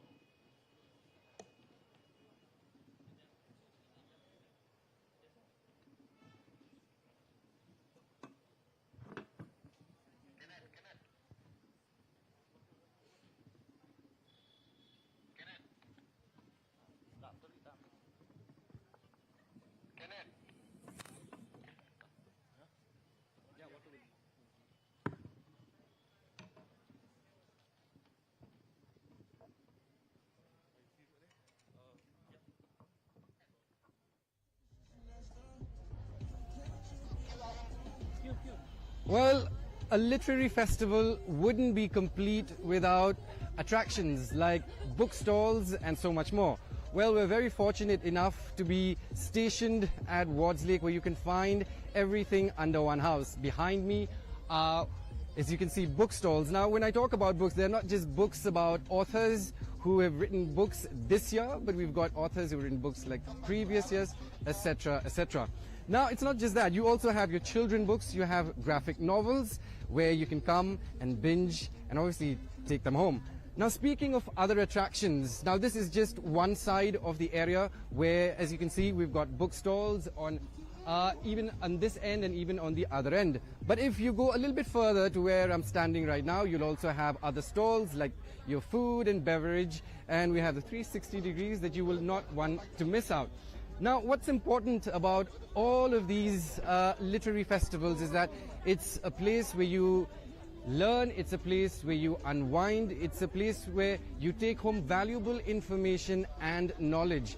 And these festivals are meant for everybody, whether you're a book lover, whether you're not, but when you come to such a place, yes, you will be a believer and know that there is so much power in words and that it can broaden your horizon and take you to places that you've never been before. This is just the second day. We've got a lot more lined up for the evening. We've still got 3-4 sessions of some more important authors to share their ideas and stories and insights. And then tomorrow is the last day, and we're all looking forward to attend each and every session. And when it comes to the end of each session, I mean tomorrow, when it comes to the end of the final day, you'll have live performances, music lined up exclusively just for you. So if you've not made it to the festival yesterday, if you can't come today, well, make sure you come in tomorrow, drop by, because I promise you, you will not regret anything. It is authored by Avner Paryat, a Shillong-based poet and writer known for his evocative works that bridge tradition and modernity. He is also the grantee of the Arts Research Fellowship, whose work has been featured in leading publications such as the Economic and Political Weekly, as well as Scroll. Most recently, he was in residence in Zurich in Switzerland in 2021 via Pro Helvetia, a Swiss public foundation for the arts. Gracing this launch, we are joined by Sasanbha Litan, who will be moderating this session. Sasanbha Litan is an independent researcher and former associate at Invest India at the Ministry of Commerce and Industries, Government of India. She has authored numerous publications on indigenous cultures and the promising sectors of the Northeast region and its investment potential, which have been showcased in prestigious international platforms such as the Dubai World Expo and the United States Library of Congress. Currently, she serves as a presenter for the Yuva Vani segment at All India Radio Shillong. Once again, please join me in welcoming our speaker and moderator for this session. Thank you so much, Joel, for your kind introduction. I believe we'll be having the book launch now. Let us have a round of applause for Avner Paryat's Ki Sni Thame Uhinyotrap.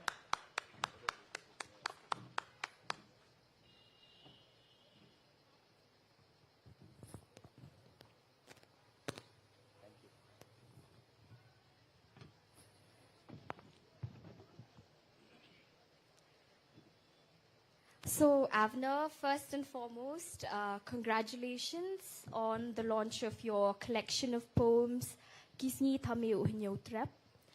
For those of us who might be following Avner on social media, I think we've seen his username transition. I think there's a technical glitch with the mic. I'll give you another one. Yeah, please.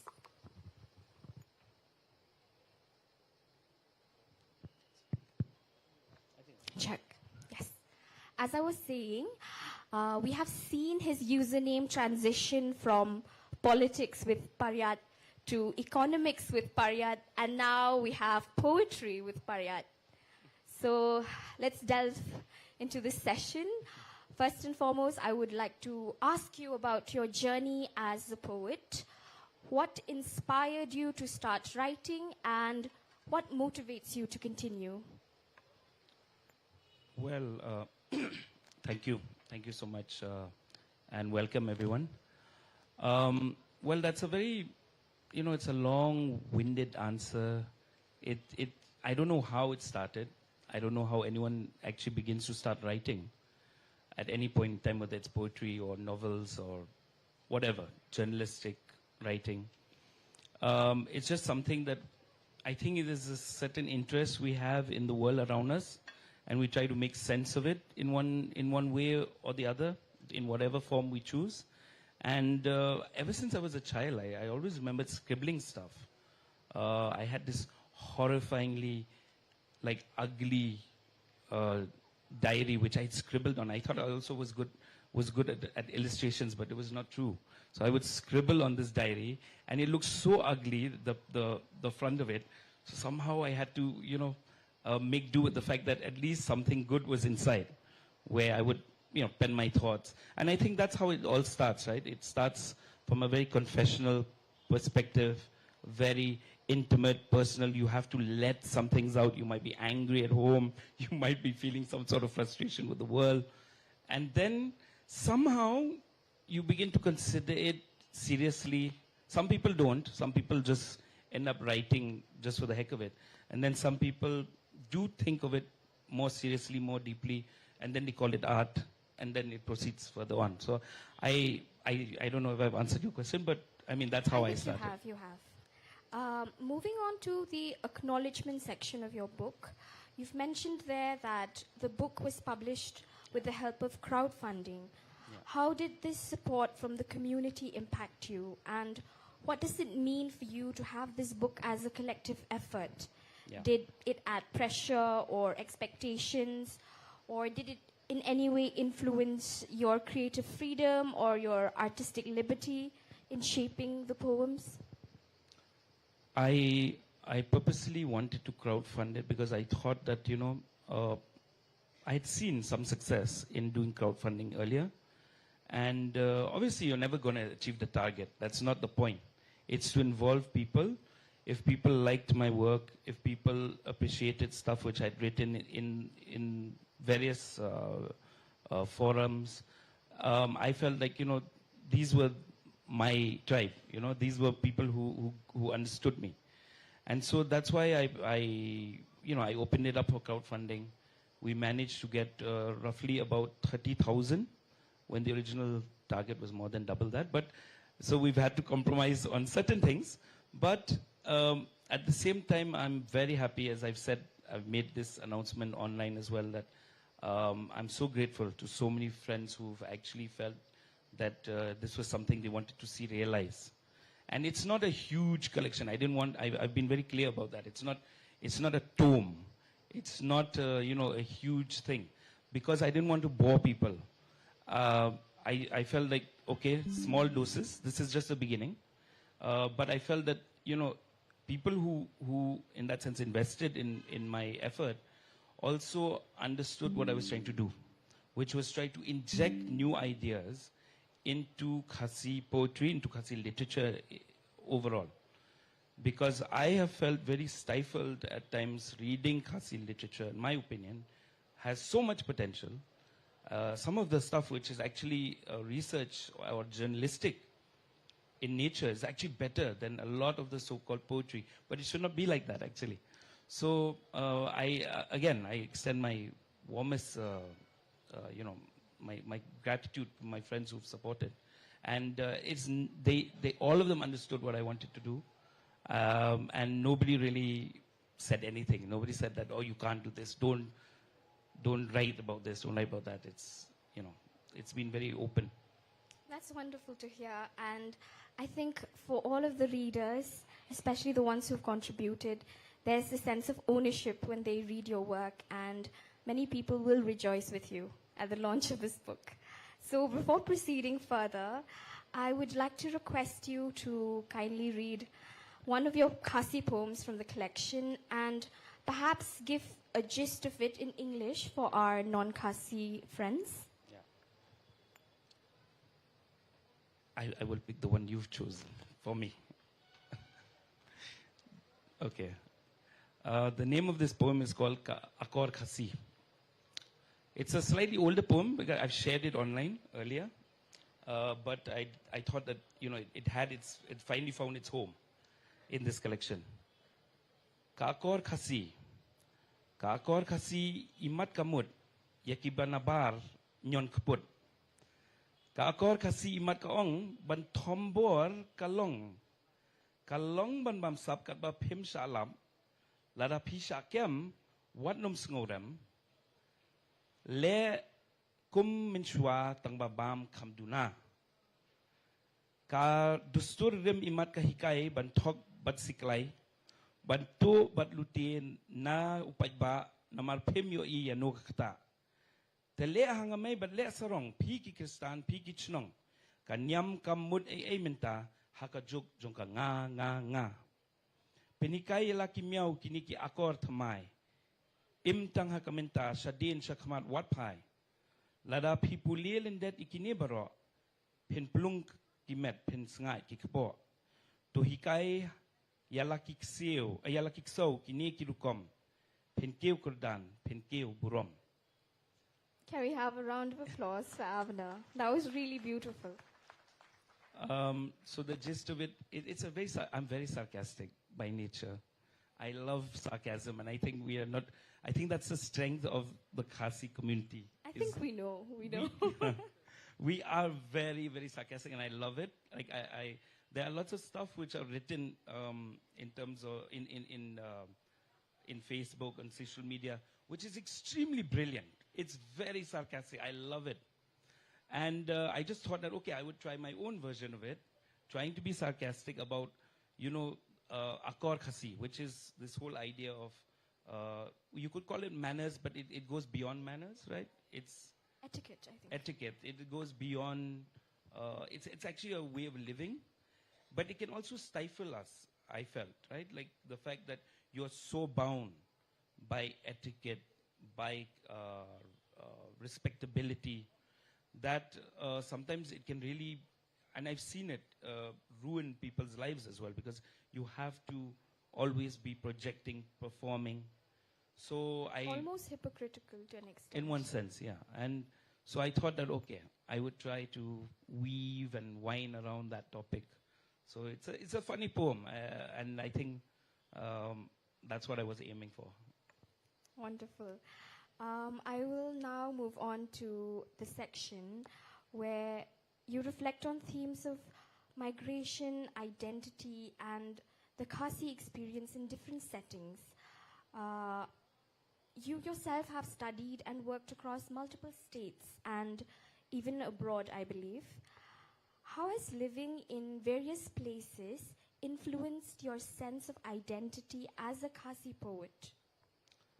Yeah, I think that's a very heavy question, and it makes me, I realize that all of us carry some different version of the world, right, that we have experienced.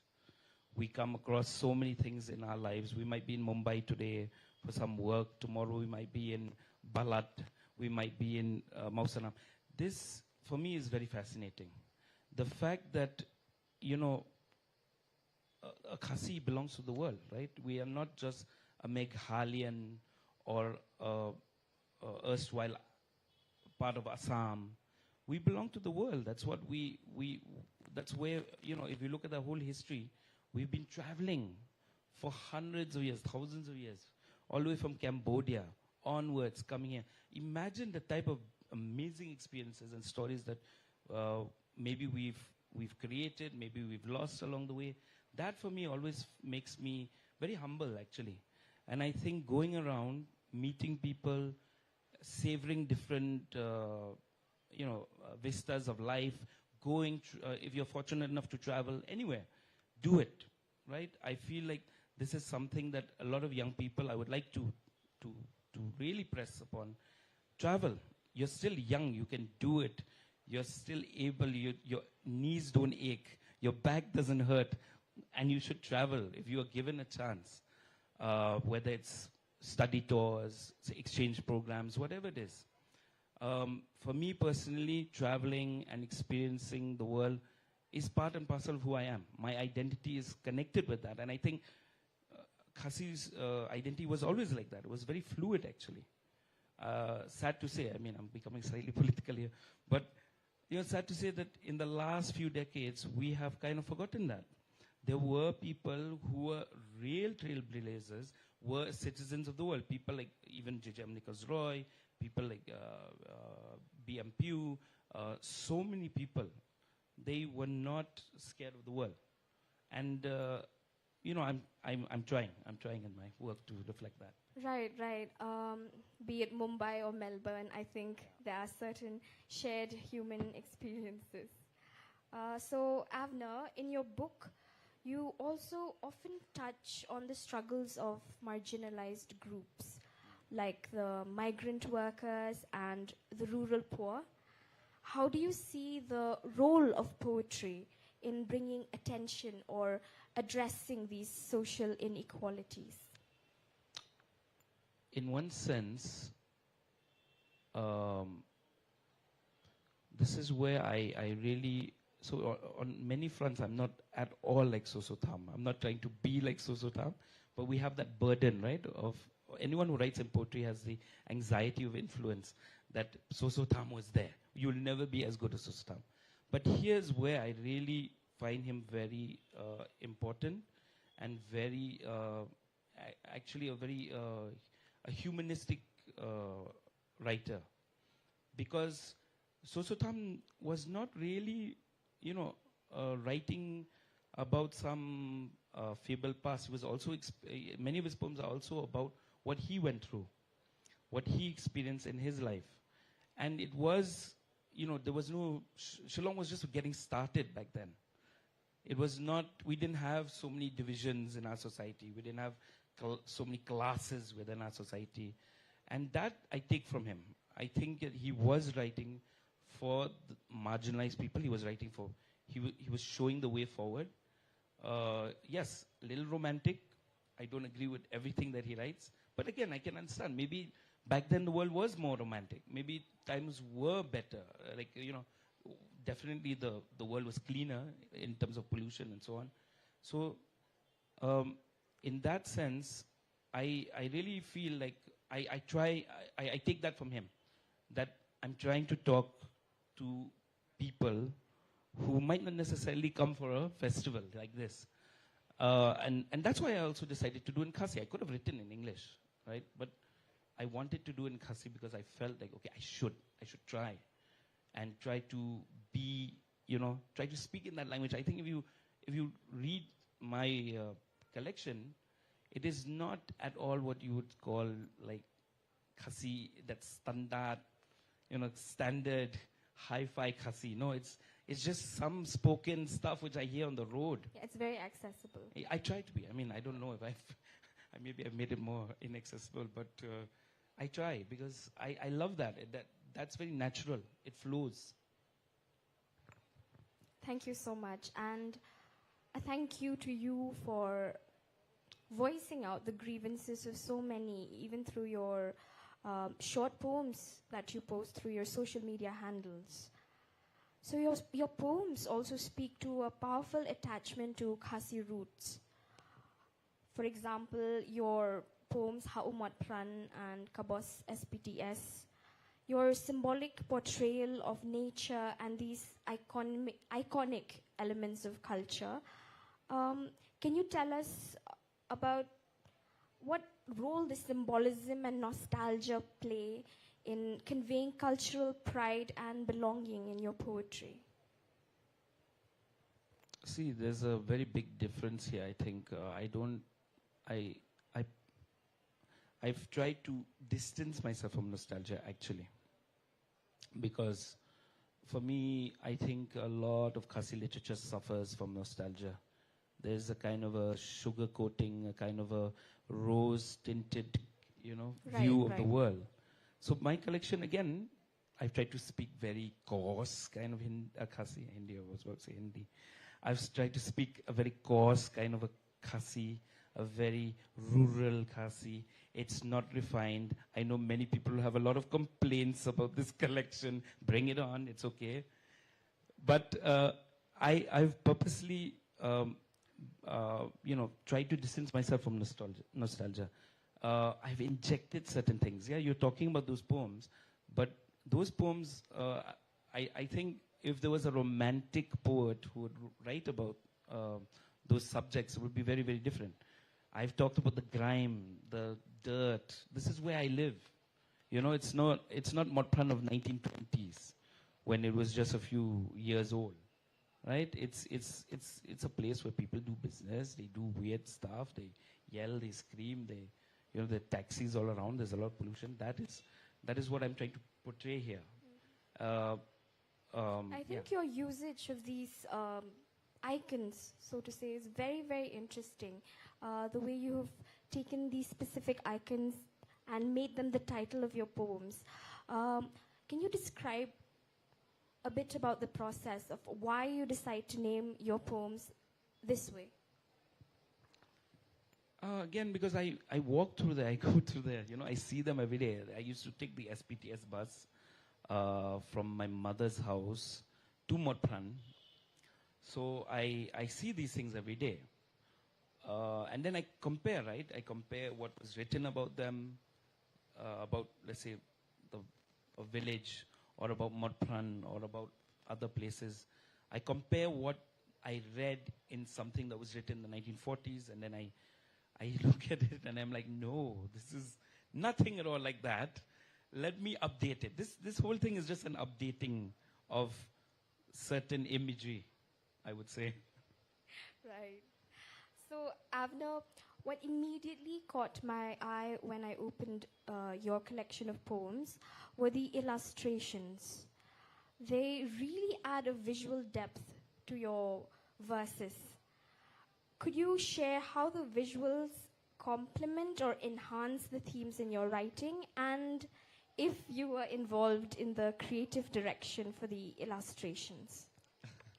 This is kind of funny because I was just having a chat with Jerry Pinto, and he was saying, I hate poetry books with illustrations in them. Because he said, I just want to read the poem, Baba, don't give me illustrations. And I kept quiet. I was like, okay, at least it's in Khasi. He won't be able to access it. So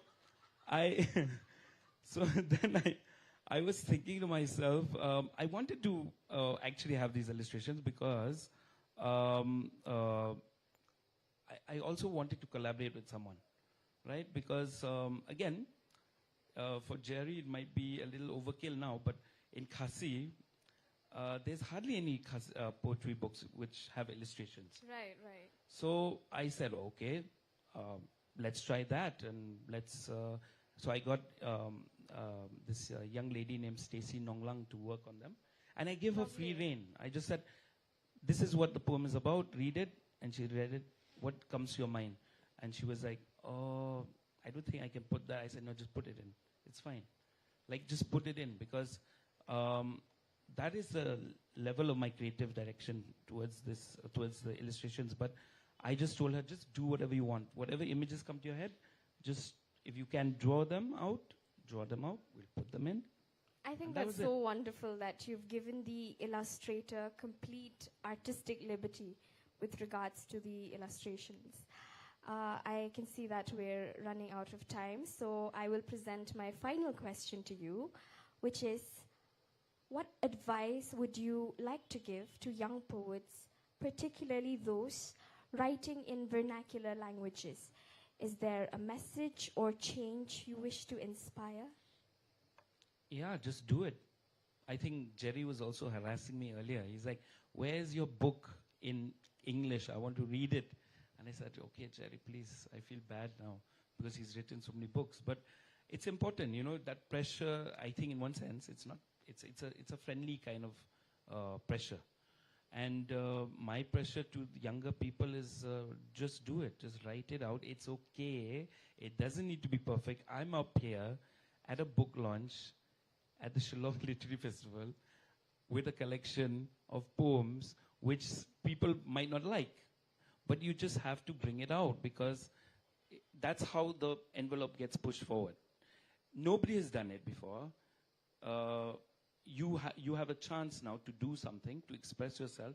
It's important to do it because if we're going to be limited by these constraints of people being naysayers or even tradition, if I had wanted to write a proper Khasi book, I would have just been shackled by so many writers who came before me. But I just said, you know what, screw this, I'll just do it. It's fine. You know, because it's very stifling in the vernacular particularly, because in English you have so many people who fought back. But in small languages where just a few people write and then there's so much control over the language, this is my answer, man. This is for them. It reminds me of one quote I read just recently where the speaker had asked, "What if I fall?" And his mother answered, "But darling, what if you fly?" So on that note, I now open this session to the audience. If anyone of you would like to ask Avner any questions. Perhaps you can take one question from the audience. Yeah. Two questions. With the requests of the poet himself, we can have two questions. Yeah. Yeah. Ma'am, we have a question from the Nabina. Hi. Ma'am, I think your microphone... Your mic is not switched on.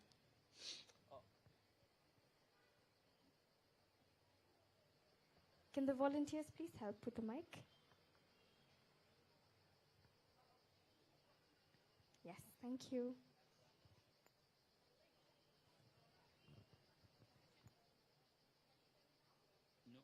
No, sorry. Hello. Yeah, perfect. Hi, Avner. Hi. Okay. So, Avner Paria, I know you as an opinion maker.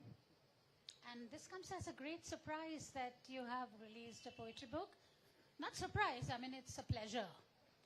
So, yeah, question like Jerry asked, when shall we get to read it in English? And you said you keep yourself away from nostalgia a little bit. My question is why? Is nostalgia really that bad? And the other thing about Sosatham, I mean, of course you will never be Sosatham. Of course. But, you know, we all have that, you know, benchmark we look to, right? How do you see yourself in that tradition? Because, you know, when we talk about poetry, fiction, non-fiction, travelogue, we also should see ourselves in a historical perspective. So that is what is lacking even in English writing in India. I mean, I don't know much about vernacular writing and very little about Khasi writing, but how do you see yourself in that tradition of writing? Where are you? How do you see yourself going forward, forging a path ahead, right? And yeah, like you can break all the norms, which is, this is what you are. I think that is what you are, right? Okay. Thank you so much, Nabi. Yeah, of course, I'm very well aware of the fact that there is a tradition here. Obviously, Sosatham belonged to his time and his place and his context. I really appreciated him. I can't deny the fact that I enjoyed reading Sosatham when I was younger.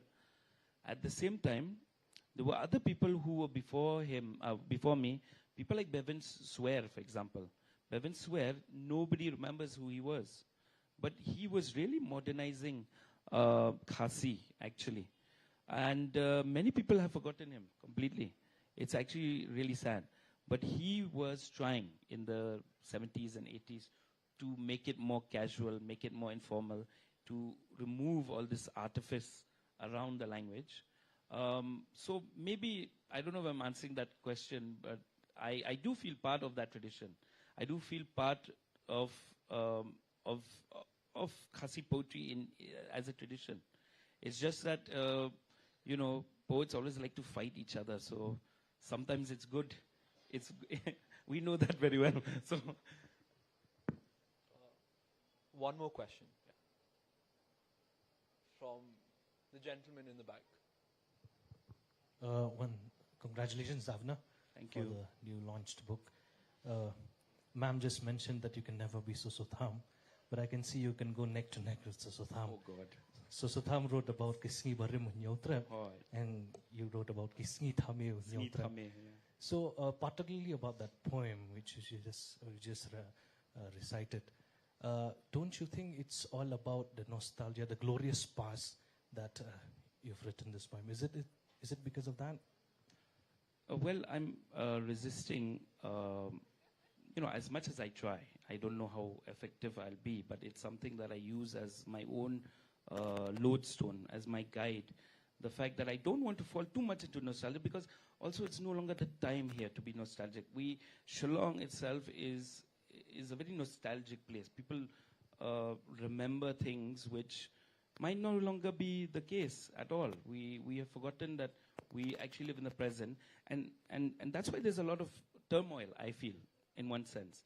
Because spiritually, we're stuck in the 70s, or in the wonderful days of, you know, colonial Assam, but we live now in 2024.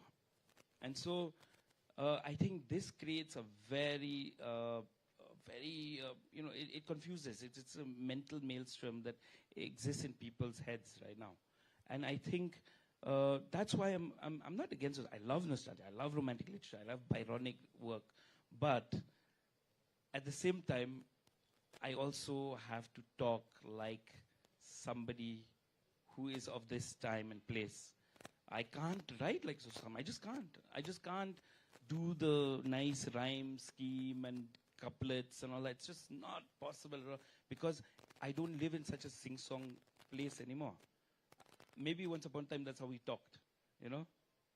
It was very sing-song. Wow, it was flowing. But now there's noise, there's chaos.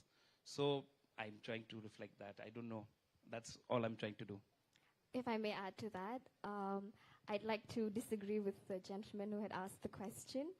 I believe that this piece, Ki Akor, or the call to etiquette, is not a nostalgic one, but something that remains fluid, and it is a very hopeful one. And yes, on that note, I would like to thank you for this conversation, and thank you so much, Joel. Thank you, everyone. Thank you so Once much. again, a big round of applause for Avner on the release of his anthology of Thank you. poems. Hey, thanks. Before we bid adieu, Avner, we have a token of appreciation from the Shillong Literary Festival.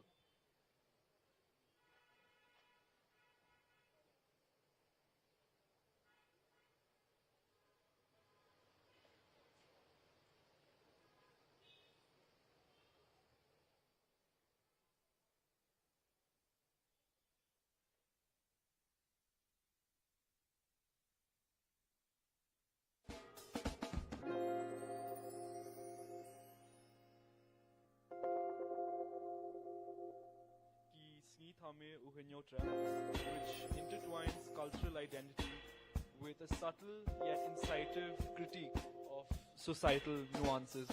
That's one way to put it. May this evocative work inspire reflection and dialogue, reaching readers far and wide, and hopefully beyond Khasi as well, as has been pointed out, and deepen their appreciation of Khasi heritage.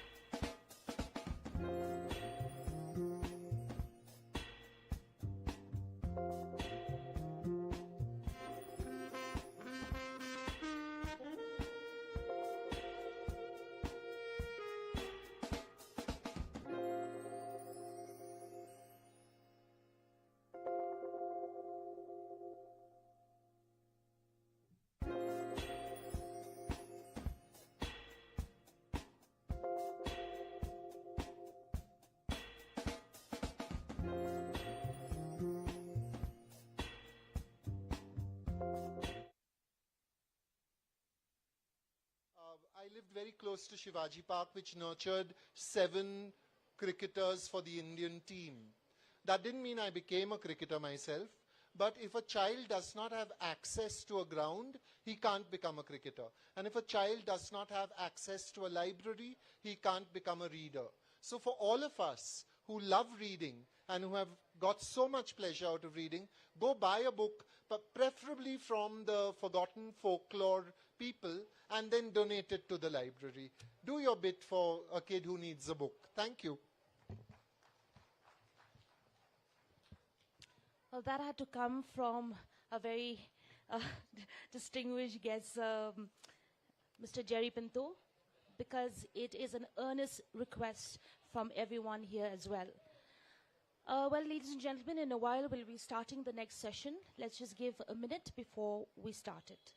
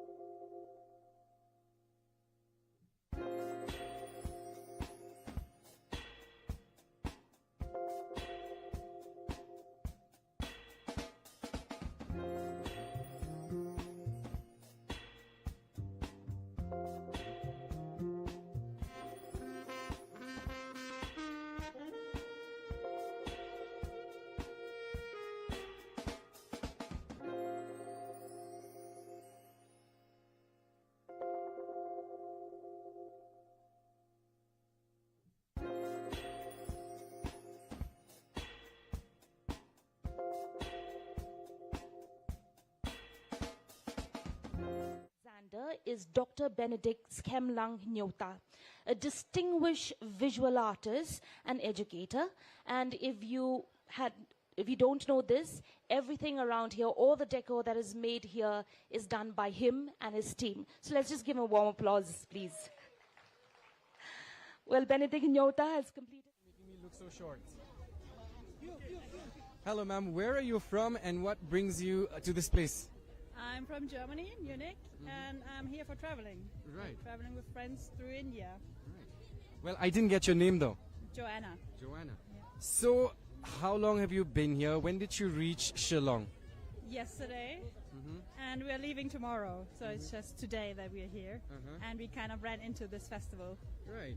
So, where all have you visited since the time you landed here in town? We've been to the Sacred Forest and to a gorge. I think it's called Leitlum Gorge. Yeah. And then we're here. I've been to Lightlow myself. What do you think of the place? Oh, it's great. Yeah, and a bit unexpected. Right. Yeah. So now that you're here at Wardslake, it's the literary festival, so-called, and you're lucky enough. Do you plan to pick up some books or anything of that sort? Maybe. We just started, so it's the beginning of our visit, and yeah, we like it. Right. So I'll ask you a final question, and that is, you've traveled, you've been here as well. What do you think of Shillong in particular? We like it very much. And why? It's a very chill vibe, and people are very friendly, and yeah. And what are some of the fond memories that you'll take back home and tell everybody? About this interview. Thank you so much. Please enjoy your time while you're here. Thank you so much. Thank you.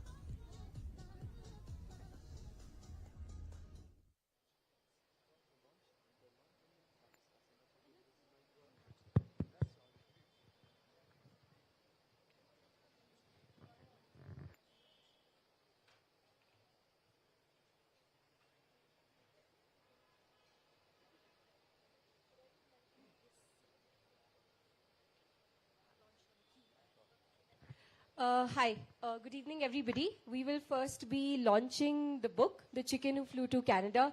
This is an illustrated book written by Mr. Rabbi Alexander and illustrated by Benedict Hinyuta. So I would request Abby and Benedict to kindly just do the honors and unfurl the ribbons, please. Yeah.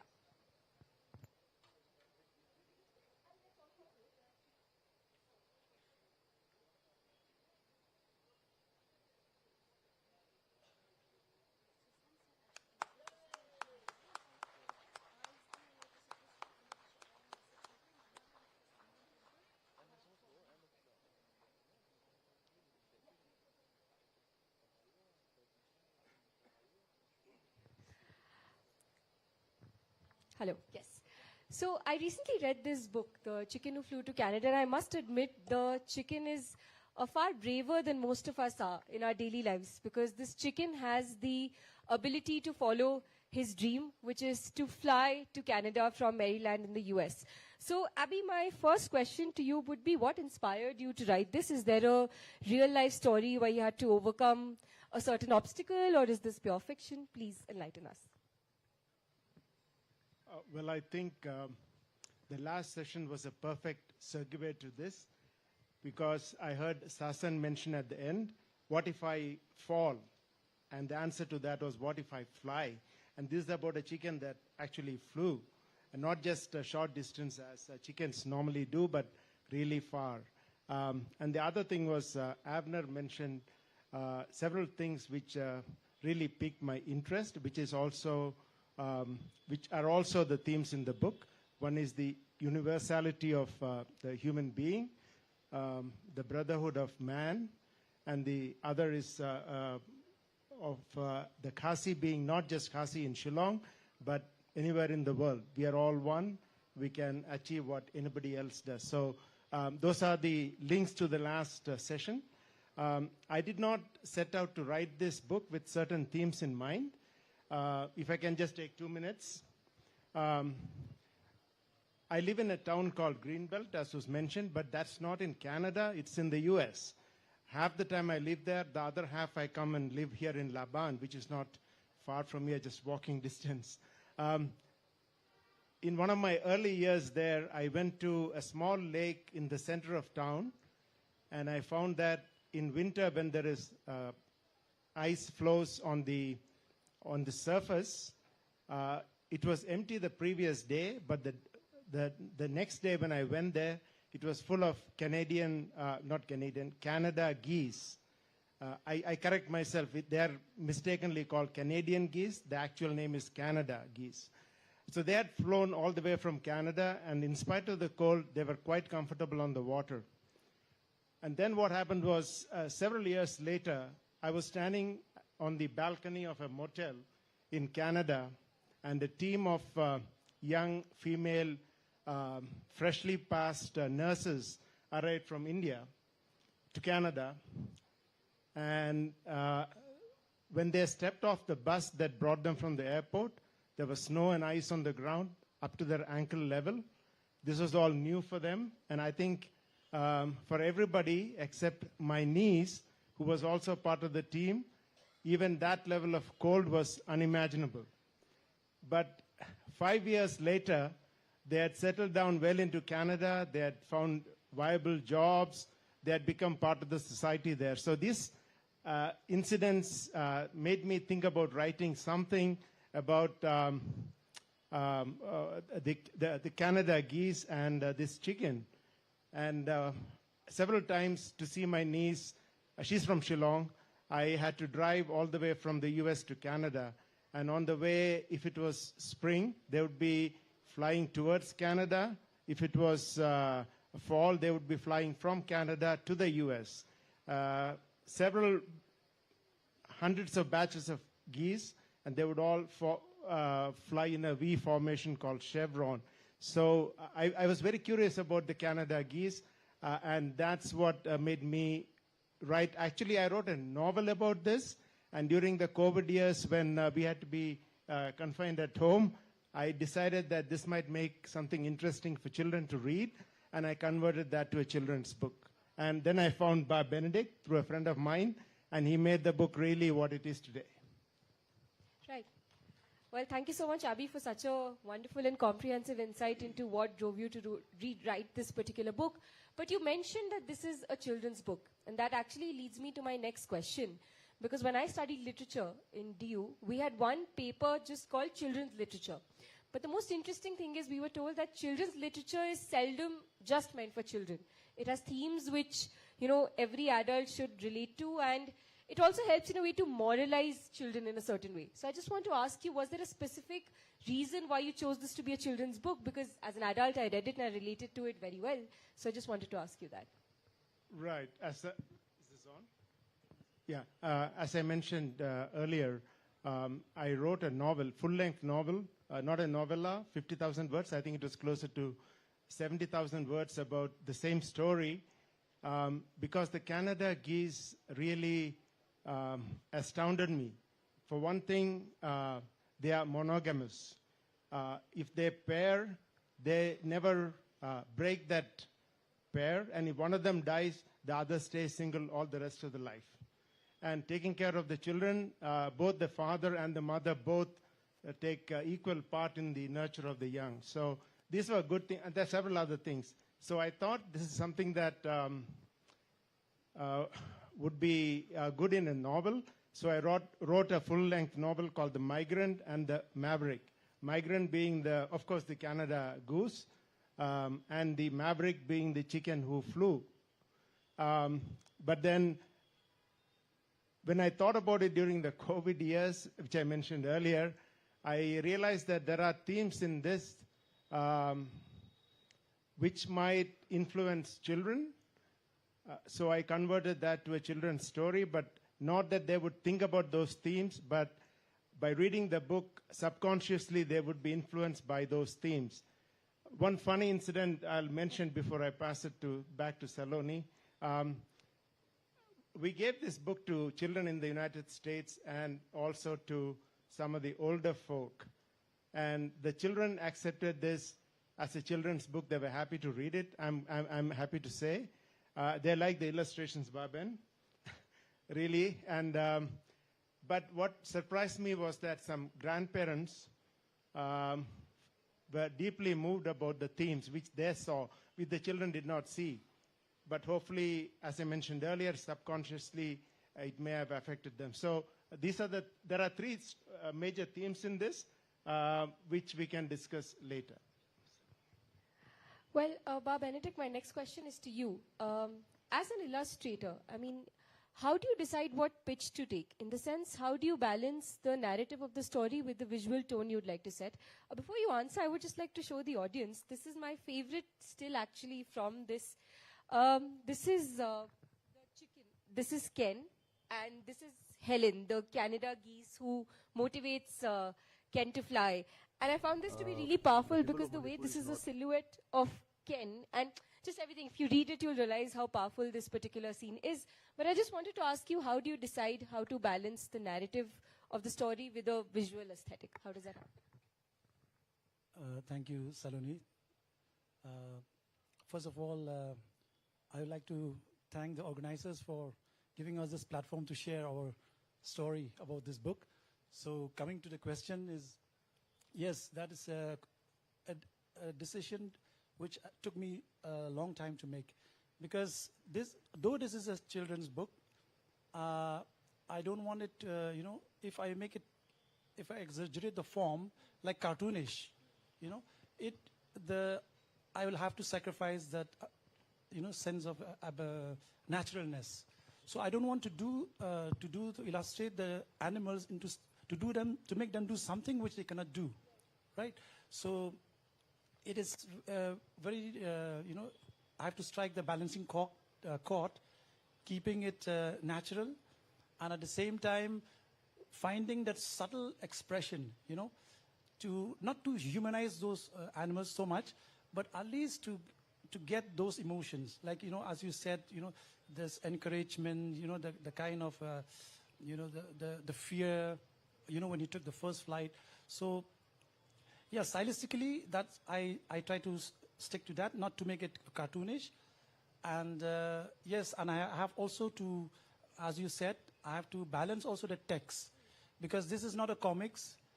in comics we have, panels where you can have a sequence. But this in one page, I have to find an image which will, substitute or maybe enhance the text. So for that also the space also is limited because of the text. So I have to work only after taking care that the text will sit. So then I have to do my illustration like that. Thank you. I mean, that was fascinating. Perhaps the first time I have dealt into illustration so deeply. So just as a follow-up question, Benedict, was there any particular moment from the book which was the most important for you and you had the most fun illustrating? Like I know mine is the scene where Ken takes his first flight. But for you, is there any particular visual which was your favorite, the most challenging to create, so to say? Yes, actually, there are scenes in which, I have to, in the process of making it, sometimes, even when I drive my scooty, to tell you, my visualization goes with this because I'm very, very much attached with this story, first of all. So that's why, it took me a long time to pin to one, image, which will, express that whole thing. And I think I like the moment when these two meet, Kent and Helen.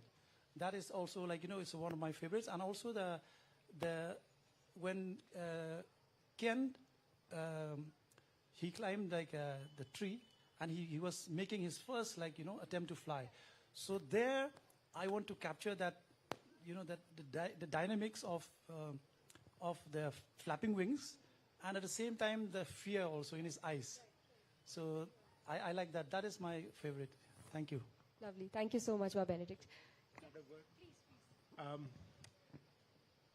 Benedict and myself, we live in the same town, same city, but I did not know him personally. I had seen him on television, had heard his music on YouTube, but it was a friend who connected us.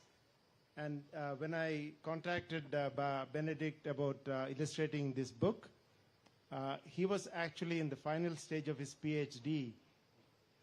And I knew that this was the wrong time for me to go. And I told him that I can wait. But he actually finished his PhD faster than I thought he would. So no discredit to you, but yeah. So that's how this our collaboration started. And one of the things I really wondered about was that Benedict had not personally seen Canada geese. He had seen chicken, of course, but not Canada geese. But the illustrations that he has made are so good that you would think that he had known Canada geese all his life. So thank you, Benedict. Thank you. I'd like to add to that also. Yeah. I'd like to add to that also. Yeah, I have to do some research also.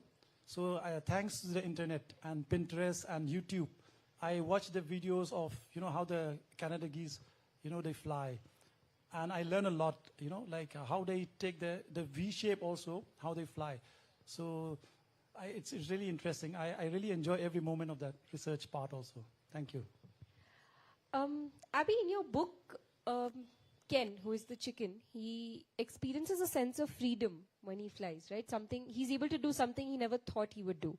So I just wanted to ask you, it's a fairly vague question, but as a writer and as somebody who's a global citizen, what does freedom mean to you? And how do you express that through your writing? That's a fairly difficult question. I'll go back to what Avner said in the previous session, that let me leave that a little bit. Let me talk about the theme. The first theme of the book is the need for achievement. I think that every child is born with a need for achievement. When we are young, we would want to be the prime minister or the president of the country, or win the Nobel Prize, or be the best footballer or the tennis player. For example, this guy, Carlos Alcaraz Garcia, from the time he was 5 years old or 6 years old, he wanted to be the best tennis player in the world. And he's almost become that. He's number 3 now in the world.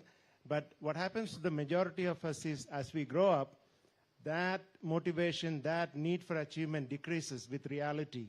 In the end, we settle for much less than what we initially wanted ourselves to become. So if you can continue to achieve, this is to answer your question, the feeling of universality grows, and also as Bakin Palm said yesterday, he's doing many projects at one time. The more you do, the more you achieve, the more you are driven to achieve, and it becomes far easier. It's like Ken flying. I don't think anybody has read this book here except maybe Saloni. The story is quite simple. The title of the book itself contains the whole story. Ken is the chicken who is mentored by Helen, the Canada goose, who comes from Canada on migration. And they together work on flying, teaching Ken longer flying. In the end, he flies to Canada. That's the story, but you can read the whole book later. I'll give it back to you. So actually that ties into my next question. Given that this is, when I Googled the book, it said this is a children's book, but I read it as an adult and I absolutely loved it. So since we have so many adults in the audience, if you could tell them why they should read The Chicken Who Flew to Canada, what would be your, let's say, the most important reason? Right. When this was illustrated, after it was written, it was illustrated, of course, and then I thought this would make a good, if I can say so myself, I did the writing, but Ben did the illustration, children's book. But then when it was test run with a group of children and adults, it was discovered that the adults, as I mentioned this earlier, they found that this book had subtle themes that might influence children or young people. And one of the first one is something I've already mentioned, the need for achievement. Now, there is, many of us here, I think, are literature students, at least those I talked to. There is an essay by Henry James called The Art of Fiction.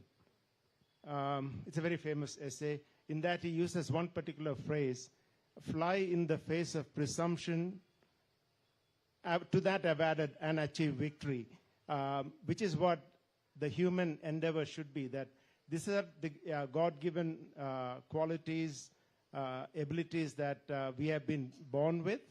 How can we nurture them? How can we grow, make them grow and achieve something fantastic? In this, the parents, uncles, grandparents, teachers have a role to play in nurturing. In seeing that the need for achievement is not dying, but like blowing a fire, it continues to blaze, and the child, when he becomes a youth or a young adult, still has the passion for achieving something in life. I hope that answers. That does. Thank you so much. Benedict, I just wanted to ask you, because a graphic novel is still fairly niche in the sense most novels are, standard, you have text and they are 50 to 70,000 words, etc. So I just wanted to ask you, how was it working with Abby on this, as in how did you guys coordinate that his vision is reflected perfectly in your work and that your creativity is also given justice to? So how does that process of coordination work, if you could explain it to us? Or was it that you do your own thing and he completely trusted you, or did you, constantly do back and forth? Like, how was it? Yeah, hello. So, yes, actually, I'm very thankful to Abi because he gave me the total creative freedom. So, and I try to, put life and the visuals maybe from my, perspective. And also, like, thankfully that, it goes with him. He also like it. So, I think, and also I think we discuss it all this by WhatsApp when Abi is there in the States. So we are, constantly in touch, and I show him the progress of the illustration. So, yeah, that's the process.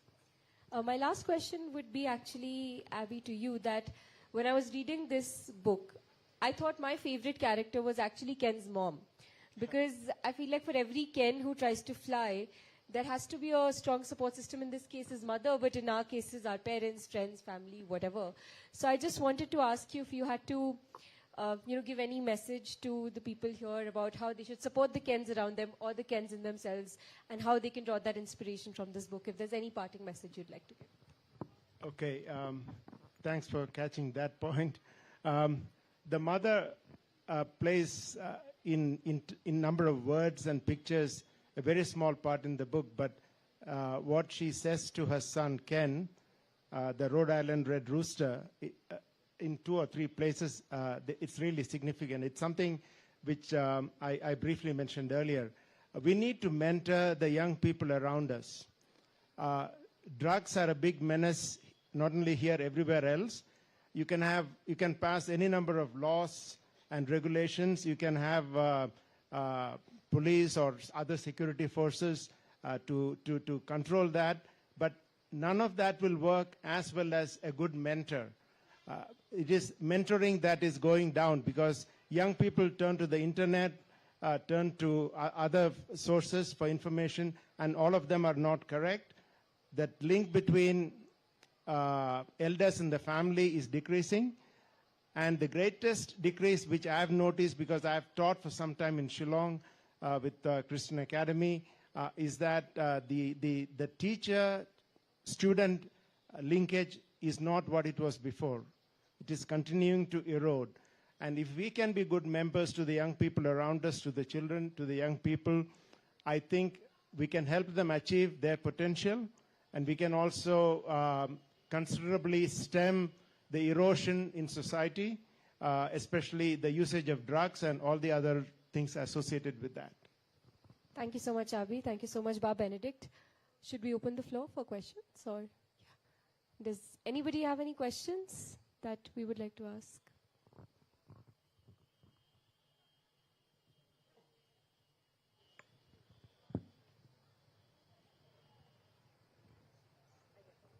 Okay, then I think, Vari, we should wrap this session. Yeah.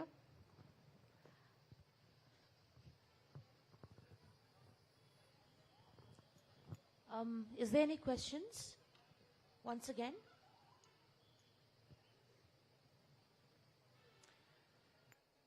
All right. Well, I guess you can all get your books signed by Abby Alexander and Dr. Benedict Nyota. They'll be going to the signing lounge. You can also buy their books, which will be available from the Khasi Authors Society bookstall or the Festival bookstall. And yes, ladies and gentlemen, as a gesture of our appreciation for the kind presence here, we would like to give them with a special memento.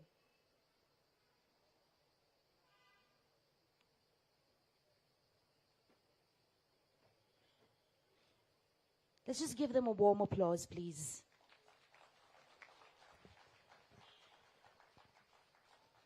And a nice memento for Abby Alexander, please. Well, we do have a memento for the moderator, and a memento for Abby Alexander.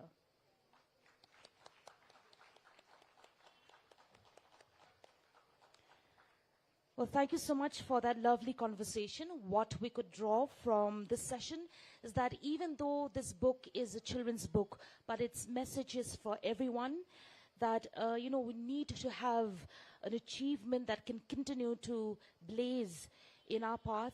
It takes a leap and a jump to know what we're really capable of and be an example for everyone. This book, I feel, has broken boundaries, literally and metaphorically. So I wish Abby Alexander and Benedict Nyota the very best.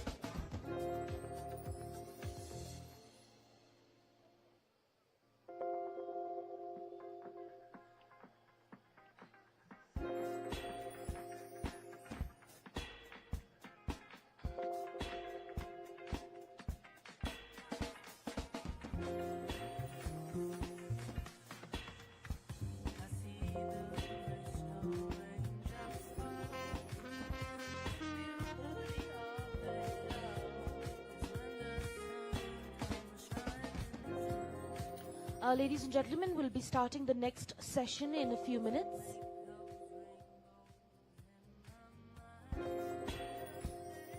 Just to mention that this session will also be streamed from Doordarshan Meghalaya YouTube channel as well as from satellite mode. And yes, your friends can also view it from the Hello Meghalaya app.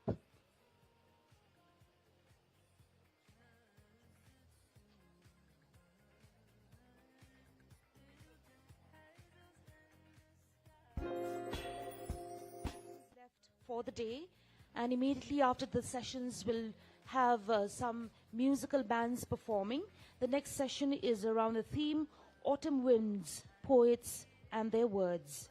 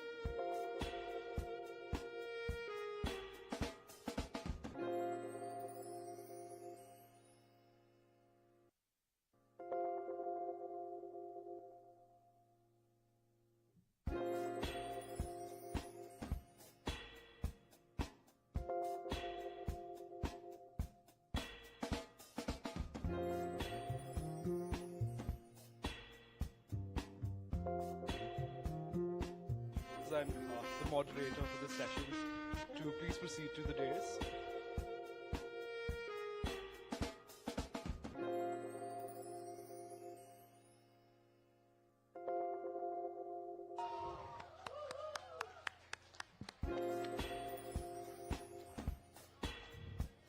I kindly request all and Nabina as well.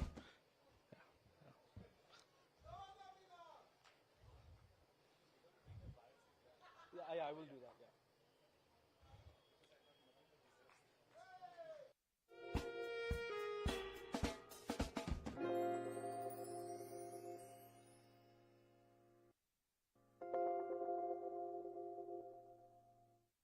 Are you all ready?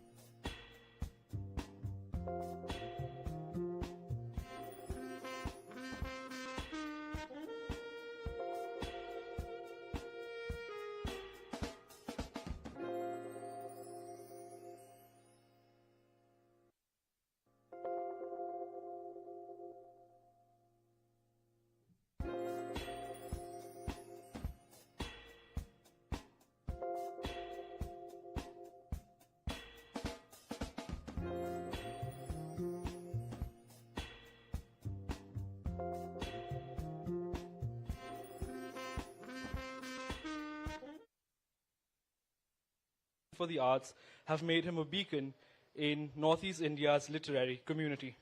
Once again, please join me in welcoming our panelists this evening, Mr. Madhu Raghavendran, Ms. Nabina Das, and Dr. Lalnun Sangha Ralte. The floor is yours, sir.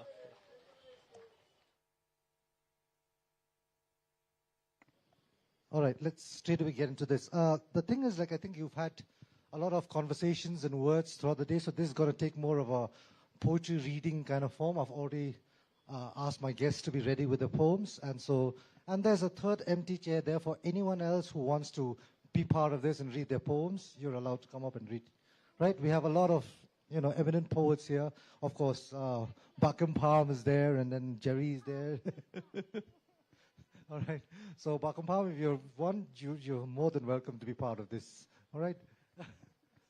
Okay. However, as usual, poetry, we're pushed a little bit, towards the end, and we were told that you'll be given 30 minutes, and there's a clock right here, and I'm reminded of that Times Winged Chariot always at the back of my mind, to his coin mistress. So I'll just get straight to it, no more introductions. So I just want to ask you about, the earliest poems that you've written, right? And let's hear some of those poems and how you feel about them now, because a lot of our audience are actually much younger. They're getting to that. So it will be at that exact space that you used to be at when you have first started out. So just read a poem or something like that. Sorry, I'll just cut you off shortly. Sorry. As requested by Dr. Ralte, we have brought an extra chair here for any other poet who would like to join this panel. Barkin Palm, if... Yeah. Okay. Just leave it there. We will start. We'll do this. Yeah, we have an available chair here for anyone who would be willing to. Or any of the younger students, any of the younger writers that really want to come. I know. We'll start. Hang on. Okay, please. So yeah, let's do that. Just the earliest poems that you've written. Talk a bit about it, and perhaps if you can read them, then would really like to hear them as well. So whoever wants to go first. What are we supposed to talk about? Just your earliest poems. Yeah. Well, first I want to thank everybody at the Shillong Literary Festival, because this has been awesome. And it is not like a typical festival. I've been to a few, and this looks like a carnival, more carnivalesque, where, there's more spontaneity. And there are a lot of young people there. They're helping me, they're guiding me, and I think that's really awesome. They're literally, guiding me every step of the way. And I think poetry is not just in the printed page. Poetry is in life. So if anyone thinks like, where is poetry? It's not just rhyme and meter, but poetry is how you think and how you, have, that sense of wonderment. That, you always look at the sky, look at the cherry blossoms, look at this lake. And Shillong is a town of my childhood because my maternal uncles were here. So it's like a homecoming to me. And I get to meet friends who I know already, Madhu Raghavendra. And, well, unfortunately, Abhay is not here. But Bakin Pham, who I really liked a lot. And Sangha, I'll say Sangha, okay? That's how I know him. So it's amazing that we are getting to meet a lot of people we usually don't get a chance to meet with. So about poetry, I just want to say that it comes out from your life. It comes out from what you do, how you feel, and you have to be in love. You have to be in love with your sky, your trees, with your water, with your air, with your people, with friends. And it's like an ecology. It's not just one-time thing. So that ecology, when it sets in, you can write. I mean, I know Kin Pham said yesterday that, he has a theory that you have to be really upset or not happy to be creative. But I think the way I see it as not being happy is also being happy in a certain way, that you keep questioning. You keep asking, why is this so?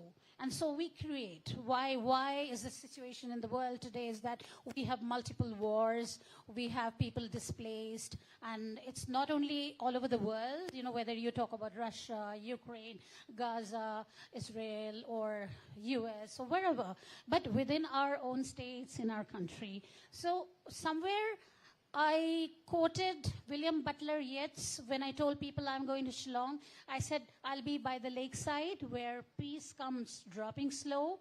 How do we get that peace? We get that peace only when we realize how to actually have access to that peace, right? So for us, poetry happens only when we are in sync with each other, right? Sangha, you can contradict me. So write in English now, but I began writing in Assamese and Bengali, and I seamlessly moved into English writing, so I can read something which reflects sort of my composite upbringing.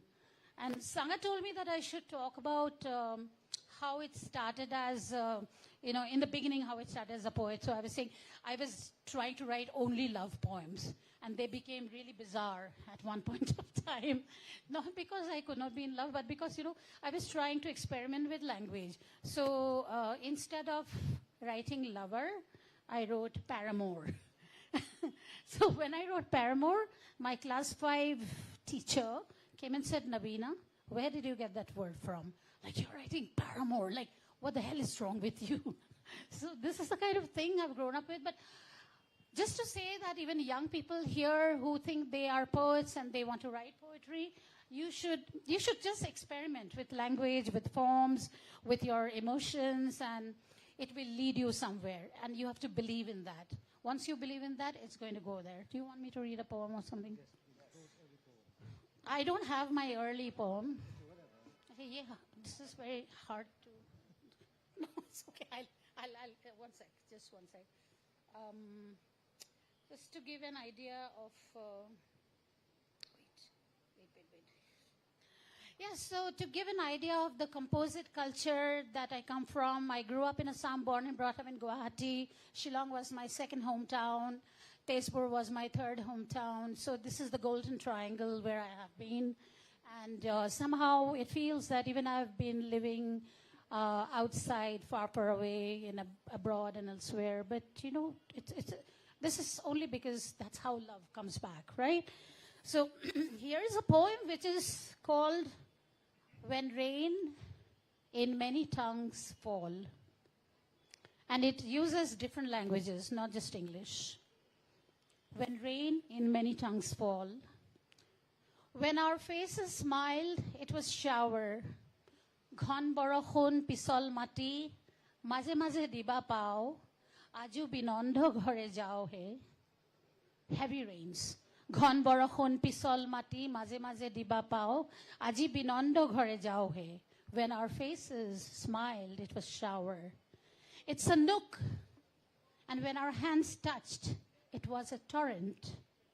हम तो समझे थे कि बरसात में बरसेगी शराब. हम तो समझे थे कि बरसात में बरसेगी शराब. That's a famous ghazal.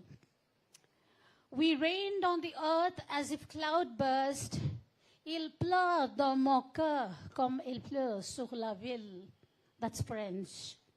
The way it rained on our heart, exactly the way it rained in the city. It rained on the earth as if cloud burst.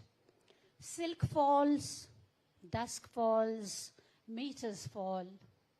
Kanha's feet falling in Radha's direction churns the wine of the sky and heart. It rained on my heart that day as it rains on this town this night. Thank you. Thank you, Nabina. And as Nabina said, there are too many people in the audience I adore, my friends on stage, and that's lovely. And so my partner is in the audience, and she told me to answer to the point. And, this festival is transient, but I have to go back home. So I'll do what Sangha said and just talk about and I was thinking that, my early poems, I think it was, I'll be vulnerable and share two of my early poems. And I always felt that youngsters are always running after degrees and things like that, And so I said, but the most beautiful things in the world, मतलब उसके लिए degree नहीं है. आज मैंने माँ को help किया बर्तन धोने में. उसकी डिग्री मिलेगी क्या? नहीं मिलेगी यार. तो then I went back and I'm saying making friends इसकी डिग्री मिलेगी क्या? नहीं मिलेगी. So these are very early poems, but I think that I don't take them as early poems. I take them as written by somebody else. Like Heraclitus said, it's not the same river, it's not the same man. So I think it was somebody else. So उससे मैं poem उधार लेके ऐसे सुना रहा हूँ अभी फिलहाल हाँ.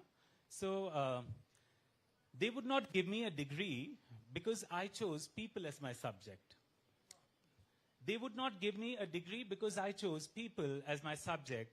I have people for tea, I have people for coffee, I have people for serenity.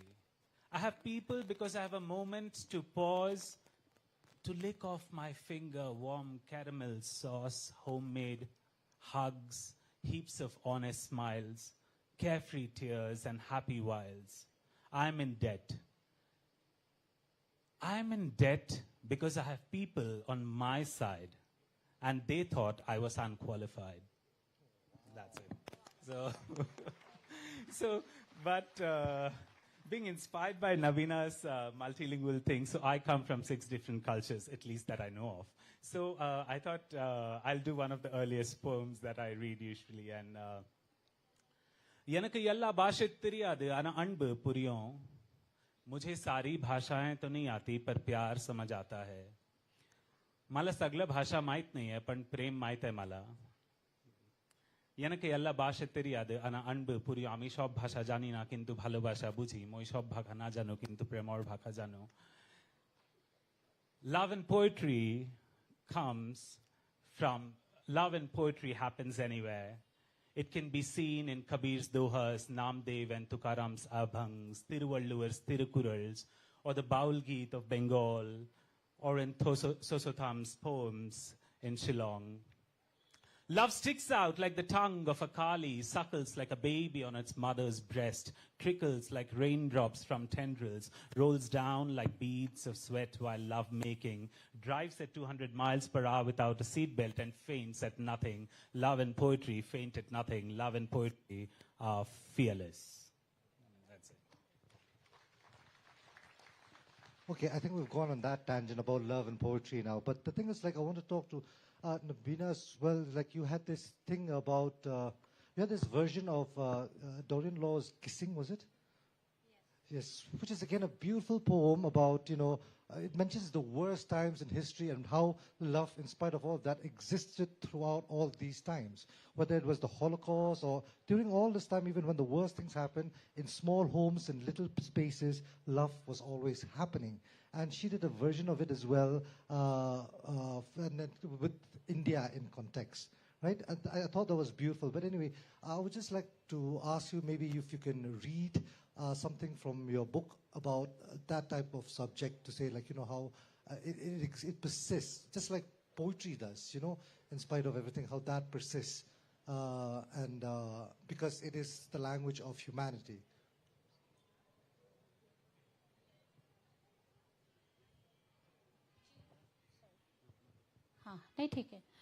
Do you want me to read that poem, They Are Kissing? Yes, please.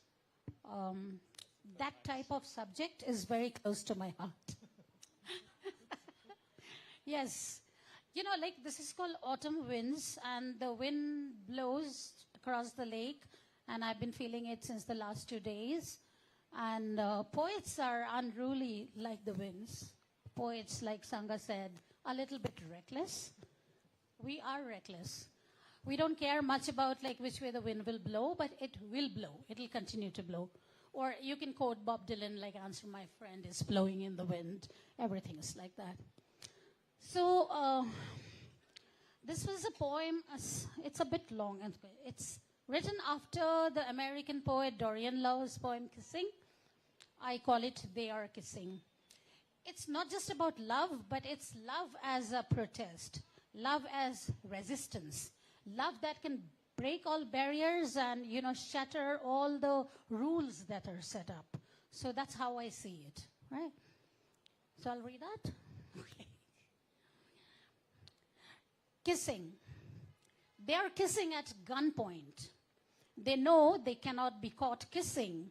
They are kissing as though the Chinars never saw any bloodshed, only lipstick. Asifa is grown up now. She's kissing her love, and the horses are dancing. The grass is erupting in joy. The valley is rushing in its unviolated grace because they are kissing. They are kissing on a country boat, thick over the roaring flood. They are making the char silt turn alabaster under their starry eyes and swoon. They're humming their old songs, calling out their firebirds and ghosts, slapping the fish smells onto their tongues, and they are simply kissing.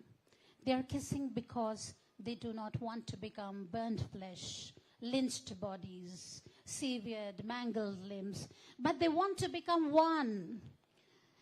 They are kissing because lips are honey, tongue all roses. Anantnag, Kandamal, railway platforms, bus stops, parks, chai shops. It's great fun kissing in chai shops, by the way. Chai shops, city streets, your carefully manicured lawns and gated, naked neighborhoods. They're kissing before the next pellet gun blinds another school kid, before the next attack maims that dreamy coward, the next brute snatch away the body, the heartbeat, the tears. It's their rage. It's their beautiful longing for a clear sky. It's their hands becoming tree branches, which you can see right now. Tree branches. It's their torsos turning summer's fireflies. It's their mouths free to kiss and speak. It's their saliva tasting love's warm rice. They're kissing right now in Unnao, in Khammam, in Kunan Pashpora. They're kissing on this page, in between the smudgy words and ink stains, because it is their only rebellion, only region, only map, only religion. For God's sake, shut your mouth now, for they simply are just kissing. Honestly, one of the most beautiful things I've ever read. Okay, Madhu again. I don't know if you'll take this. I know you won't take this the wrong way. But there's a bit of irreverence always in the way you write towards rules, towards conventions, and even towards yourself, even sometimes, right?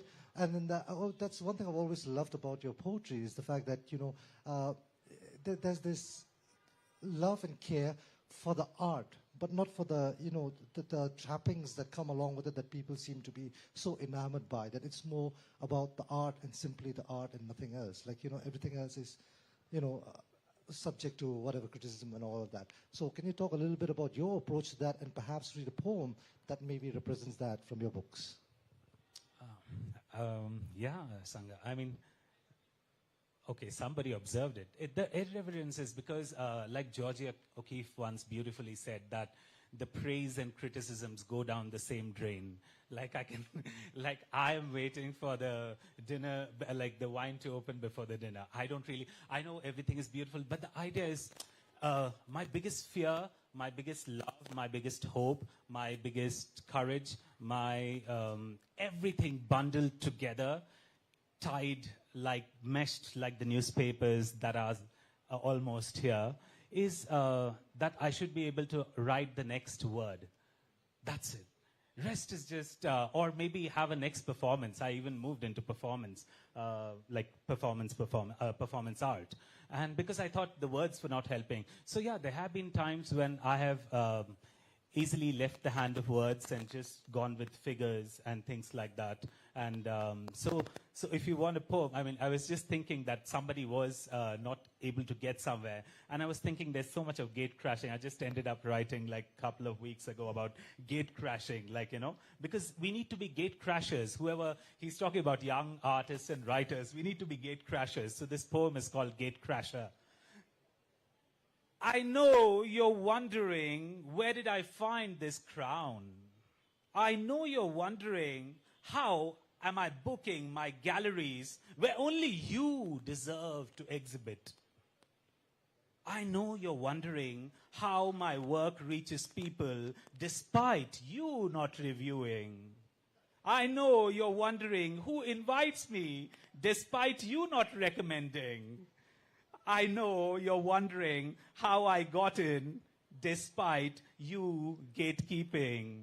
I wonder too. See, that's why I like that sort of irreverence that he writes with, but yet at the same time always so beautiful, always so pertinent, and really, for young writers especially, this is something that you look up to. You have to gate crash sometimes. We have too many gatekeepers anyway. So.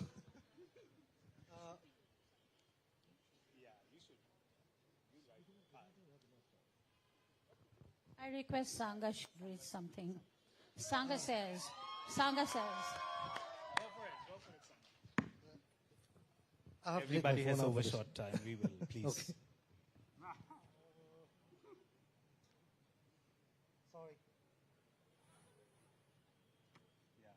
While you're at it, I'm going to take that liberty to go and talk about Unnoticed. Have you taken it? Go ahead. Go ahead. Okay. Same thing about, almost similar to his, but a little bit softer than his, about gate crashing, I suppose. I have a poem called Shushmita Sen. So, again, because I sometimes land up in places like this and I wonder why I'm here. Here's the poem anyway. I've often been invited to strange places, to keep in company with strange people. Or it may be truer to say that I am the strange one in all that. I am the unknown, usually among the known faces, as we all sit there talking poetry. First always is the introduction. And some, though already known, for fear we may miss out on any detail, start shooting off long lists of books and awards and important journals, domestic and foreign, attributed to their names. I always dreaded my turn. Though still poor for any list, there was a time when all I had was a small corner in a student's magazine. And Baruch, using a computer printer, this was really impressive back then, had printed one of my poems and pasted it on his office wall. Or so I'm told. If that was not true, then my list is even poorer. When my turn came, I paused, waiting for the question to be asked again. Buying time, I will say, can you repeat the question? Like Shushmita Sen, even more. So where have your poems been published, they would ask. And then time ran out. I am no Shushmita Sen. I panicked. In a girl's heart, I answered cheesily, followed by my best effort at a profound silence. And in my strange head, I was pleased and imagined they were all jealous of me. Okay, enough. Okay, right, okay. So he said, we are different people at different times. So how would you define yourself now at this time? And what is the poem that you've written that you feel defines you now at this moment? That's for the both of you, yes.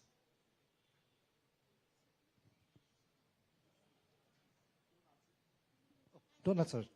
Okay, fine. Then just read a poem. You are saying what poems finds us at this moment? Frankly speaking, I don't know. There is nothing such certain stuff as what can find us in this moment. Right at this moment, I'm not able to see any of your faces. I would love to see your faces. I'd love to make eye contact. But I can't even see if you're saying ho, ho, ha, ha, hurrah, and all that. I can't see you, right? And there's too much light and all that. Poetry is something that, it is cliched to say that it's organic, but it is something that should just happen by itself, right? There is a grammar to it, no doubt, but it should happen by itself. So ideally speaking, we should not be sitting at this stage. Ideally speaking, I would abolish this stage and the audience divide. You agree or don't? You guys don't sound like you agree. Yeah, so, poetry should happen as we are speaking, as we are interacting, as we gather together, as there is merriment, as there is sadness, as there are events happening around. So it should crop from every facet of life. So that puts us in the moment. Not just, it's just not always a lyrical expression. It could be a very forceful expression. I remember, I always like to quote Kin Thum's poet about his mother that he wrote. Because once we have a topic like that to write about love, relationship, mother, sisterhood, brotherhood, we go very soft, we go very syrupy, almost lachrymose, But if you read that poem by Ba Kin Pham, you'll know what I'm talking about. You should go back home and read that poem tonight. I want all of you to read that poem. If you really, really do care for poetry, that sort of poem will put us in the moment. It's not just, being, paying an eulogy, being in praise or saying Baba and Baba. It's to realize the facts which are subterranean, a little bit not spoken about, what we call as taboo at times, But I really think if you care about poetry, go back home today and read that poem. Don't read me. Don't read Madhu. Chuck Sangha. Read Kinpam. Yep. Yeah. I actually celebrate those who I don't agree with. So that is a compliment that I'm not agreeing with you. And that's why I celebrate you, because, yes, I celebrate friends who I don't understand. No, I mean, because I feel that people should get a slice of my madness, and that's why, that's why. I'm saying that I totally agree that, but what I am agreeing is, you write the poem and then it's not yours. That is the part. It's like taken away from you, and that, now again, it's not now, right? When he's saying now, it's not now. Now is everything. Yeah, everything bundled together. So I think I remember very precisely 2022, and in that, there's many nows happening in the now that I'm living in, and I think the artist poem that happened for me, I think I have not been able to get over how the phenomena of how it happened, and it's like the aura of the time when you create the art, and probably the universe people needed the most, I don't know. But it was just everywhere. It was, so this poem I'm going to read, and you'll be like, oh, this is the poem. And this poem was, so it was during the COVID, and it was called Artist. It's a 10-line poem, and it was quoted everywhere. It's still performed in Finland and universities across US. And हर जगह, मतलब कैसे गई पता नहीं. South African parliament budget speech लोग पढ़ रहे हैं उसको. मैंने तो काश पैसे दिए होते ऐसी चीज के लिए. But दिए होते, हाँ, मतलब काश. So listen to this poem and say what's in it. Artist, and that was the time artists were called non-essential. Artist, I don't mind being the non-essential. Even a child takes its mother for granted. It does not run back to its mother until it is hurt. Nobody first thinks of water when they arrive at an exquisite dinner party until they are choking. I don't mind being the non-essential, knowing you will come looking when things are broken and nothing else works. Art is non-essential. Art is non-essential until it is not. Guess who I sent the first draft of the poem to? And Sangha. And he says, the last line is overkill. But I said it's the need of the time, and I kept it. And it's printed in T-shirts now, so yeah. Yeah, well, you asked my No opinion. wonder he's clapping so hard. Sangha. All right, so please be ready with a couple more poems to read. And while they do that, people just, whatever questions you have in your head, get ready, because I'm going to come to you next. Poem. But this whole idea of mandatory reading of poem is quite tiring, I don't think poets should be forced to read poems. It should just be read when they like, and when you are ready. And I believe so many of you are ready. Are you ready? Are you ready? No, this forceful reading, like read a poem, पढ़ो, like. नहीं, ऐसा नहीं है. Come on, trust me. Okay, I'll read a poem going with the same tenor and theme which was kissing and love, because we need love more than we do, more than we did before, I feel. With the world being so volatile, the world being so much in turmoil and conflict, I think we really need to use love as the weapon. Weapon not of mass destruction, but weapon of bringing everybody together, whether it's ethnic, community, religion, global, intercontinental, whatever. I don't want to go into that grand narrative, but my world of love is very small. So here is a poem I wrote as like you were talking about reading early poems. So this is an early poem, which was written after Wallace Stevens. I'm sure a lot of English literature students would know. It's called 13 Ways of Looking at Your Hands. Okay? 13 ways of looking at your hands. 1. When the evening came home, the hands were the only ones that lit the warmth. 2. This hand and the other with two of mine sometimes tell tales, sometimes muzzle them.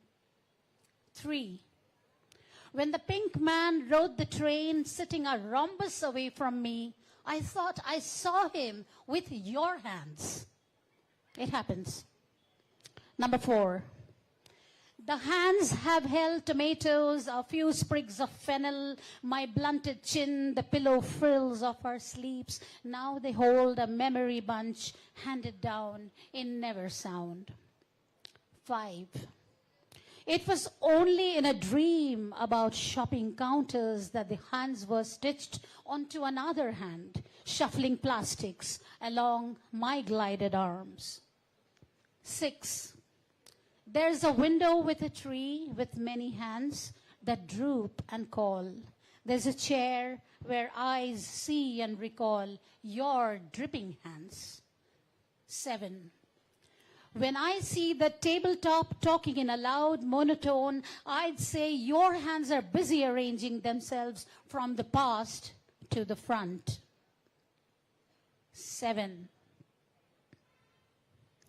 8. I have loved those green hands. I have lived without those serene hands. The vowels are now too drunk to get away.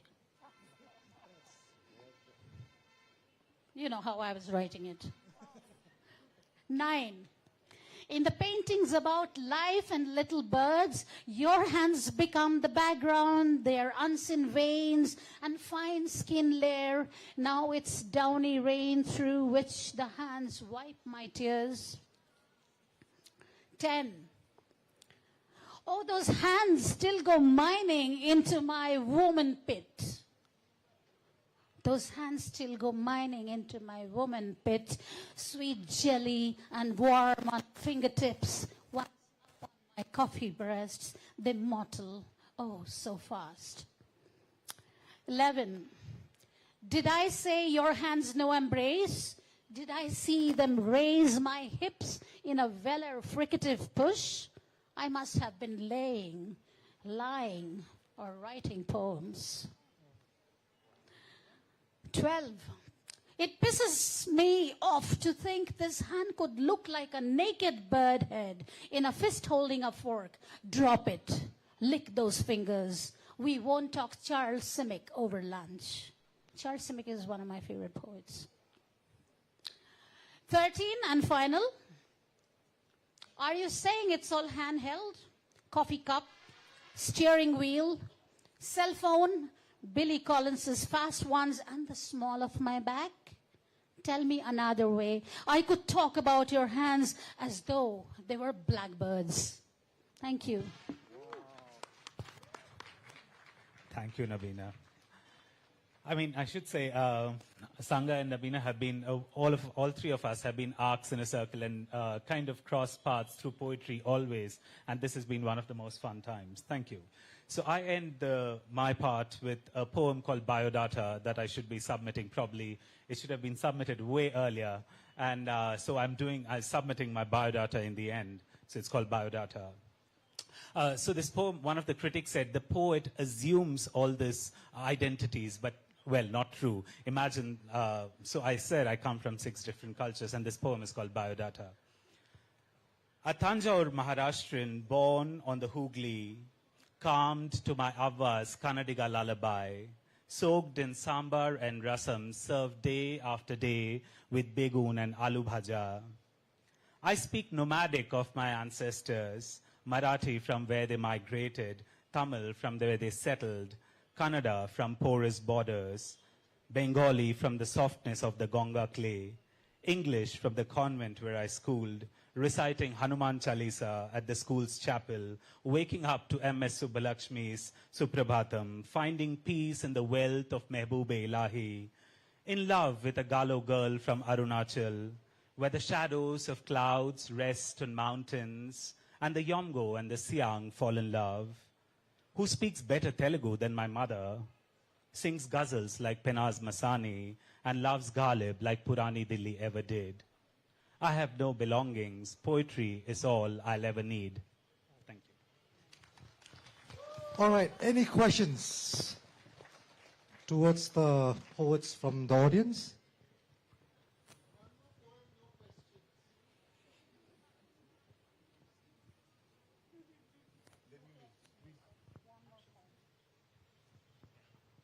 No questions? Okay. So maybe we should wrap this up? Sure. Okay. All right. Thank you so much, and to both Madhu and Nabina, and thank you all for being such a wonderful audience. Oh, well, there's one question. Okay, sorry. We'll take one question, yeah. Microphone. Sorry, it's very dark. That's it's just very hard to see. Hi, it was such a nice evening, and the question, it's not a question, it's a special request to Madhu, who is present here. So there's a small anecdote I would like to share with everybody who is here. Once I was invited to judge a competition, and I was told that there will be no prize money, there will be no honorarium as to judge the competition. And I had to decline it very politely. And in that big email, all I could do is use Madhu's poem as an attachment. So I would request Madhu to please recite that poem. To big college fest, never have budget for poets. Okay, that's the first time request I've got. This is called, I'll quickly do that. Open mic poetry judge invitations. To big college fests, never have budgets for poets. Sir, we are hosting a college fest on this date, and we would like to invite you as a judge. We would like to dump all the judging work on you. Consider it your honor. Okay, hope there is an honorarium. Sir, we are not paying any of the authors and poets. It'll be unfair if we pay you. Even the authors, like insert a big name, is doing it for free. You will get a lot of publicity. I think it's unfair that you're paying none of them. Are you listening to yourself, mister? Why would you not budget for writers and poets? Have you tried saying that to the band you're inviting? If you think writers and poets aren't worth a budget, then why have all those segments at all? I think I'll pass on this one. Thank you all. Thank you so much. Before we bid adieu to our poets here this evening, as a small Hey, token... buy the books, sorry, buy the books, huh? It's right at the Woodpecker and the bookstall. Thank you. As a token of appreciation for our poets this evening, we would like to present them a few mementos from the Shillong Literary Festival. And if there are any additional questions or perhaps requests to the authors, they would be available at the Authors Lounge for book signing, and their books are also available at the bookshops which have been established here at the Wards Lake premises with the different publishers or as well with the festival bookshop.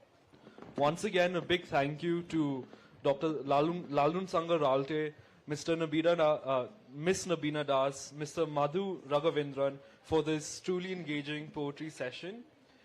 Their words truly reminded us of the unifying power of us to evoke emotions and connect hearts. Once again, a big round of applause for our poets this evening.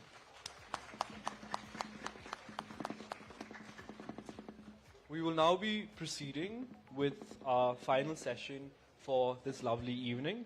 I now call upon Wari, my colleague, to take over.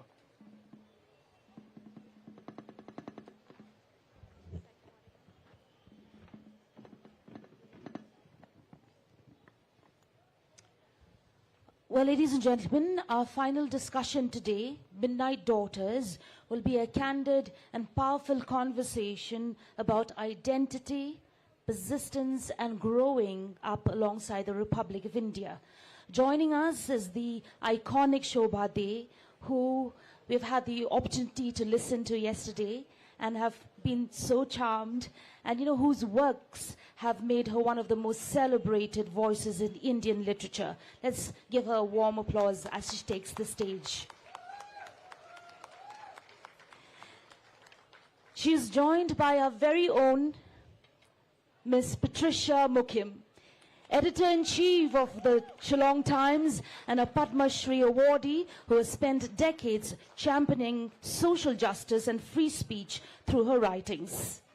Let's give another warm applause, please, for Patricia Mukim. And moderating the session is Shahana Chatterjee, a cultural curator and advocate whose deep engagement with literature and storytelling makes her the perfect voice to guide this conversation. Madam, the floor is yours.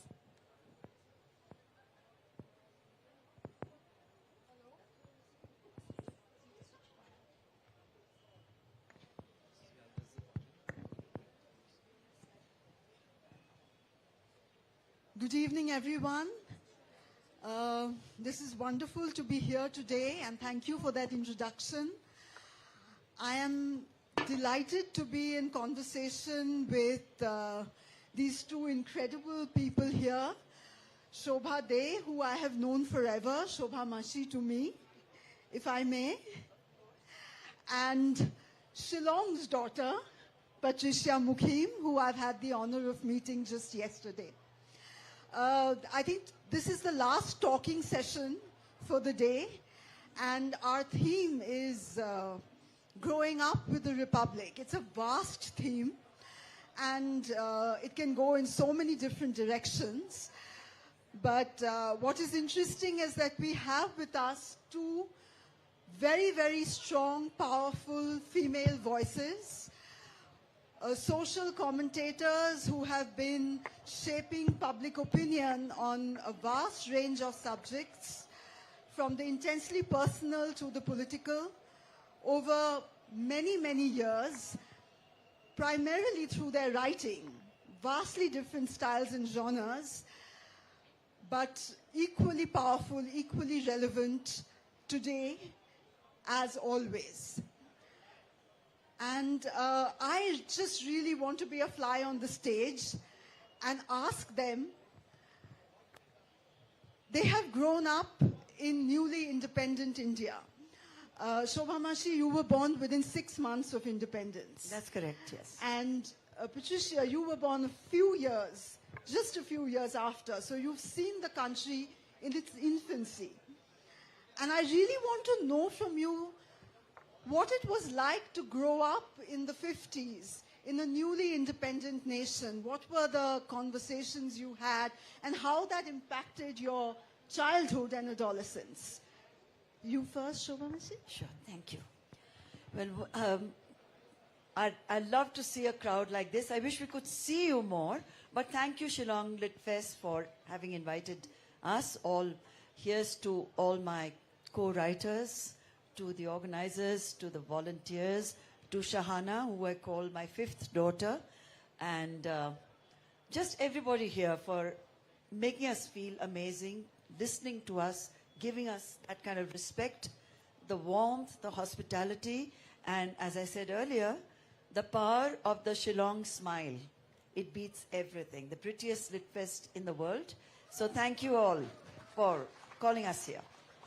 Yes, to go back to what you asked, my father was a district judge at the time and working in a small court, a district court in Maharashtra, rural Maharashtra, where the British flag was naturally always flying in the compound. And I was still, my mother was expecting me. My older siblings were already born, and the older one was 11 years old at the time. The midnight, the speech, which my father was waiting to hear, as was the rest of India, as was the rest of the world, Pandit Jawaharlal Nehru's speech. This, of course, I was told much later. So they were waiting, and in a way, wondering what would happen in the courtyard, in the precincts of the court at the stroke of the midnight hour. And from what he tells the family, it was a moment that still sort of brings tears to my eyes and my hair stands on end. He said that they had to bring the British flag down, the Union Jack, and then our flag went up. As soon as it went up and the cheer and Nehru's speech had just concluded, the small hills around Satara, where he was the district judge, suddenly lit up because there were people from the village with mashals who got up at midnight and it read Jai Hind. So for me, it's a very powerful reminder of what it meant for my parents' generation. And that I was born into free India was something, a privilege, because I know what it was like from what they told me earlier. And maybe it's a privilege I took entirely for granted. You take freedom for granted as you must, as you should, which is exactly what I did growing up. It never occurred to me that my siblings had known a very, very different India and a very different life. And all the things that I was taking for granted, the access to education, that my father then shifted to New Delhi and joined the Ministry of Law Central, changed all our lives profoundly. So to answer you, that for me still remains the defining moment as to what being a child of the Republic actually alludes to in a very personal way. The same question for you. Shobha, that was really something that needed to be heard, because in my case, we were this periphery that had not joined India at that time. So the instrument of accession was signed by our ancestors in 1948. That was when we joined the nation called India. And I was born to a single parent, a single mother. We didn't have a radio, so we didn't hear much of the news. We really didn't know what was happening in the rest of the country. It is only later that we read that India had to accommodate 8 million refugees from Pakistan. And how this country has done it to find them a home, to find them jobs, I think is incredible. And that's why these days, you know, it's become a sort of a habit to berate Nehru, to berate Gandhi even. But at the time, they took on this very, very onerous task of building a new nation. And they had to negotiate with these 500 Maharajas, Rajas, get them to come over, be part of the new nation. So it's, for us looking from here, it's a very different perspective from what perhaps the rest of India experienced. And then we had the Naga insurgency. It started immediately after, in fact, they declared themselves independent a day before India's independence. So we have a completely different history from this region vis-a-vis what we call the mainland. And we still call it the mainland because the mainland still does not understand this region. We only have to look at what's happening in Manipur today to understand how, you know, how we don't make sense to the rest of the country and to the power holders in Delhi. I'm so glad you said it. I'm so glad you stated it the way you have, because it's really time Delhi woke up, and I have written about it frequently, I've tweeted about it frequently, that look at the priorities, what a skewered way of treating our own people.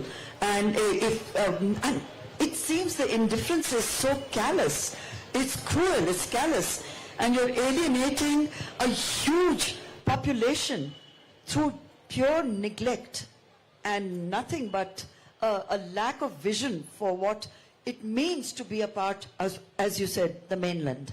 So it's very important what we heard today, and I'm so glad that you have also mentioned Jawaharlal Nehru and Gandhiji's contribution, because unless there are voices like yours that speak up and remind our young, in 5 years' time they won't exist in history books. I mean, it's so obvious what the intentions are. So the statues will come down, they'll be probably erased from public memory, and a generation later, it'll be a completely different manufactured history of our freedom struggle. Yes, so true. And I just like to add that it's also shows the graciousness of the region that you include us in the way that you do, even in a platform like this, despite the otherization that occurs in so many fields and spheres. And you alluded to actually what I was going to ask next, that independence on the one hand was a time of great hope and optimism, but on the other hand, also a time of great strife and displacement.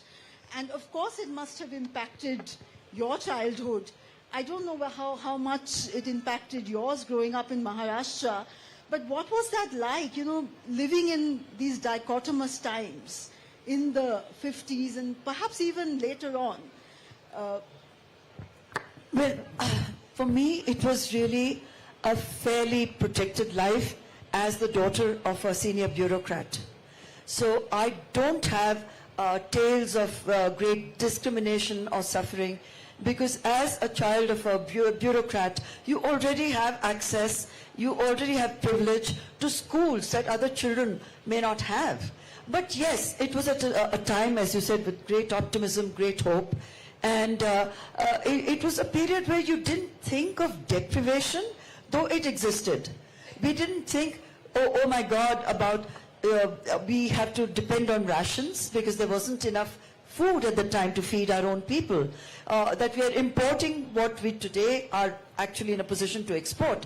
These were the realities of, as a child, I didn't comprehend too strongly. So for me, it was just watching with complete fascination, and that my father made it a point to take us year after year after year while we were in Delhi. And that, again, the impact of the image, many images, of the Republic Day parade, it still thrills me. But to be there, present there, and to be sitting there at, in the Delhi winter, shivering away at 5:30, 6 o'clock in the morning, to watch that parade, to watch our men in uniform, to watch that, the fly past, all of it was so very dramatic, so spectacular, and there was something about it which I'm sure at that time every Indian felt a sense of great pride, that here's a young nation, and these are the people who are creating that nation.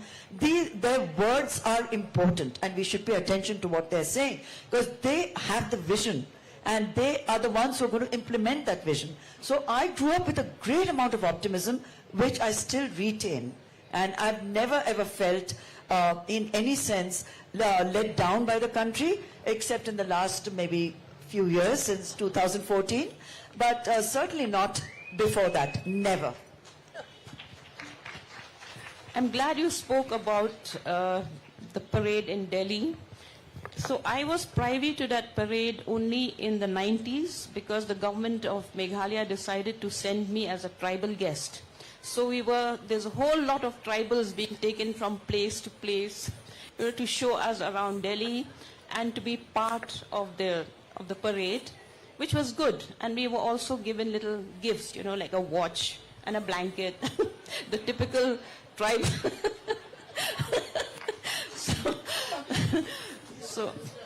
And then, so with us, after independence, then we had the Chinese aggression in 1962. So we didn't have enough food going around. It became very difficult to bring rice and other stuff to this region. So I remember having what you call the usna rice, the boiled rice, which it didn't have a good smell at all, because they say when the rains catch the grains, and then the grains begin to smell. So we were having that, and then at some point we had to shift to rotis, and we're not used to having rotis. I remember my grandmother saying, my stomach would never be full with rotis. So that, and then again we had the Indo-Bangla War, 1971. So we've seen quite a bit of history in our own ways.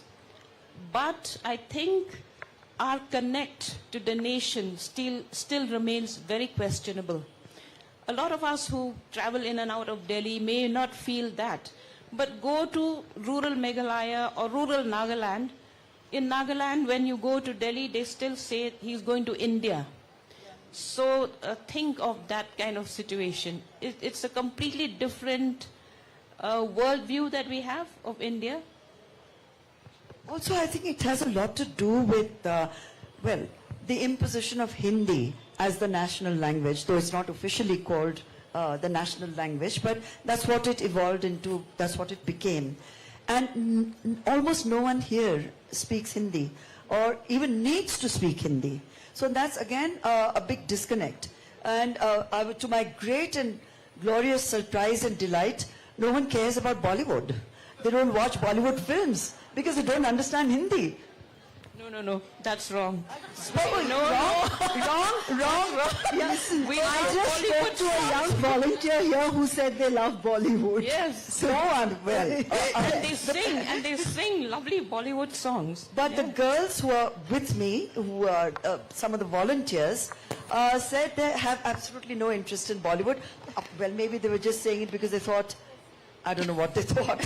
But at any rate, I was quite relieved because the kind of hypnosis, the hypnotic spell of Bollywood across the rest of India, not so much in West Bengal, and in the south they have their own No, it's everywhere. It's everywhere. Okay. Yes. The Bollywoodization of India. But one uniting factor, in a way. Yes, in a way. I think, cricket and films. Yeah. These are the two things which really bring everyone together very passionately most of the time. But just going back a little bit, I mean, both of you have seen India in every decade of independence, and we are hurtling towards the 8th decade.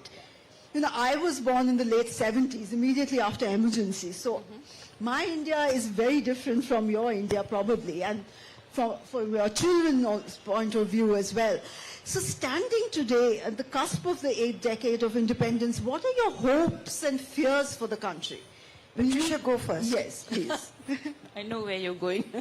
My hopes and fears, they revolve around what happens in Delhi, because that defines what happens in our states.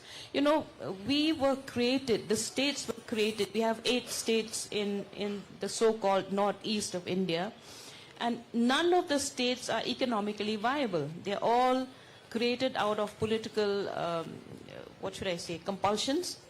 So each of the chief ministers is so dependent on Delhi, each one of them.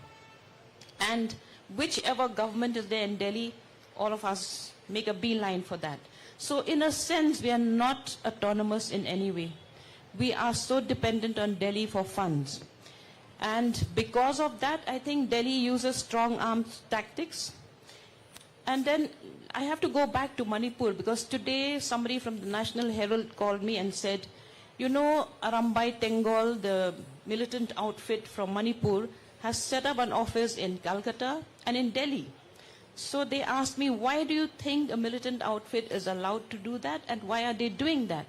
So I said, they're expanding the area of influence because the chief minister is allowing it. So we have these dichotomies that we are dealing with on a day-to-day basis.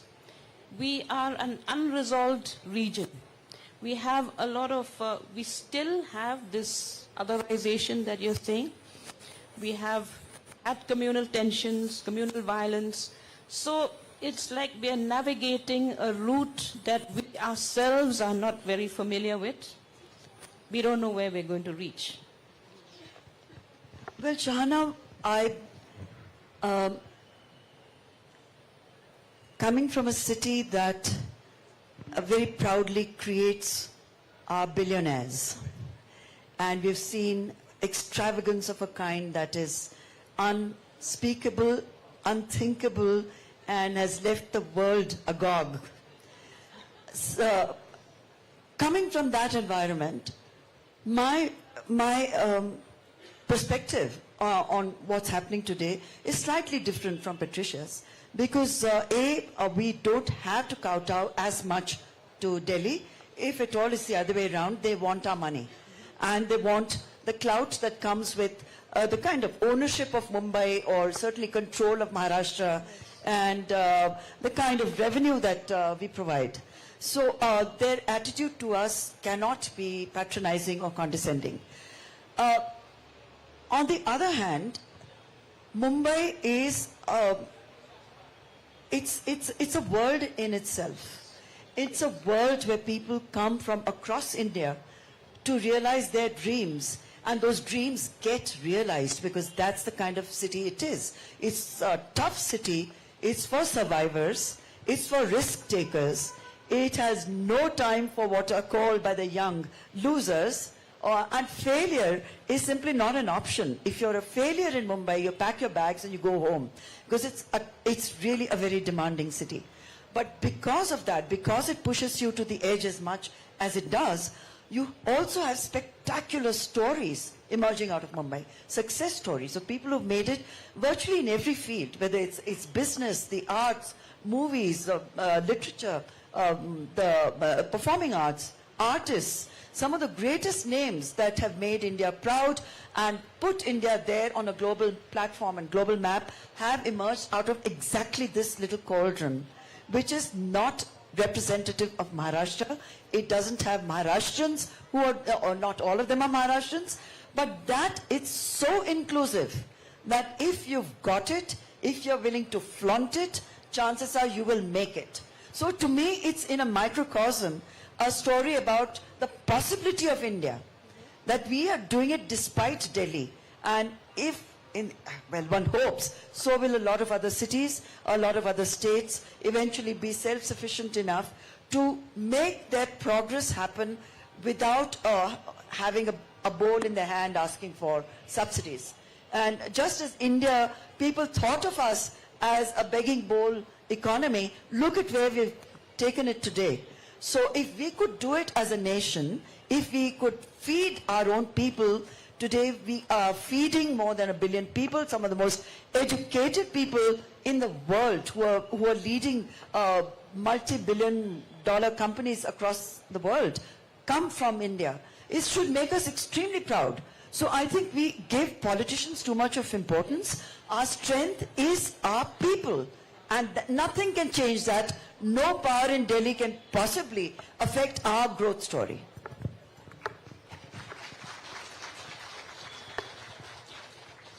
Thank you for sharing that. And that really is, in essence, the optimism that India survives on, the possibility of making it. And, you know, both of you, I mean, you, of course, in your political writing and you in your columns and other spaces, have also taken up cudgels against the Republic when you've had to, in very strong and straightforward words. And of course, there's a great precedent. In 1917, Tagore wrote an essay on nationalism, where, if I may just quote, he said that nationalism is a great menace to the world, and it is the particularism of the human mind which is the greatest obstacle to the realization of human unity. So, would you like to comment on that? And do you think that nationalism has really been misinterpreted and utilized to just, promote, I don't know what, sycophancy or what you might call it? Nationalism in today's dictionary, it seems to mean that we have to have one India, one election, one language, one religion. So, I mean, I don't know if that's how nationalism is being interpreted or reinterpreted, because we inherited an India that was divided, but the constitution makers were very particular to ensure secularism as a principle, equality, equity, if I may say, and the independence of the judiciary. Do we have any of these facets today? We have to really ask ourselves that question.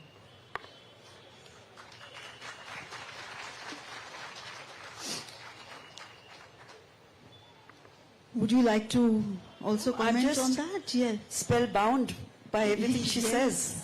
Seriously, what a wonderful way of putting it. Yes, and you have so spoken effectively out. conveyed. Fantastic. Well, you talked about talking truth to power, and I'll give you 2 examples. Well, yes, during the emergency, you're a child of the emergency, but I was very much an editor of the emergency, so you can imagine what that involved. And I was astonished when the Information and Broadcasting Minister in Mrs. Indira Gandhi's cabinet came to give us all a lecture in Mumbai on our job and what the job was, and basically just to tell us to behave ourselves. And the censorship was, of course, very much on. Everything was being blacked out. Everything had to be submitted to the chief censor sitting in Mantralaya and so on. And it was an editor's meeting that he was asked to address at a very sensitive time, where people were wondering, I mean, they couldn't believe what they had to deal with in an independent India, in a democracy, that there could be someone in the government telling us, you can say this, but you can't say that, and so on. So he came to me directly, and he looked at me, and he said, Madam, I can hang you from a public square, exact words. And I actually burst out laughing. I said, this man can't be serious. The editors around me looked terrified that this woman is laughing, and this man with a menacing, threatening way, because he meant it. I couldn't believe that someone could issue such an open threat. That was obscene to do it. So anyway, we challenged that, we paid the price for it, and there have been other governments, other run-ins with the Shiv Sena in our own state. Being a Maharashtrian, of course, doesn't mean that you're protected in any way. If at all, you're putting yourself out there by asking for trouble if you say anything that goes contrary to what the Shiv Sena believes you should be saying. You had a run-in with the Vada Pav, With the Vada Pav tweet. I mean, I must share that briefly with our audience, because they'll understand the ludicrousness of it all. That at one point, the Shiv Sena decided that commercial screenings of all films at prime time in our multiplexes will have to be only Marathi films. So my tweet said, does that mean that we'll be eating vada pav instead of popcorn at prime time? That's it. Nothing beyond that. So vada pav is a popular snack in Maharashtra, and they have vada pav stalls across, which they control, of course, and exploit. There's vada pav stalls, Shiv Sena stalls, and so on. And they sent a morcha of over 400 people to my home to blacken my face, to stone me, to stone whatever they could find. I had a lot of police people at home who said, do not engage with these people, do not go to your balcony. And I said, I have done absolutely nothing that will make me hide in the bathroom or cower in fear, because all bullies are cowards, and I'm going to go and meet them. So they said, are you sure? I said, I'm very sure. If you are afraid, don't come with me. So the police women said, now, come on, madam, in Marathi, tumi asa kai bolta hai. Then they came. They were very reluctant. So these guys were saying, Shobha Day, hi, Murtabad, the usual nonsense. Paid, hired goons, that's all they are. So they said to me, we have brought you vada pav, madam. It was a huge, huge basket of vada pav. It said with compliments of the Shiv Sena. And they had said to the press, who they had invited, that watch us while we gag her with the vada pav. They wanted to stuff it down my throat. It was said very crudely in Marathi, that we will gag her and stuff it down her throat and watch her suffer, we'll blacken her face. So I quickly took a picture of the vada pav and I tweeted it saying, it was delicious, thank you Shiv Sena. So then the couple of people said that, no, I asked them, what are you exactly protesting against? They looked at each other because, of course, they didn't know. They just said, we've been sent here. That did it. So I told the cops, we are wasting our time. I mean, just let them go and let's get on with our lives. I've been under police protection for 2.5 years too, for taking on what they call for contempt of court and so on. But if each one of us were to not take a stand and not speak up, then we'll be playing into the hands of these bullies. So I took them on. My husband was wonderful, stood by me all the way. We moved the Supreme Court and we won. It was a contempt of court. So you know, the point is, not speaking up is not an option. That's it. Simple as that. Bring it on. Jerry, calm down. So, I'm going to take on from where you left about freedom of speech. So, do we really have freedom of speech now? In the media, we're looking behind our backs to see if we're using the right words, the right vocabulary. Are we, you know, impinging on somebody else's need for glory? Because that is what it has become. And it's sad that I'm in a profession, you are in a profession where we are not exactly proud of ourselves anymore. And this, I am. You are? You are and should be. Because you speak on behalf of everybody here present who admires you. So, but we really need to be, like you said, be speaking up. It doesn't mean that journalists themselves have to speak up for themselves. It's the citizenry that has to be speaking up. And I think the silence sometimes is very troubling. Well, at least if I can understand the silence in a way, because people, it says a lot about the political environment. If the citizens feel compelled to keep quiet because they don't know who's going to come after them. So if you and I, if we have the platform to push for push on behalf of those who cannot push for themselves, that is our job to do it. And we must inspire that courage in the others, that if they are in any way being persecuted for nothing, then there will be voices that will support them. Right now, they're not confident that anyone will stand by them, and fewer people are willing to put themselves on the line, particularly in media, compromised and sold out as it is. Absolutely. And just moving away a little from that, we spoke a little bit about Bollywood, but I wanted to ask you particularly, what do you think about the representation of the Republic in popular culture? I think a lot is left to the imagination of filmmakers. If you talk about popular culture here in Meghalaya or in Nagaland or in Mizoram, we represent our own cultures. And that does in no way impinge on the national culture. It becomes part and parcel. I think they merge very well. And we have our yearly demonstration of that in Delhi again on Republic Day. So, but because cinema is still a very weak subject, it doesn't get too much of state patronage. So I think we really need to work on that, because that's how society represents itself to the world.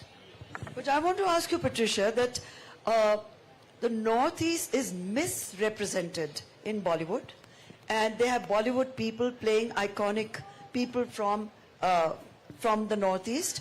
And I know that these are sensitivities that need to be addressed, and a lot of extraordinarily talented people from the Northeast who come looking for jobs in Bollywood do not get the kind of jobs that they should be getting. So what do you feel about the kind of skewered? See, because to be in Bollywood, you need to have those features like yours. I'm afraid... You know, the definition of beauty in the rest of India is different from ours. We are not so sharp-featured. So how can we represent Bollywood? Or how can we be represented? That's why, what's her name, Priyanka Chopra had to be Mary Kom. Yes. I mean, I don't know why we didn't protest enough. But that's a real... sort of... in all fairness, Priyanka Chopra did a fantastic job. She did. So that she was cast in that role, and that a lot of India got to hear about Mary Kom through that film was already something I thought was laudatory. But yes, of course, they could have trained an actor from here to play that role? We have some excellent people. With all the problems that Manipur has, they also have some good actors and producers and directors who are actually based in Bombay. So they could have used those. But again, when we come to this whole disparity, if you ask anyone from the mainland, sorry for the use of the word, to name the capitals of the northeastern states, many of them would fail that test. They would still fail that test. But when we were growing up, we knew the capitals of the rest of India, of all the states, because we learned that in our geography books. So why this disparity? And when will India actually know its northeast? We have a Government of India policy called the Act East policy, which we mistakenly believe it has something to do with us. But it doesn't seem to have anything to do with us because we have nothing to do with that policy. We are not even consulted. It's spoken about by the MEA every now and again. But we don't seem to be part of that policy. We cannot be because Bangladesh is in turmoil now. Myanmar is in turmoil. So how do you trade beyond these immediate borders of yours? Yeah.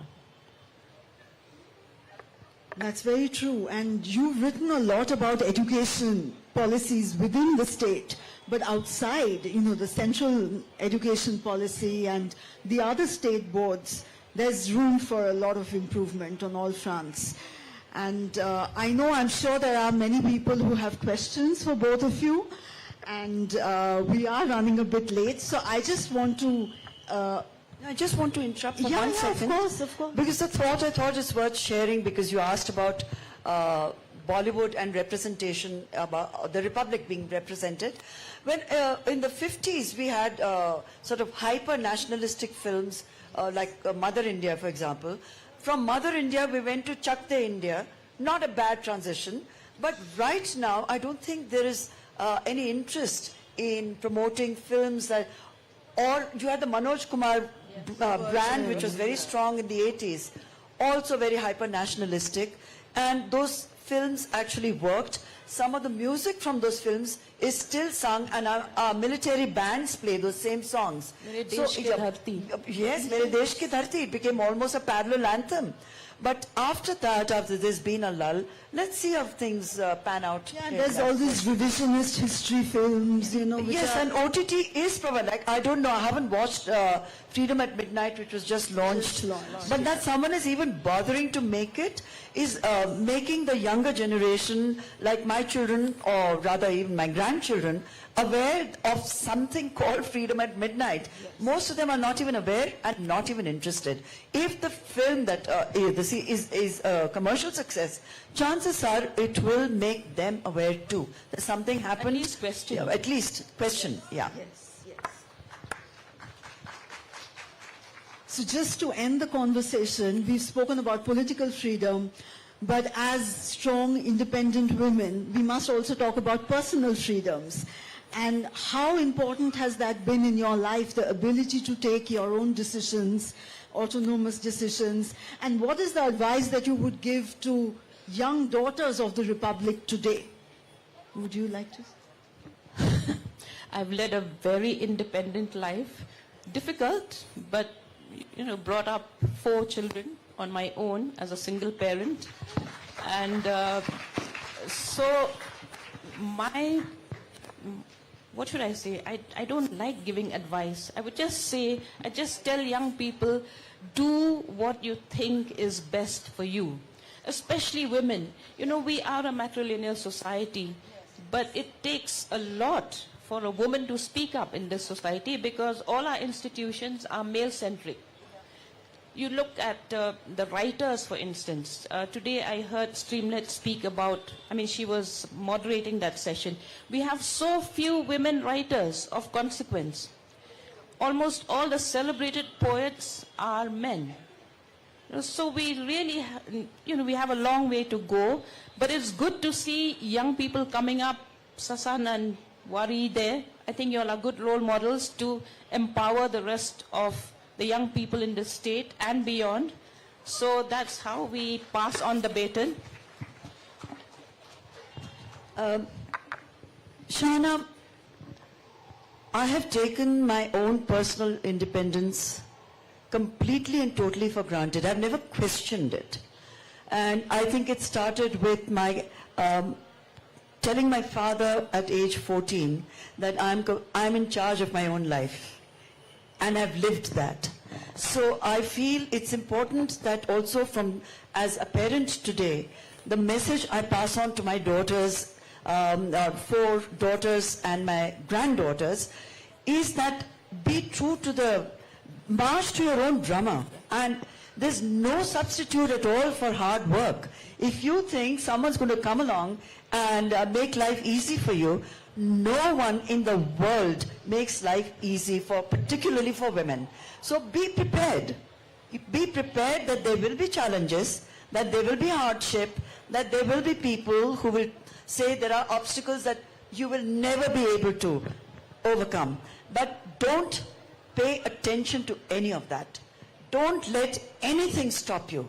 And at no age, I mean today I'm 76 years old, and I don't feel that I need to stop or do any of that. As long as my brain is working, as long as my limbs are working, there's nothing, no force on earth that can tell me that, oh, you're a woman, you're a grandmother, don't you think you should be sitting at home in a rocking chair and knitting booties for your grandkids? No chance, you know? And I hope that by demonstrating it day in and day out and through all my writing, which has been proactive and pro-women consistently over 50 years, all my books, the protagonists have been women, and none of them are victims. No matter how they start out in life, they are not playing the victim card. They do not bring out the martyrdom card.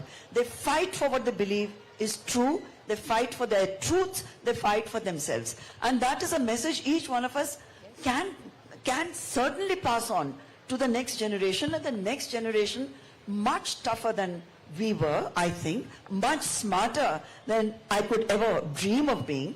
And they just know how to get ahead in life, and it gives me a sense of great triumph to see our young girls so confidently negotiating their way in a very complex world that we live in today. And breaking some of the rules. Oh, and breaking so many molds. Yeah. And good luck to them. And there are people like ourselves who are there to cheer them on. Absolutely. Role models and survivors. Here's to them. And on that note, I think we can take a few questions from the audience if we have time. Yeah? Okay. Jerry. Yes.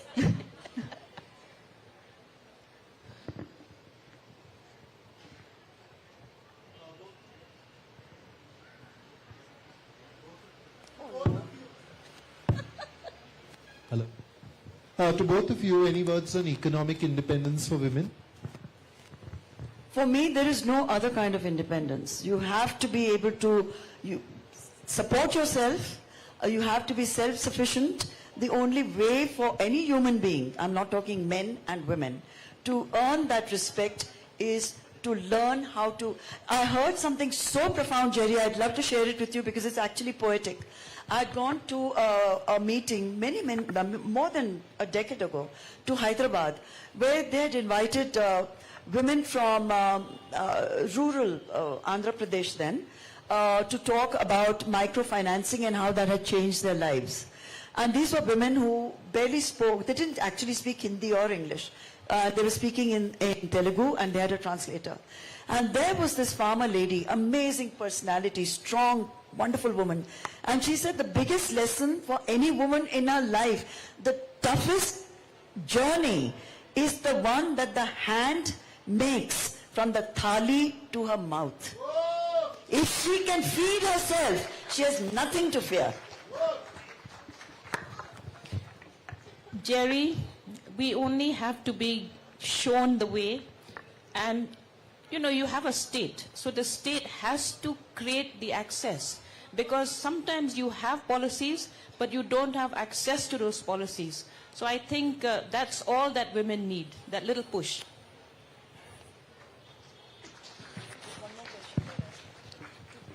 Good evening, ma'am. My name is Anoop. I'm a serving soldier.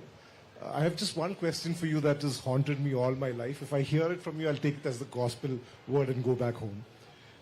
You've spoken about Republic, how you've seen it throughout the years, throughout the decades. I've probably seen it from the late 80s. Do you think we were a little unprepared back in 1948, be it democracy, independence, whatever you call it? We have this lovely evening because the stage is set, there are volunteers, we made this evening happen. Were we a little too early where we started our journey for the Republic? Could it have been a little later or better prepared? Could, as Indians, we be better prepared for that moment? I've always felt that we were not really ready for democracy because we are such a divided society even today. You have the caste system, you have now the rich, you have a class of the rich, even in tribal societies, and the have-nots there, and a huge gap in between. And then the Constitution of India is largely the Government of India 1935 Act, right? We've copied a lot from there. We've copied a lot from the US and UK constitutions. Those are countries that have evolved, and they didn't have the caste system. They didn't have the kind of poverty that we were left with when the British left this place. So perhaps, I don't know. This is Shobha. Well, I don't quite agree with the question, and I have a totally different point of view on this, that there is no such thing as the perfect timing for a nation to declare its independence. We'd waited long enough. That's something no one else can tell another country that this is the right time to fight for it, and this is, we fought hard and we got our independence. What we've done with it subsequently is what we should all be thinking about and participating in the progress. We can all stand outside and say it has nothing to do with me. It has everything to do with each one of us. So, okay, the timing, who decides? Even the most competent historians internationally and our own historians, we can debate this forever and we'll never find the right answer as to what was the right time for India. Freedom comes at any time. Is freedom hard won, and we should celebrate it. That's it. Freedom has to be celebrated.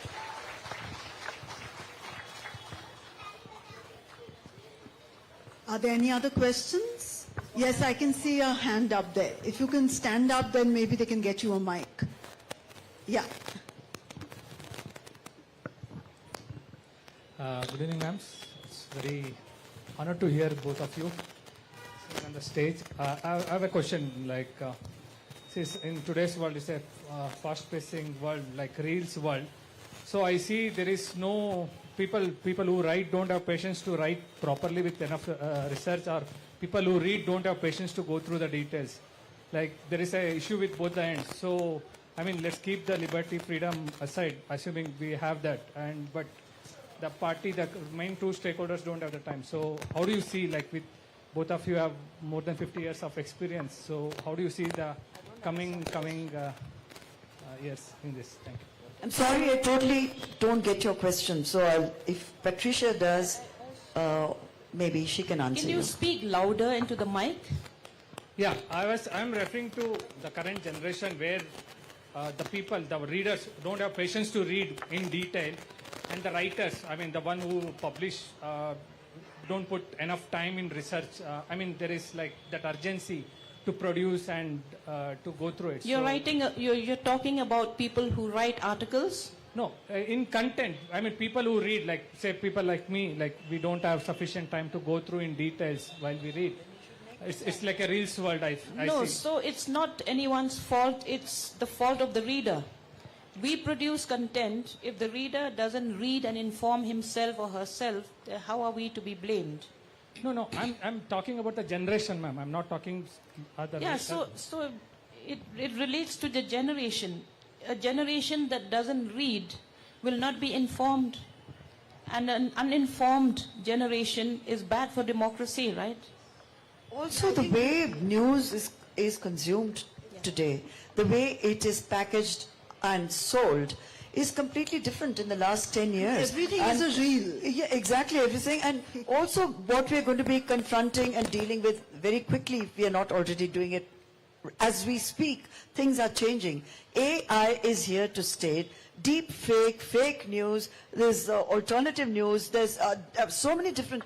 You have to, within yourself, have a questioning enough mind and find out as much as you need to know without questioning the source from which you're getting it, but also question the source. If you simply don't have the time or the bandwidth to do that, then you can't blame anybody but yourself. Thank you. Also, we live in the age of disruptive technology. I think all of us should be on our toes to keep ourselves informed. We can't say, oh, we don't understand this. You know, yeah, so... Well, I think on that note, thank you both very much for sharing your insights, and thank you all. And it's been an absolute privilege to be here in this wonderful venue at the Shillong Literary Fest. Thank you so much. Well, thank you so much. I was completely speechless and mesmerized by such powerful voices in today's session. It was simply superb. And, you know, we have such an engaging audience. If there's a word that can describe the session, what would it be? Come on, someone out there. Powerful. Let's give it up to the powerful authors, powerful voices that are here in the Shillong Literary Festival. Thank you so much. And as a gesture of our appreciation, we do have something special by the Shillong Literary Festival team, and we would like to give it to you.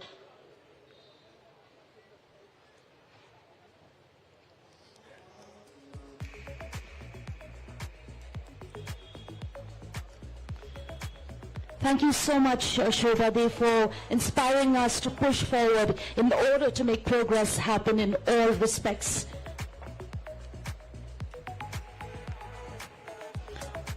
Thank you, Kongpats, for such different narratives which are so important in today's democracy, and I hope it will be something that, you know, will push us forward and make India much better in the whole run.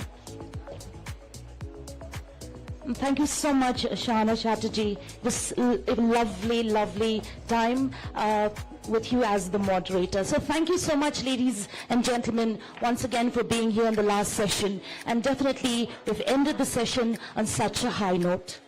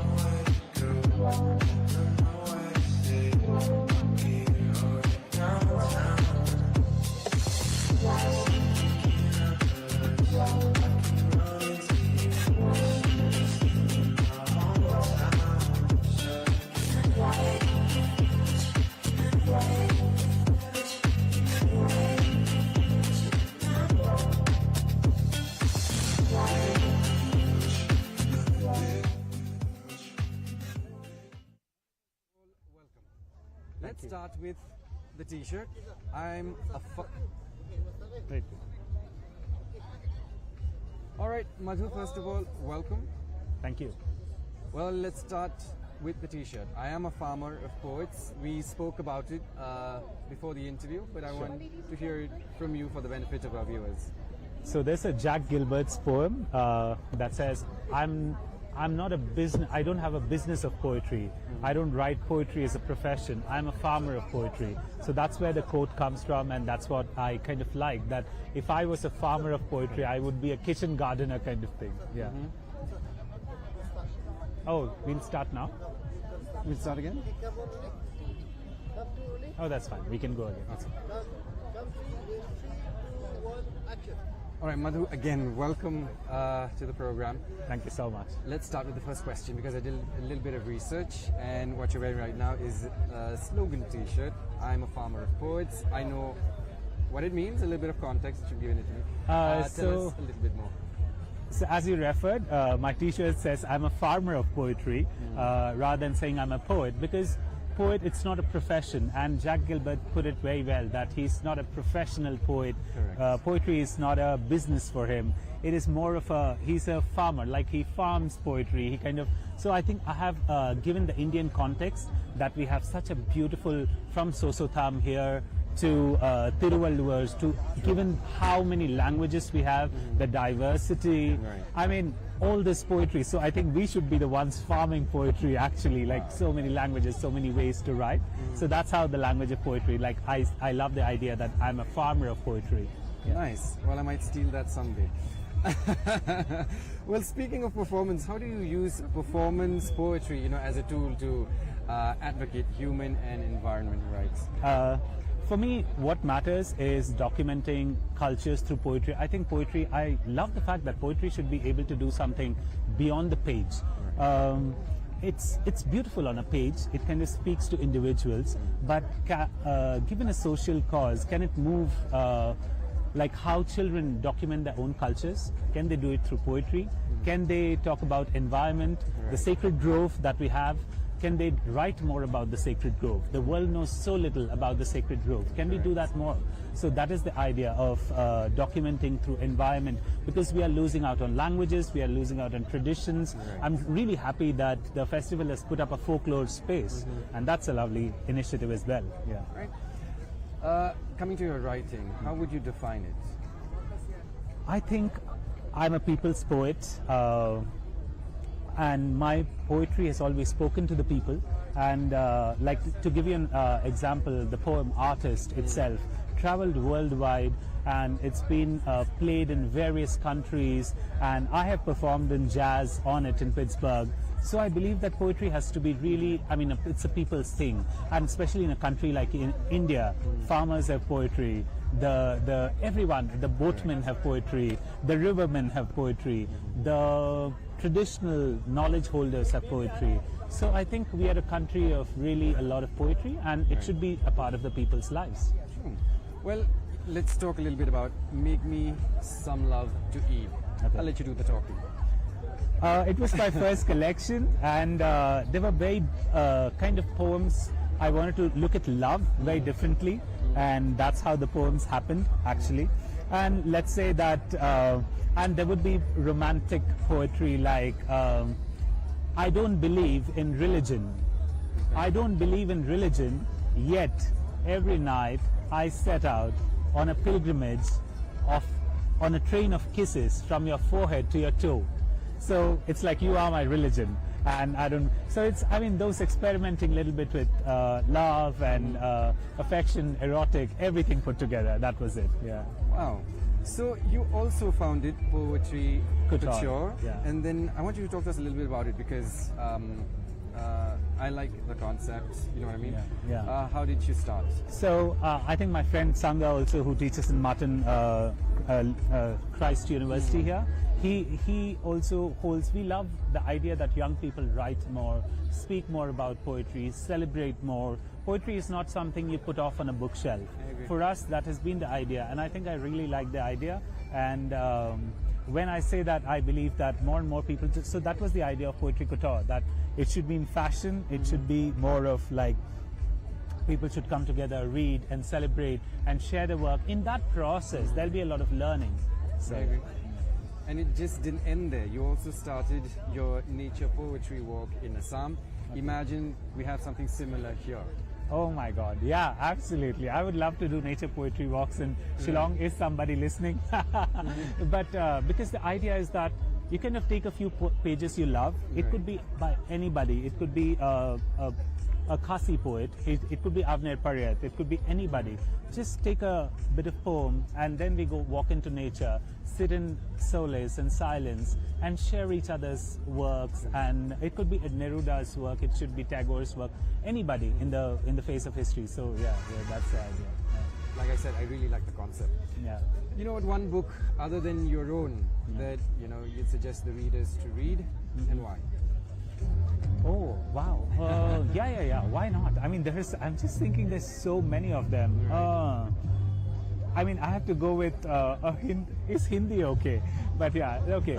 What was I reading recently? I think I just bought King Farm's book, and I would love to read it. It's called The Distaste of the Earth. Yeah. So I'm going to read. So I think it's a process. I'm saying because I dabble in Hindi, I read a lot of Hindi poetry, and I listen to a lot of Urdu poetry and English, of course. I mean, you can find me anywhere reading between the beat poets to Kabir, to Rumi, to Tagore, to like me and my partner would just sit over tea and read Tagore to each other. So it's that kind of. So it's what the evening brings to you, probably. Yeah. Since you're a poet and a writer, I want to hear it from you. What do you think of the reading culture in the 21st century?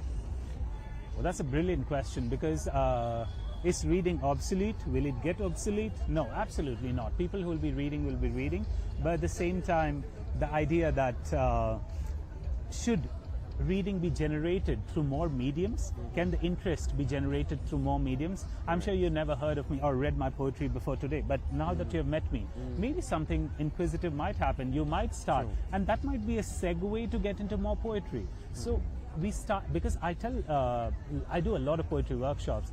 I tell children to know what not to read, because that is important, because it's like making friends. We won't be friends with everybody at the festival. We'll be having 10 friends. That doesn't make us a bad person. We are good to everybody. But do we have enough friends? No, we are going to pick up people, oh, you're not my type. Or you pick up, because you have to look at books like that. So you pick up a book and then read the first page, 10 pages, random pages, or random poems. You're like, you kind of speak to me like a friend. Oh, I'm going to read this. So yeah, I think that, so with Insta and all this spoken word going around, I think that's a good thing. A lot of everything should go on. Yeah. So, you know what, since we're here at a literary setting, if you're not signing books, if you're not on a panel, if you're not doing interviews, what do you normally like to do when you visit literary festivals? Oh, when I'm visiting literary festivals, I love taking cues from sessions. I love Jerry's session yesterday. I love Shobha De's session. I love the session on where Streamlet Dakar was moderating. So yeah, I just listen to people. I like to know how they think and celebrate their work as well. Yeah. So before I let you go, would you be kind enough to read a few lines from your poetry, just exclusively for our listening pleasure? Oh, sure. Why not? So I was.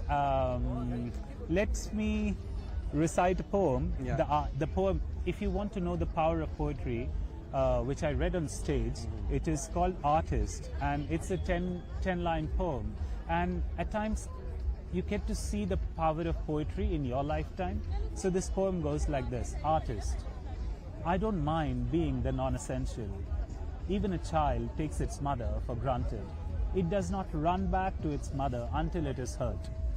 Nobody first thinks of water when they arrive at an exquisite dinner party until they are choking.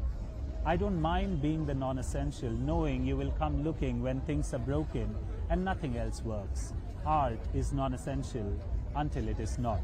So art is non-essential, it looks like, but you don't wake up every day and feel your backbone. It's there. It's there with you, but you don't feel it every day. Art is like that. It's the backbone of the society. So maybe once in a while you should feel it, yeah. I could listen to you all day long if I had my way, but unfortunately. But again, I said that was the last question. I still want to, one more question, if you will. What's next for Madhu Raghavendra? Is there any book coming up soon? Anything in the pipeline? I think I was writing something around the constant missing in our lives, about when we are in winter, missing summer, when we are summer, missing winter, when you're having ice cream, you want to have something spicy. And I'm like, oh, this is a quest, endless quest. And so I was thinking, it was around infinite. So the book was called something around infinite, and the idea of how this universe is always yearning for something. That's Mr. Raghavendra, it's been an absolute joy. Thank you. Very insightful. Thank you so much for your time. Yes. Enjoy yourself. Thank you. Thank you. For the remaining sessions. Thank you. Lots of love to the festival. Thank you so much, sir. Thank you. Thank you so much. I think. Yeah, we're done. Thank you so much. They'll need some photographs, I suppose. Yes. hope you didn't buy it. You're not.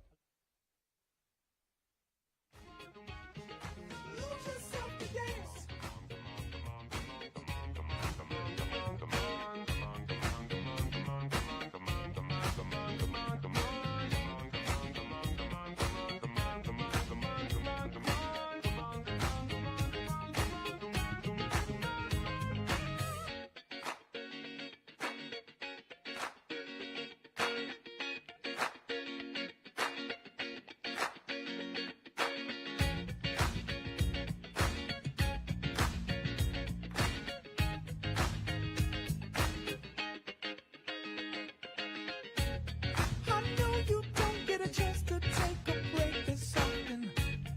I know your life is speeding and it isn't stopping. Here, take my shirt and just go ahead and wipe up all the sweat, sweat, sweat. Lose yourself to dance. Lose yourself to dance.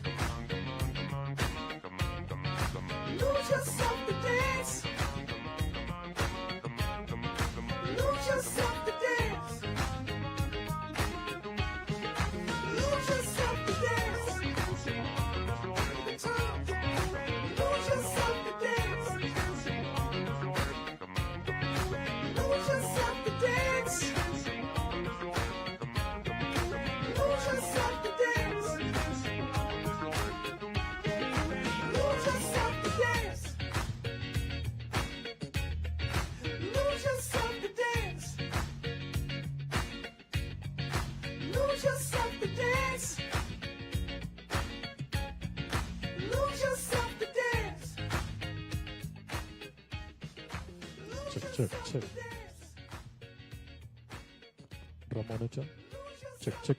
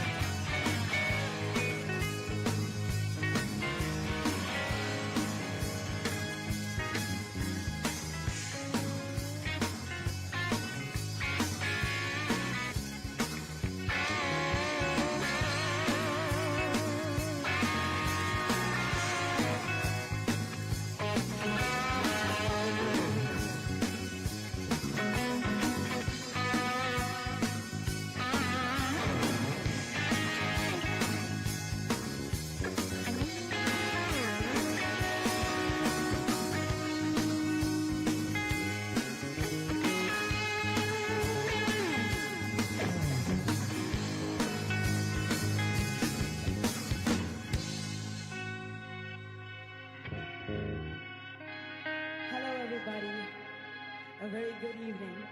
So I would like to introduce myself at the moment. I'm Bahun, and tonight I have a few covers for you, English songs, and as well as Kasi, some of the originals. And I would really love to hear your voices with me singing along. Will you? All right. Here we go.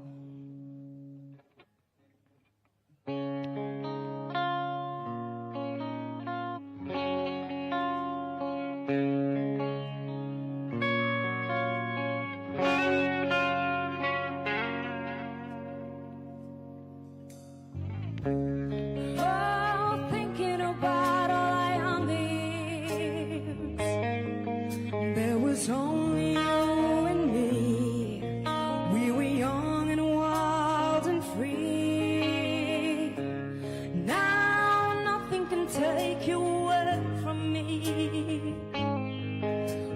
been down that road before, but that's over now. You keep me coming back for more. Baby, you're all that I want. When you're lying here in my arms, I'm finding it hard to believe we're in heaven. And love is all that I need, and I found it there in your heart. It isn't too hard to see we're in heaven.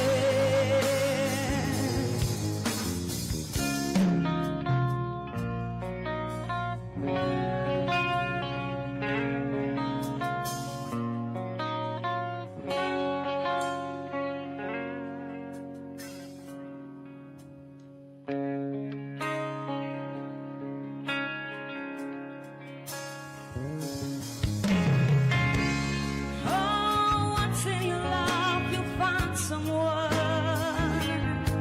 who will turn your world around, bring you up when you're feeling down. Yeah, nothing can change what it means to me.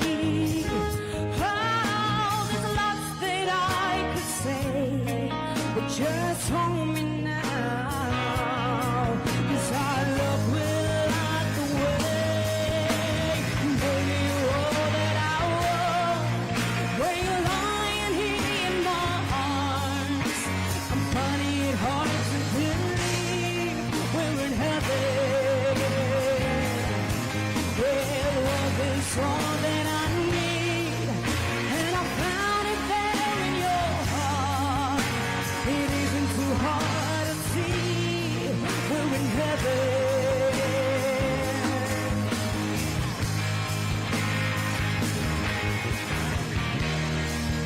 I've been waiting for so long for something to arrive, for love to come along.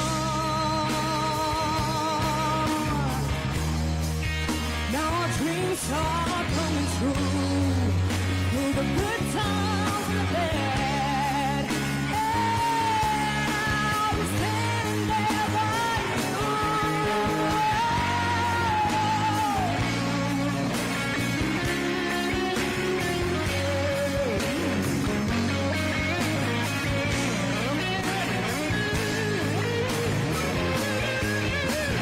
Baby, you're all that I want. When you're lying here in my arms, I'm finding it hard to believe we're in heaven. And love is all that I need, and I found it there in your heart. It isn't too hard to see we're in heaven.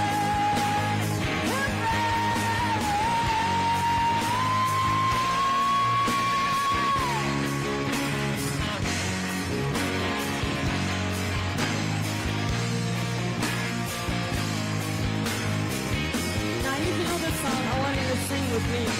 I want to hear your voices.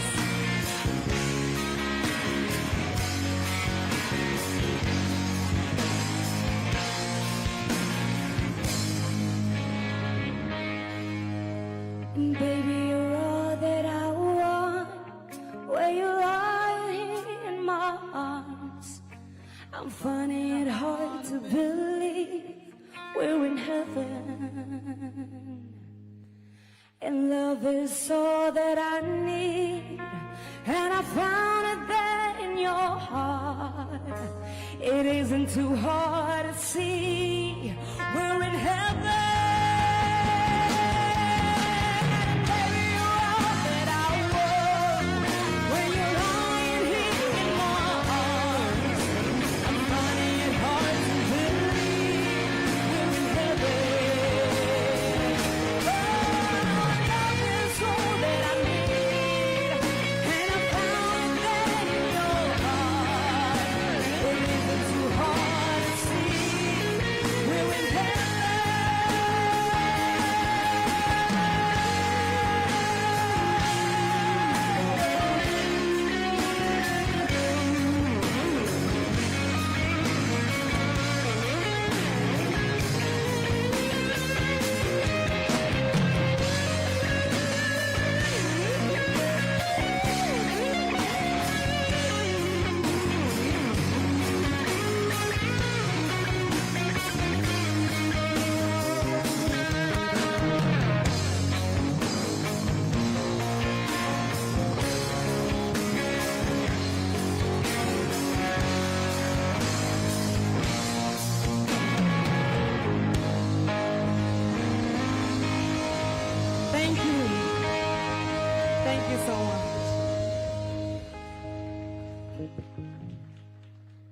Are you ready to sing some more with me?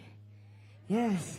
But I didn't hear your voices. Maybe you're too far, or maybe, you're feeling cold. But I bet if you sing along, you'll feel a little warm. All right? Yes?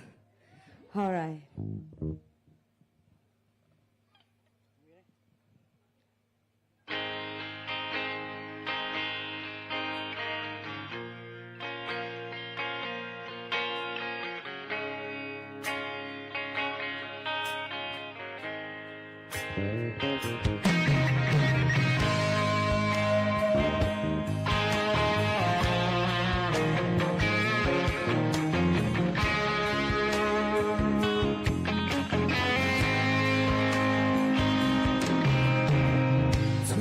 Years and my life is still trying to get up that great big hill of gold for a destination.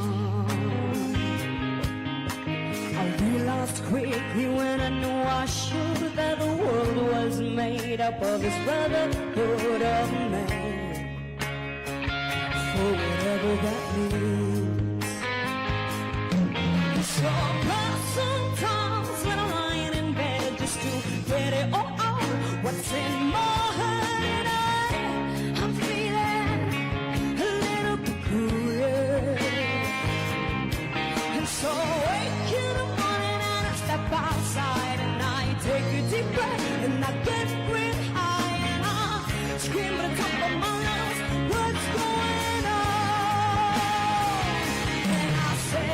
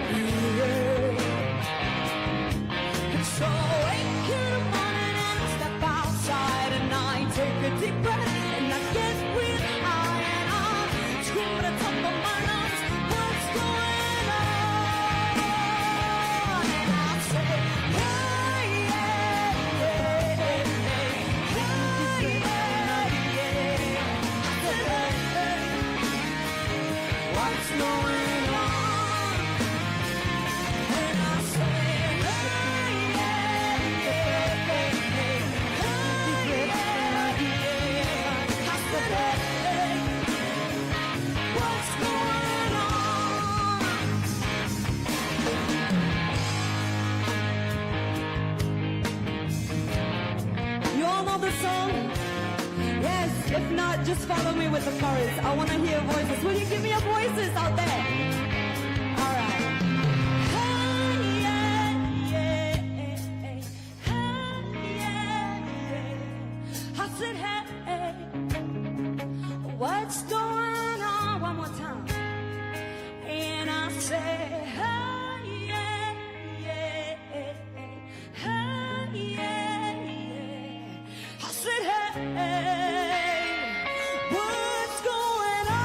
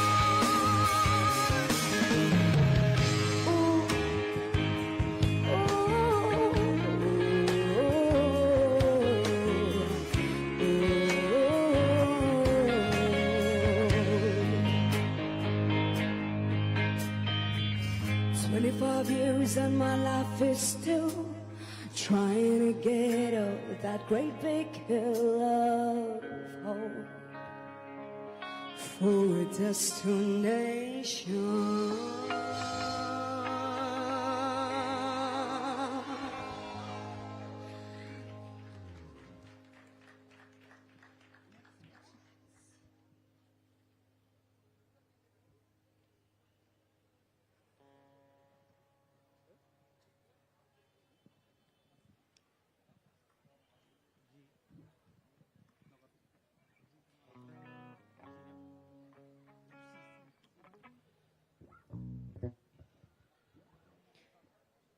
Are you feeling warm?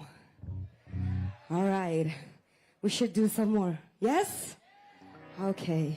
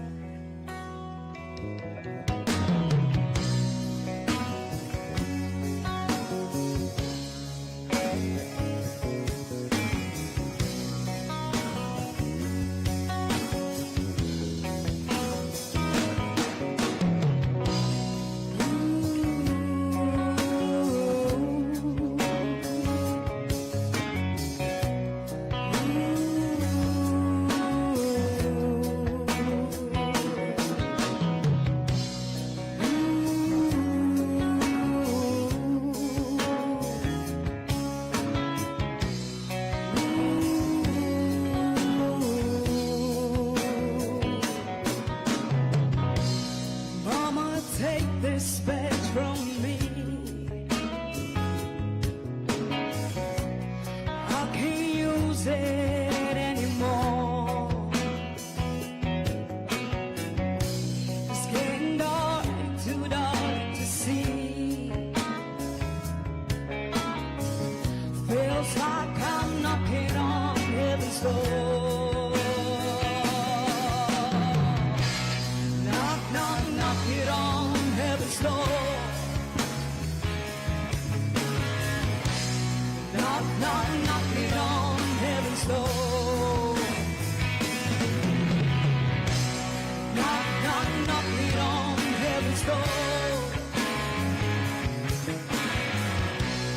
Knock, knock, knock it on heaven's door.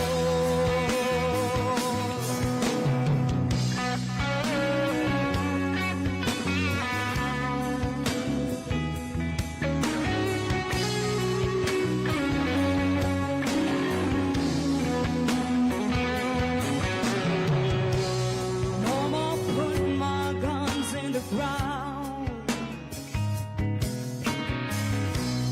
I can't use it anymore. The cold black cloud is coming down. Feels like I'm knocking on heaven's door. Knock, knock, knock it on heaven's door. Knock, knock, knock it on heaven's door. Knock, knock, knock it on heaven's door. Knock, knock, knock it on heaven's door.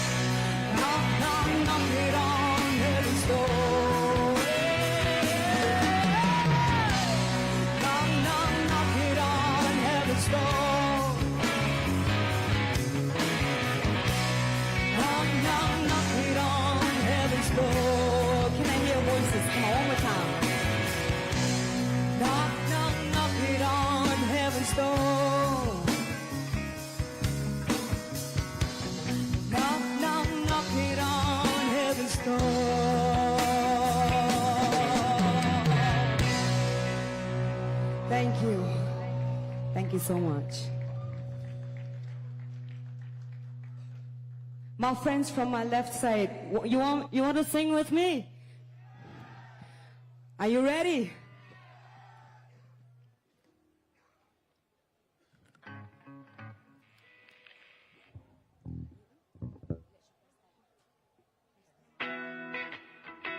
You know this song? Who knows this song? Can I see your hands up? Okay, here we go. Okay. Coconut man, moonhates, and you ready? Seems like everybody's got a price. I wonder how they sleep at night. When the sale comes first and the truth comes second, just stop for a minute and smile. Why is everybody so serious?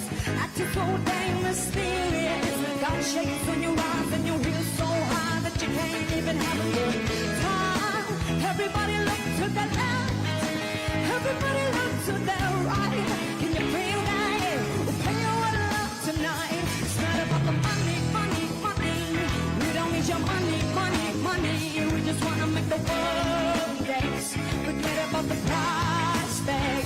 It ain't about the change, ain't about the blame, wanna make the world dance.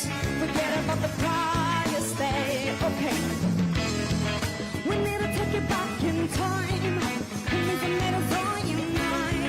And it was a love and a video. I'm not the only one getting tired. Why is everybody so obsessed? Money kills us happiness. Can we all slow down and enjoy right now? Guarantee we're becoming more right. Everybody look to the left. Everybody look to the right. Can you feel that? We'll pay you what love tonight. It's not about the money, money, money. We don't need your money, money, money. We just wanna make the world dance. Forget about the price tag. It ain't about the change, ain't about the but they wanna make the world dance. Forget about the okay. The price tag and take the cash bag. Just give me 6 strings and a half bag, and you can keep the cars. You need the garage. And all I need. I'm using the car. And just walk in 30 seconds. I'm loving to Mars. So when they pay a cost, we from the pay about us. It's like this, man. You can't put a price on the life. We do it for the love, so we fight and take a price every night. So we're in the something I thought never. We're in the seat, up in the sound of beat. So we don't keep everyone moving their feet. So bring back the beat, and then they won't say. We don't need your money, money, money. We just wanna make the world dance. Forget about the price. Like, can I hear you? It's not about the money, money, money. We don't need your money, money, money. We just wanna make the world dance. Forget about the price dance. Money, money, money. We don't need your money, money, money. We just wanna make the world dance. Forget about the price dance. It ain't about the change, ain't about the they wanna make the world dance. Forget about the price tag. It's not about the money, money, money. We don't need your money, money, money. We just wanna make the world dance. Forget about the price tag. Ain't about the change, ain't about the but they wanna make the world dance. Forget about the price tag.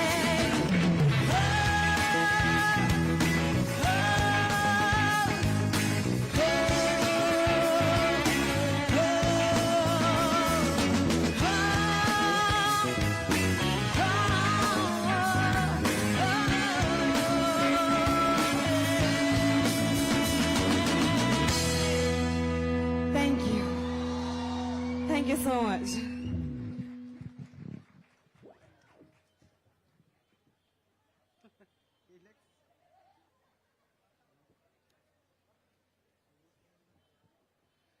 Do you want to sing some more songs? Can I get a louder yes? All right.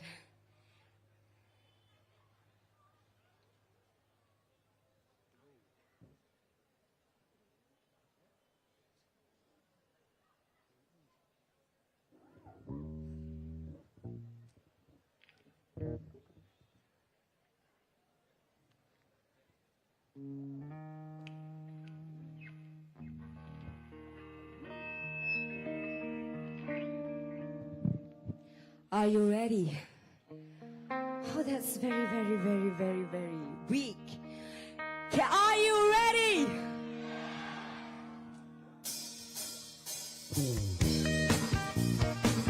Who knows the song?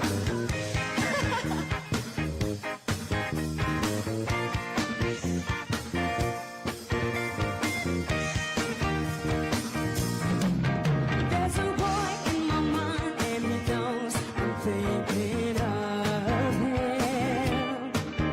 On my way to the day and the night, the stars shine above me. He's been gone for some time, but I know I truly love him. And I'll sing the song, hoping he'll be back when he hears it. Come on! My heart goes sha-la-la in the morning, sha-la-la-la-la, sha-la-la in the sunshine, sha-la-la-la-la, sha-la-la in the evening, sha-la-la-la-la, sha-la-la-la-la just for you.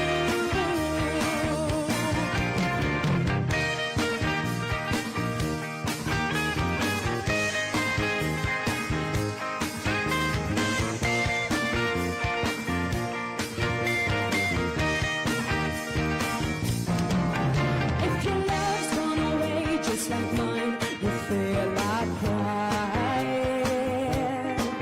Sing along, maybe once, maybe twice. Let's try it together.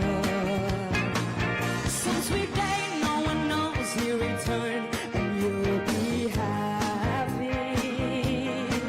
Shout it sweet in a song. Listen to your heart, it is singing.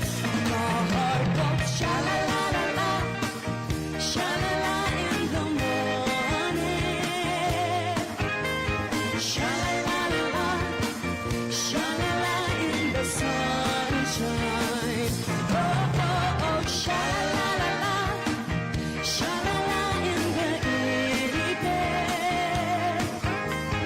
sha-la-la-la-la, sha-la-la-la-la just for you. All right, I know everybody knows the song, so I would really love to hear your voices. Will you give me that?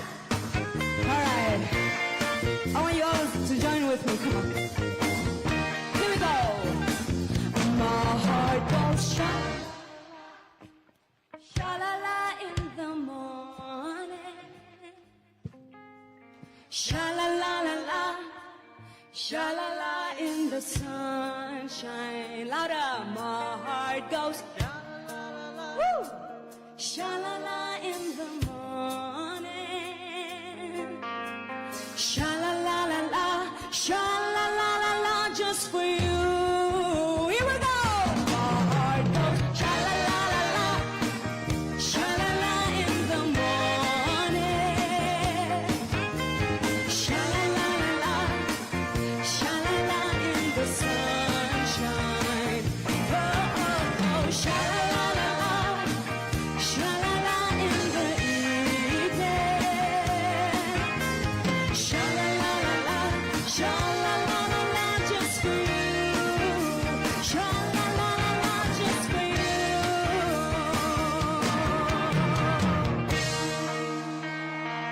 Shall we do one more time? I want to hear you. My heart goes sha-la-la-la-la, sha-la-la in the morning, sha-la-la-la-la, sha-la-la in the sunshine.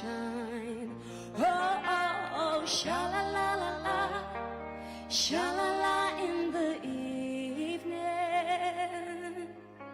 sha-la-la-la-la, sha-la-la-la-la just for you.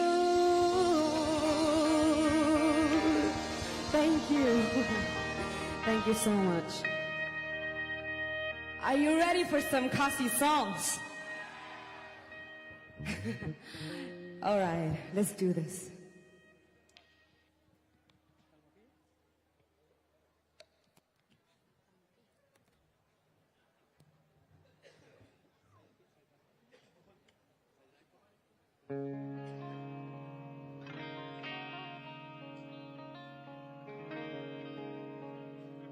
So this song is sung by my friend, and I know everybody knows the song, especially the Khasis, and I would really love to hear your voices. Are there any Khasis out there? Yes. I know you know the song, so please sing along with me.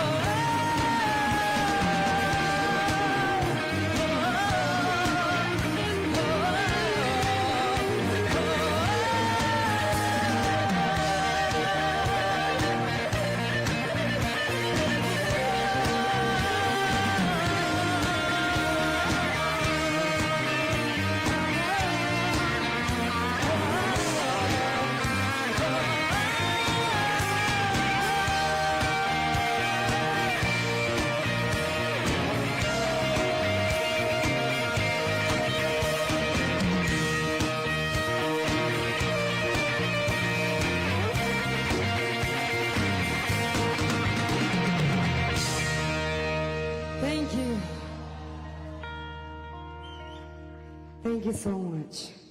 So, before we do the next song, I have 2 more songs for you.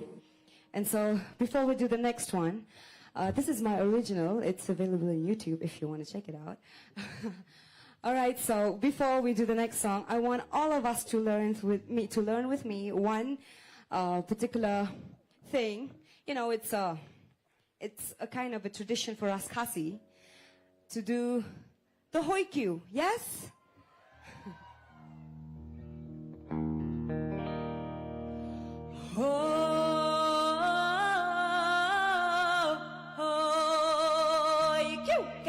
Can you learn that with me? All right, here we go. One more time.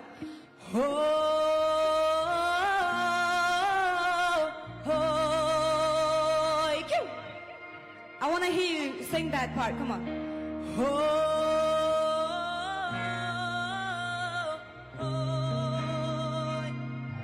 One more time.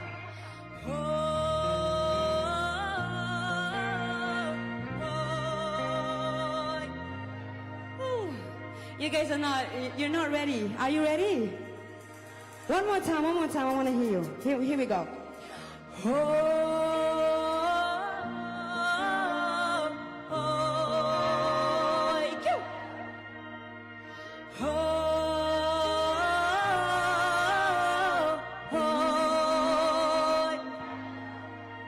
Okay.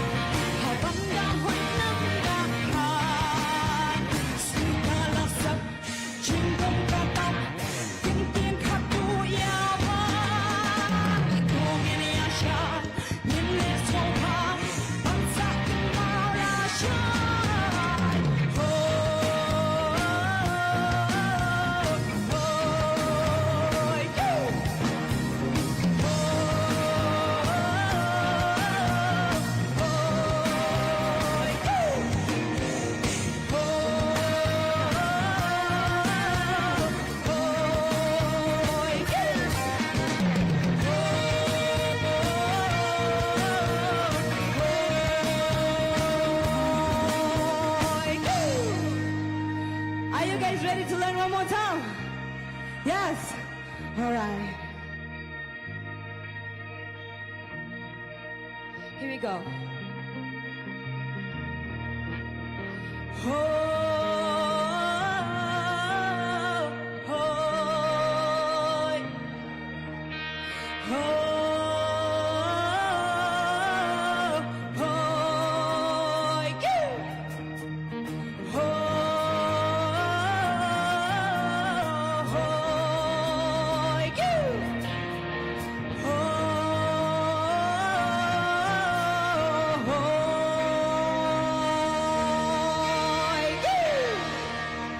Thank you. Thank you so much. Are you guys having a good time? Are you sure? All right. Okay, so the last song. Thank you so much for having us. Before the last song, I would like to introduce my bandmates here. On the drums, we have Banshan. On the guitar, we have Majay. On the guitar, on my left, we have Badu. And on the bass, we have Maklan. And I am Bahun, yes. All right. So the last song will be a Kasi song, obviously. But, you know, this song is very special to me. And I hope to everybody present here, especially growing up, I know I learned these songs from my parents, from my grandma, and she taught me these songs. They are folk songs. We learn as it has been, you know, passed it on from generations to generations. And at this moment, I want all of us to learn together. Are you ready for that? And I know people who have, you know, grown-ups maybe, they'll be very attached to these songs. And I would really love to sing your heart out if you know these songs. You guys ready? All right.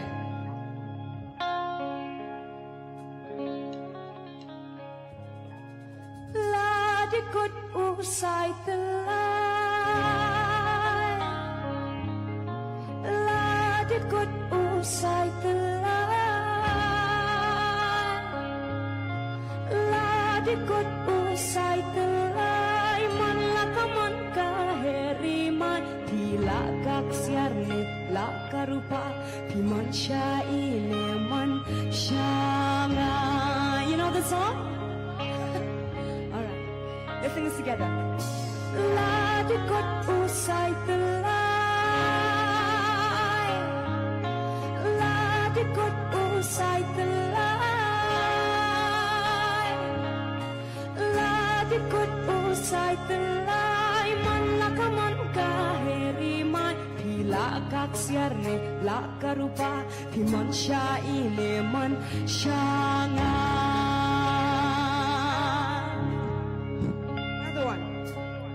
Kuns im alewan sum inai barat kapung tap da kalot shi holding ka kan sahe pat kapung jangan.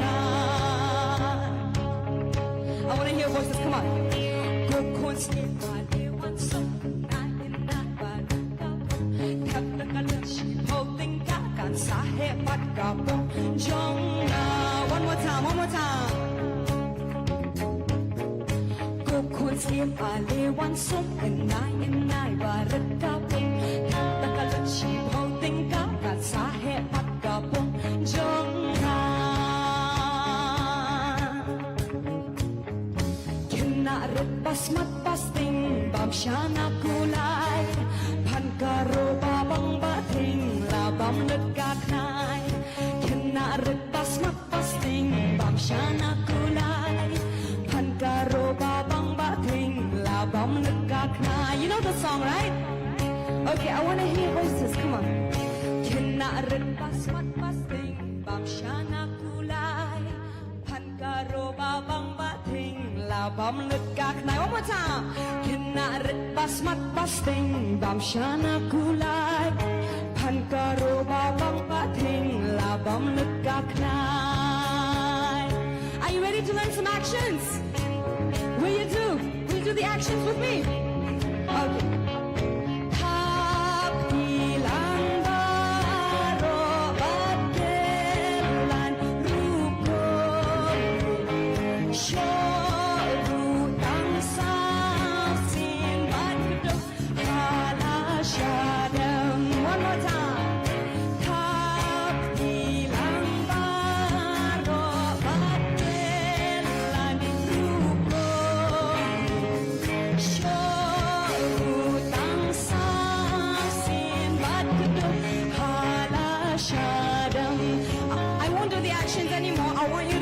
questions. Come on. Tapilang baro bakelan rupo Sholutang sang simbat keduk hala asyadam. The next one, come on. Nang tapen kiki shenriati, shenriati, shenriati. Nang tapen kiki shenriati, palpo hala terbaik. Nang tapen kiki rendang ti, rendang ti, rendang ti. Nang tapen kiki rendang ti, baka rukam shaneng. Are you ready?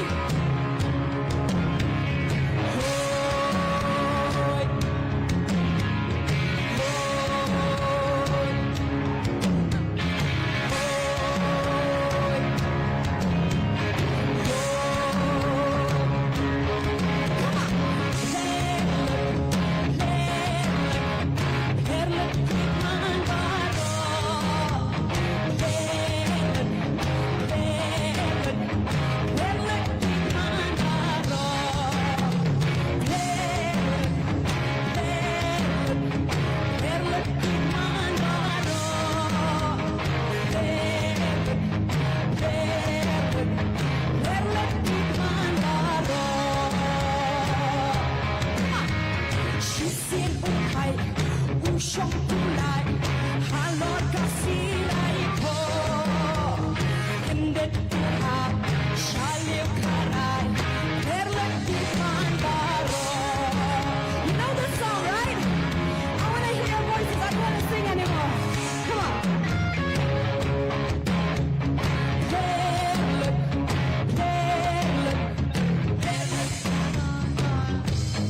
Woo!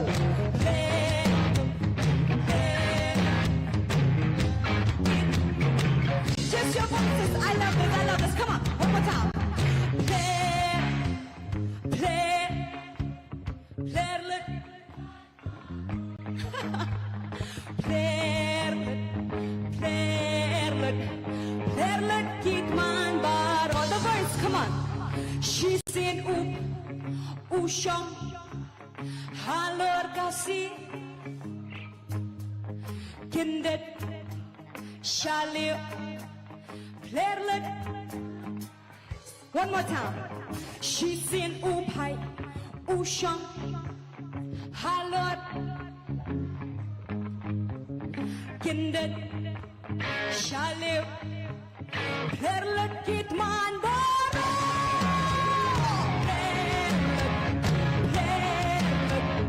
Playlet kitman baro. Playlet, playlet. Perlet kitman baro. Perlet, perlet, perlet kitman baro. Perlet, perlet, perlet kitman baro.